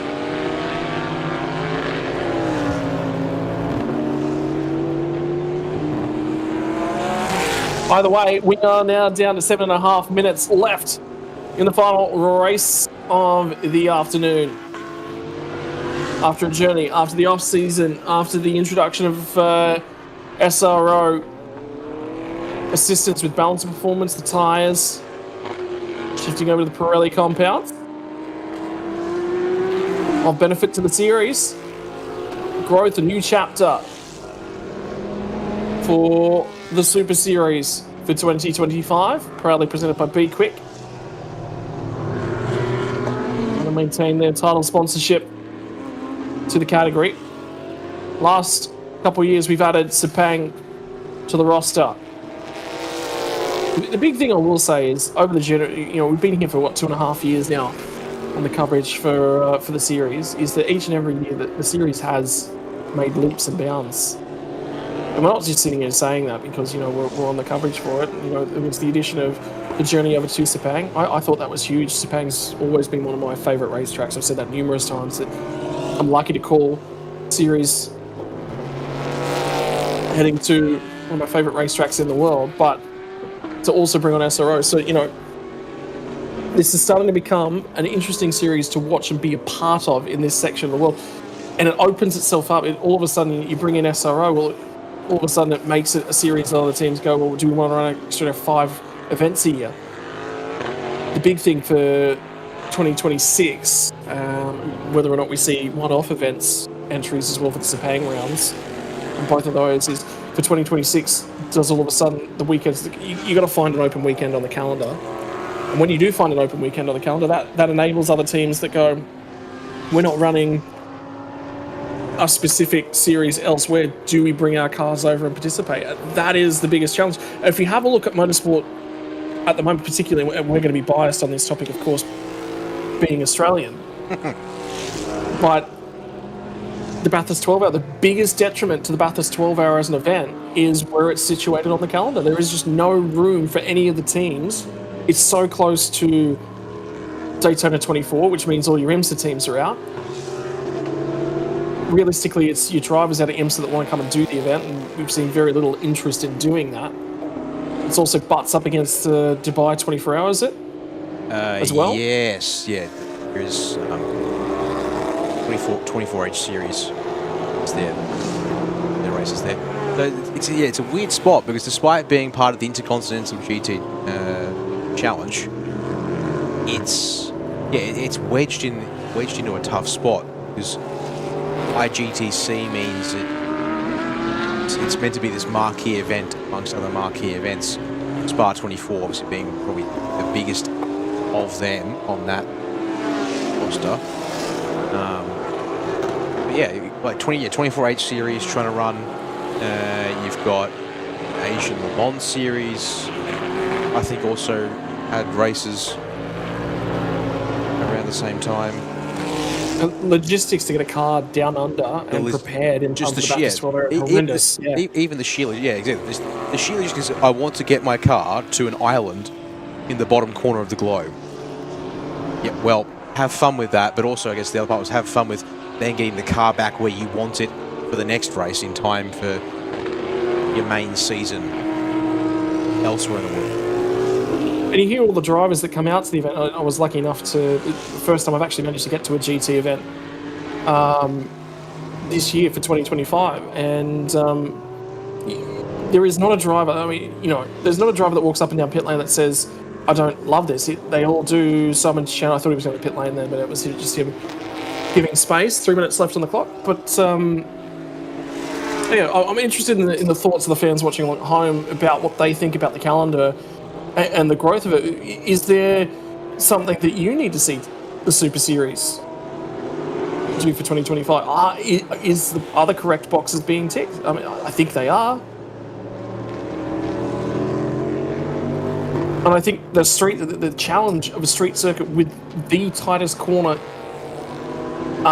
internationally, the fact that we have to hold a permanent yellow flag zone when we head to the Bungsen street circuit, and the drivers talk about it. This is one of the party events on the world calendar. It is the jewel in the crown. This is the jewel in the crown class and category, and that is the jewel in the crown of the Thailand racing calendar for the year. They love it. They want to go back. It's supported. It's loved by drivers. It's the same thing about Bathurst. You know, the drivers, they love it. They want to do it, but it's just, where does it sit on the calendar? Is it accessible? And the big thing I see for the Thailand Super Series is, yeah, this is accessible for cars that are usually running an SRO BOP. I feel like, you know, you're missing out if you're not out here in the, because it's just more time, more practice.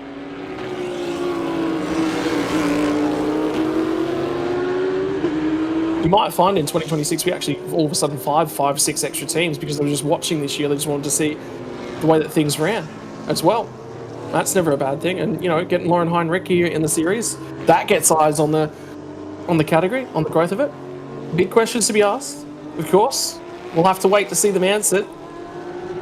I really cannot wait to see Heinrich perform at Bongsen Street Circuit. That is going to be a thing to behold.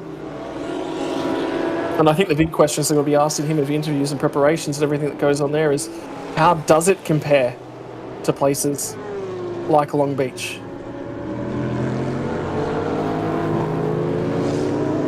That's a unique opportunity. Yeah, well, speaking of GTWC cars racing, try the fact that GT World Challenge 8 or GTWC Asia is here next weekend. Why aren't there more cars from that really beggars belief that there's not more cars here using this as a testing event? I mean, it's a fair point. I mean, the teams were racing last weekend.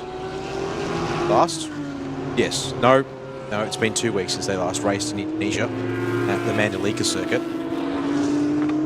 I suppose it is true they could have come a week early. Oh, yep, hello. That's a rare chink in the armour for Candice Akasiri. Still got 2 laps to go. Don't make wobbles like that. Give us a heart stopper. We're getting into the part of the broadcast where we're talking about sideshows, things. Don't ruin my flow. I think on the one hand, yeah, you've got a point. That, yeah, like when GTWC Asia is coming here next weekend for 2 races of their own, it does feel like a bit of, and especially now with SRO BOP Pirelli tyres, it does feel like this was a perfect parachute option. Jump in. Now I'm just trying to find out some information. 2 race format. Does that mean it would have been a duration? Yeah, 2 1-hour races.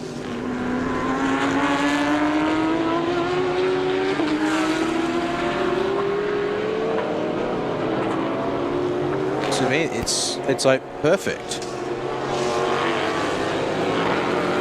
Also running SRO BOP, by the way, after a quick Google. So effectively, you'll be seeing these cars, and that might be... I mean, it has been noted in the comments of our YouTube chat on TSS page about, well, it would be good to see some of the TSS teams. They can hang around here in Chiang, because again, well... Local. next race for them isn't until July, if they're not racing anything else outside of TSS. That, they have actually, wait, what am I doing? Who am I kidding? I should actually probably just check entry list for GTC. See where that's at for next weekend and see if I can spot the teams. Either way, now that's important, yes. Started for Candice Akasiri, and after all the warnings that have been issued for black and white flags over the last hour, none of them have progressed on to receiving a penalty. Margin for your race lead at the moment, 8.5 seconds is stabilised. The tyres for Lauren Henrique hanging on. the German driver, still managing to run in the 35.5s. His peak lap time got down to a 34.6. It's fallen off by about 9/10 of a second, but the big key is the car ahead has fallen off more than that, but it's taken too long to matter.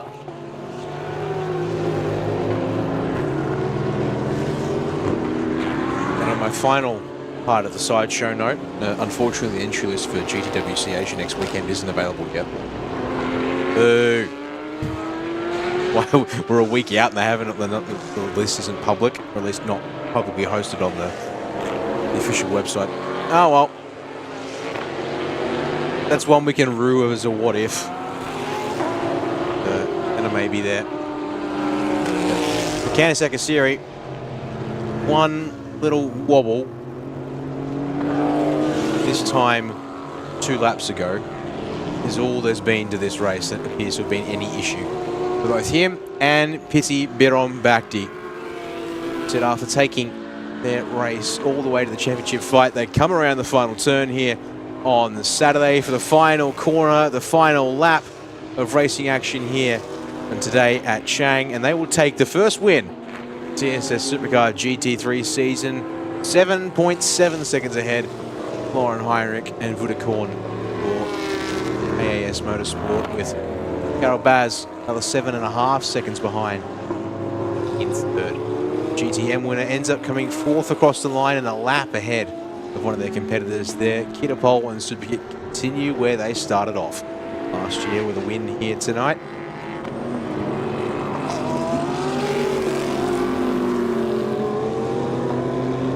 Strong weekend. Starts well for the Honda NSX. Kanisaka Kasiri brings the car home after Piti Bhirombhakdi started ever so strong, was able to hold off Vudakorn in the Team AAS Porsche in the first half of the race. Margin came down at the end to 7.7 seconds for your race lead. Carol Bash is going to get home in the Audi. So Podium, 3 different manufacturers on the podium, and for outright results, Honda NSX, Porsche 992 and the Audi R8.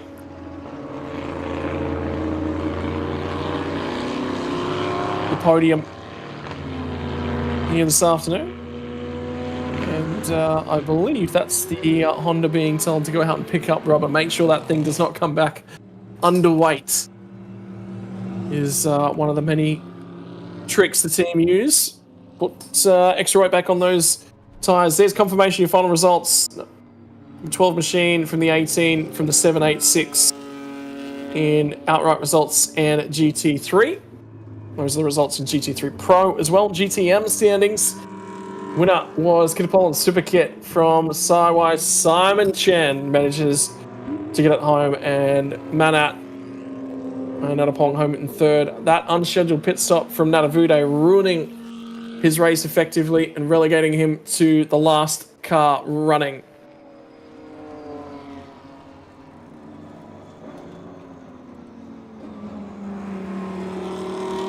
Fastest lap time of the race was not that one by Piti Bhirombhakdi and Kanisaka Kasiri. Kanisaka Kasiri sets himself a 34.640. It was pipped by 5 thousandths of a second by Lauren Heinrich. That's how close those 2 cars were, and again, created their pace in different manners.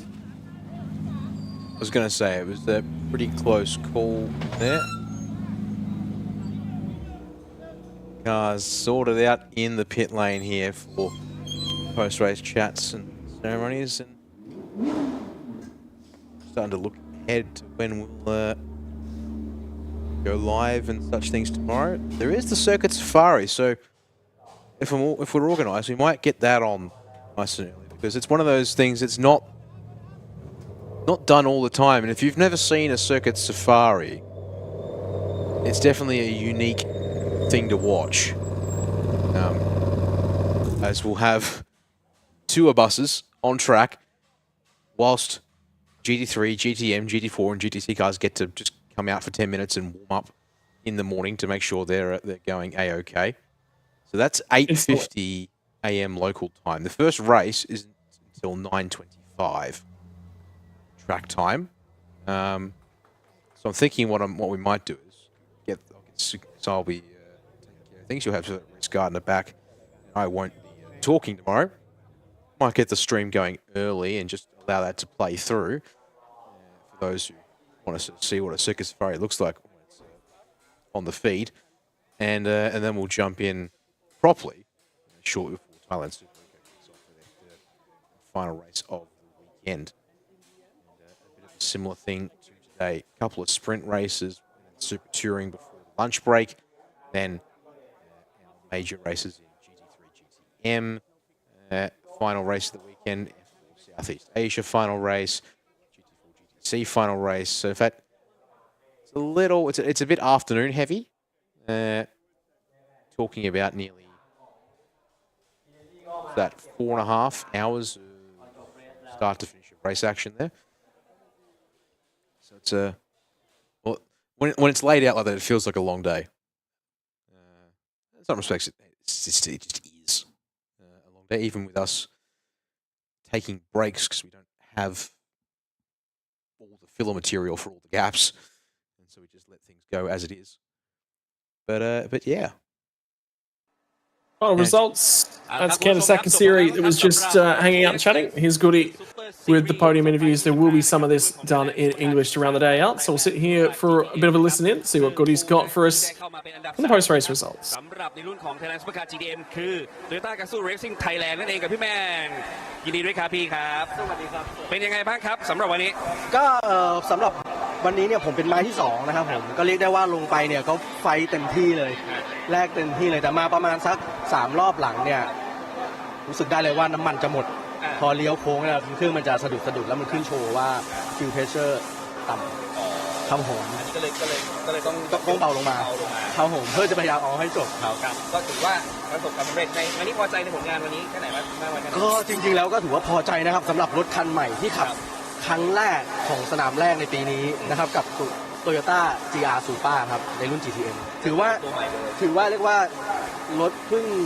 ใหม่ๆนะครับพร้อมน่าดูบอกเลยว่าพร้อมมากๆเซตอัพได้ดีขนาดนี้ทันขนาดนี้ถือว่าดีมากเลยครับขอบคุณพี่แมนอีกครั้งกับทีม Toyota Gazoo Racing Thailand มากๆเลยครับขอแสดงความยินดีด้วยฝากถึงแฟนๆนะครับก็ยังไงก็ยังเหลือพรุ่งนี้อีกวันหนึ่งนะครับฝากเชียร์นะครับ Toyota Gazoo Racing Thailand ด้วยไม่ใช่ว่ามีแต่รุ่น GTM อย่างเดียวยังมีอีกหลายรุ่นครับให้พวกเราได้เชียร์กันครับขอบคุณครับไปต่อนะฮะคุณผู้ชมฮะเวลาเรามีหลายรุ่นนะครับหลายคันที่เราต้องสัมภาษณ์ครับอันดับ2นะครับ Congratulations one man show for 1 hour how do you feel today Tired but it's okay it's not so hot this time I was hoping for rain because I did so well in the qualify but unfortunately it's on the dry today. Yeah, okay. So, tomorrow? Tomorrow, because I made some mistake on the qualify, I'll be starting from the back. Yeah. I think the goal is still to catch up with the pro pack and then one-man show, right? So that's... One-man show again. Yeah, one-man show again. Let's see how we do tomorrow. Thank you very much. Thank you very much. ครับผมก็ถือว่าผลงานดีเยี่ยมนะครับแต่พรุ่งนี้อาจจะออกไปอยู่ที่ข้างหลังนะครับเพราะว่าเรื่อง disqualify ยังไม่ได้นั่นเองนะครับไปดูต่ออันดับ1นะครับเป็นของสิงห์มอเตอร์สปอร์ตทีมไทยแลนด์ยินดีด้วยครับโอ้โหเป็นยังไงบ้างครับสำหรับวันนี้ก็เต็มที่ครับก็ไม่รู้ว่าข้างหลังมีปัญหาอะไรกันครับแต่ว่าผมก็ทำเต็มที่ครับวันนี้ผมสตาร์ทก็ตื่นเต้นดีครับตอนเริ่มออกไปก็มีพี่วัวเข้ามาตรงกลางด้วยนะครับแต่ว่าเราก็ไม่รู้ยังไงแซงขึ้นมาได้นะครับแล้วก็นำจนถึงเข้าพิทก็ทำเต็มที่ฮะพรุ่งนี้รุ่นใหม่ครับโอเคครับฝากถึงแฟนๆนะครับครับก็สวัสดีนะครับฟรีกับเต้ๆนะครับเบอร์25 Supercar GTM Ferrari ทีมสิงห์มอเตอร์สปอร์ตทีมไทยแลนด์ครับเต้ครับก็ฝากเชียร์ทีมสิงห์มอเตอร์สปอร์ตทีมไทยแลนด์นะครับมี GT3 เบอร์12กับเบอร์89นะครับแล้วก็น้องใหม่ Super Touring ครับเบอร์72ครับขอบพระคุณครับยินดีด้วยครับแน่นอนนะครับไปต่ออันดับ3ในรุ่นของ Thailand Supercar GT3 เป็นของ B-Quik Absolute Racing กิกกี้สักแน่ๆก็ Carol Bad Congratulations Oh wow incredible for the first time to come here and make the best job today How do you feel in this race Yeah, we did very good job. Amazing. Thank you for Kiki. He did very good stint and the start as well. There was a concurrence hour that they make faster and they win some time in the beginning. Yeah. But anyway, we show very good pace and we know what to improve for tomorrow to be stronger because we have some small issue in the car. Yeah, tomorrow so we should have a first driver. Yes, so basically we know what to improve. You know, this is motorsport, so everything can happen. Thank you for the team for amazing job. Since yesterday we did pole position, we're showing very good pace. โอเคคาร์โลก็บอกว่าขอบคุณพี่กี้ด้วยขอบคุณทีมงานนะครับแล้วก็หลายๆอย่างที่ส่งผลมานึกไว้ว่าสติลแรกนี่คือทำมาดีมากทีนี้เป็นพี่กี้แล้วเป็นยังไงครับสำหรับวัน ก็ นี้ พยายามเต็มที่นะครับก็ขอบคุณคาร์โรนะครับอุตส่าห์บินเพิ่งแข่งสปาเสร็จแล้วก็บินมานี่เลยนะครับแล้วก็ขอบคุณทาง B-Quik เพราะว่าทุกคนในทีมแบบช่วยกันมากๆอะไรเงี้ยผมก็ที่นี่เขาคงไม่รู้เรียกว่าเด็กใหม่หรือว่ามือใหม่ได้หรือเปล่าก็พยายามเรียนรู้พัฒนาตัวเองให้ได้เร็วที่สุดแต่ก็พยายามอยู่ครับยังไม่ถูกใจตัวเองแต่ก็พยายามอยู่ครับแต่ถูกใจคนดูผมก็รู้สึกว่าโอเคแล้วนะพี่ครับก็เดี๋ยวหวังว่าพรุ่งนี้จะทำได้ดีกว่าวันนี้ครับส่งต่อสนามพรุ่งนี้เลยครับหวังว่าพรุ่งนี้จะทำได้ดีกว่าวันนี้ครับโอเคขอบคุณcongratulations again โอเคครับขอบคุณครับไปต่อนะครับอันดับที่2นะครับเป็นของ AAS Motorsport นั่นเองนะครับ congratulations wow okay so today you did a great job today how do you feel for this race today Yeah, I think it's a good start to the season. I mean, we got a penalty at the start and therefore lost a bit in the pit lane. Anyways, our pit stop was 2 seconds slower, so in total we lost 7 seconds. In the end, yeah, we finished second. There was a big gap in front, a big gap behind. But I'm proud of the team, proud of Wutikon. He did a very good stint, and I'm looking forward to tomorrow. Yeah, I think first thing. Yeah, I tried my best. I mean, the qualifying was a bit messed up from our side, but yeah, I just focus on the start tomorrow and try to give Wuti the car as forward as possible. Alright. พี่เติร์ดบ้างครับก็สนุกดีฮะก็สตาร์ทมีปัญหานิดหน่อยคือทันไปจัมป์สตาร์ทก็เลยโดนเพนัลตี้ในพิทสต็อปแต่ก็พยายามที่ลอรินบอกฮะที่จะพุชเต็มที่ก็ทำดีที่สุดแล้วฮะลอรินก็บอกพี่ว่าในเรื่องของสติลแรกก็คือแบบได้พี่มานี่คือก็คือแบบช่วยกันสุดๆเลยก็คือดีจริงๆอะไรอย่างเงี้ยนะฮะแต่ก็จะทำให้ในรอบต่อไปในวันพรุ่งนี้นะครับพี่เตอร์ครับฝากถึงสนามในวันพรุ่งนี้หน่อยครับว่าเป็นยังไงบ้างก็ฝากทุกคนติดตามเรายังสู้ต่อฮะไม่ถอยครับผม Alright, let's officially come into Thailand. Yeah, it's very cool to be here in Thailand for the first time. Thank you to the Thai fans. I already met some in the paddock. It's a really warm welcome, so thank you. Yeah. Congratulations again โอเคก็ขอบคุณนะครับแฟนๆชาวไทยที่ให้การสนับสนุนนะครับแล้วก็อย่าลืมติดตามนะครับเพราะว่าเรานี่ก็เป็นมือที่ไม้แรงเหมือนกันนะครับแล้วก็แน่นอนว่าเป็นดาวรุ่งในทีม AAS Motorsport แน่นอนครับขอแสดงความยินดีด้วยครับขอแสดงความยินดีครับขอบคุณครับไปต่อนะครับสำหรับอันดับ1นะครับในรุ่นของ Thailand Supercar GT3 นะครับเป็นของสิงห์ Motorsport Team Thailand โดยพี่ต้อยปิติพิรมภักดีและแบงค์คณศักดิ์กรุศิริคอนCongratulations ยินดีด้วยครับมาวันโอ้โหจะขอพี่ต๊อดก่อนไหมเหนื่อยไหมครับโอเคเป็นยังไงบ้างครับไม่เหนื่อยครับแต่ที่หน้าแดงๆนี่คืออะไรฮะลมร้อนมันอยู่ในรถครับใช่รู้สึกยังไงบ้างกับสนามนี้ก็รู้สึกว่าจริงๆคอนดิชันของสนามเนี่ยค่อนข้างยากในเรื่องของการเซตอัพแล้วก็วางแผนนะครับเพราะว่ามันมีทั้งร้อนทั้งเย็นฝนตกกึ่งแห้งกึ่งเปียกอะไรเงี้ยครับผมมันก็เลยทำให้เราเซตอัพรถค่อนข้างยากแต่ทางทีมทุกคนก็ทำงานออกมาได้ดีมากไม่มีที่แบบที่ติอะไรเลยครับผมก็ต้องขอบคุณทุกคนแล้วก็พี่ต่อด้วยครับที่ทำหน้าที่ออกมาได้ดีมากครับคือเอาง่ายๆว่าตั้งแต่ควอลิฟายแล้วคือปกติเนี่ยในรุ่นซูเปอร์คาร์ GT3 เนี่ยเวลาควอลิฟายถ้าเป็นรายสนามแห้งเนี่ยจะอยู่ที่ประมาณ1:35 กว่าแต่ซึ่งทีมเราเนี่ยได้1:46 กว่าก็ถือว่าเร็วที่สุดและในการควอลิฟายเหมือนกันกับใน Q2 ก็ไม่ต่างกันพี่ต๊อดมีความรู้สึกว่าในเรื่องปีนี้ในการยกระดับของทีมสิงห์ที่ก้าวมาสู่แต่อดีตแชมป์ปีแล้วมาปีนี้กับการเริ่ม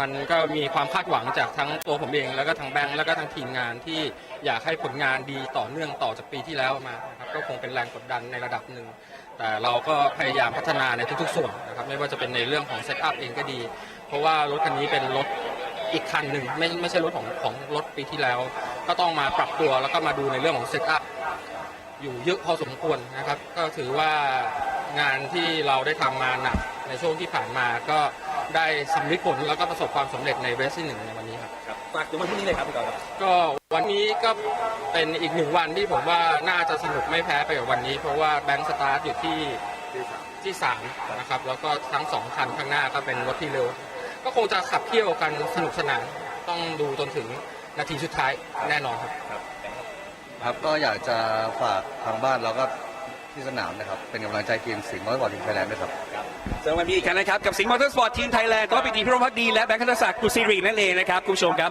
หลังจากนี้ยังมีเรื่องราวดีๆที่น่าสนใจนะครับนั่นก็คือไฮไลท์ไปติดตามกันเลยครับ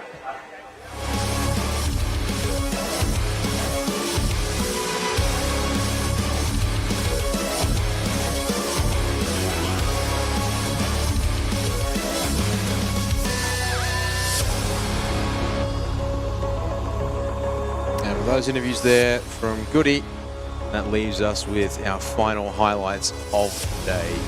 Here's the Supercar 3 and GTM. A little bit of controversy there off the start with the AES Motorsport Porsche going a little too soon and picking up the 5-second time penalty. And they would indeed serve at their pit stop, but just meaning get them put a little bit further behind. And in addition to that, double second single most Thailand entrance today, the 89 Ferrari 256, unable to take the race start with out running all the heavy. So with that, we're down to a 9-car field on there, but it was certainly a mix up and down the order. What would happen up the very front where we saw difference in balance configurations being accurate on the NSX, sorry, strong in a straight line versus Porsche car fast through the corners. 24 here of Nadavude, unfortunately a rough day for him.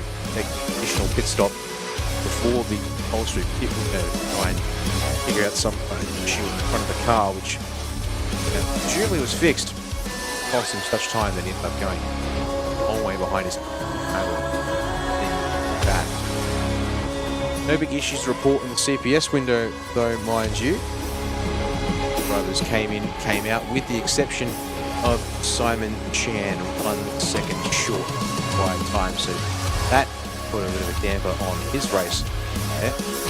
Back second time, but at the end of it, with the way the compensation times are configured, he still ends up 2.3 seconds behind the Bolts class with and Kansaki Series able to pull away, stay untouched.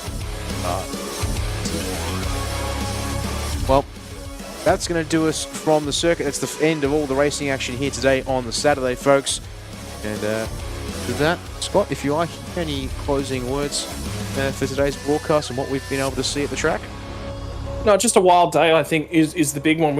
A lot more stuff that happened at the back end of races, particularly the hour-long races, than necessarily we expected.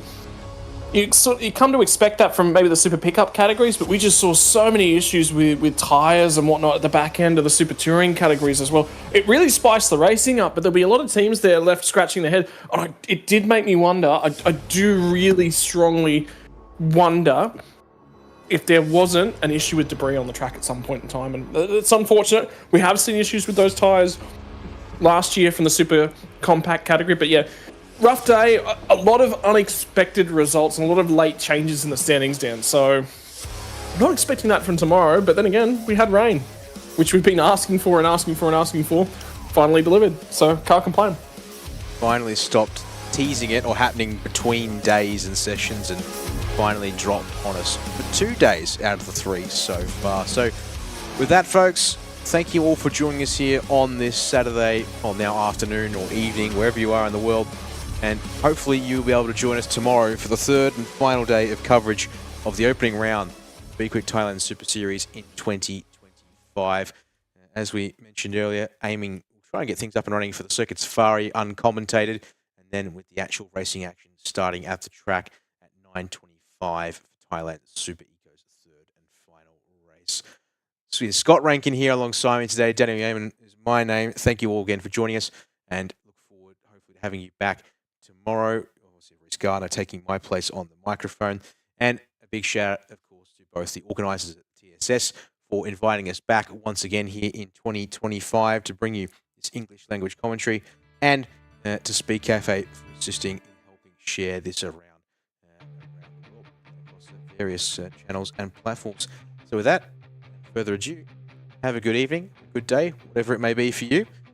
And, back tomorrow. Final day, Chang International Circuit.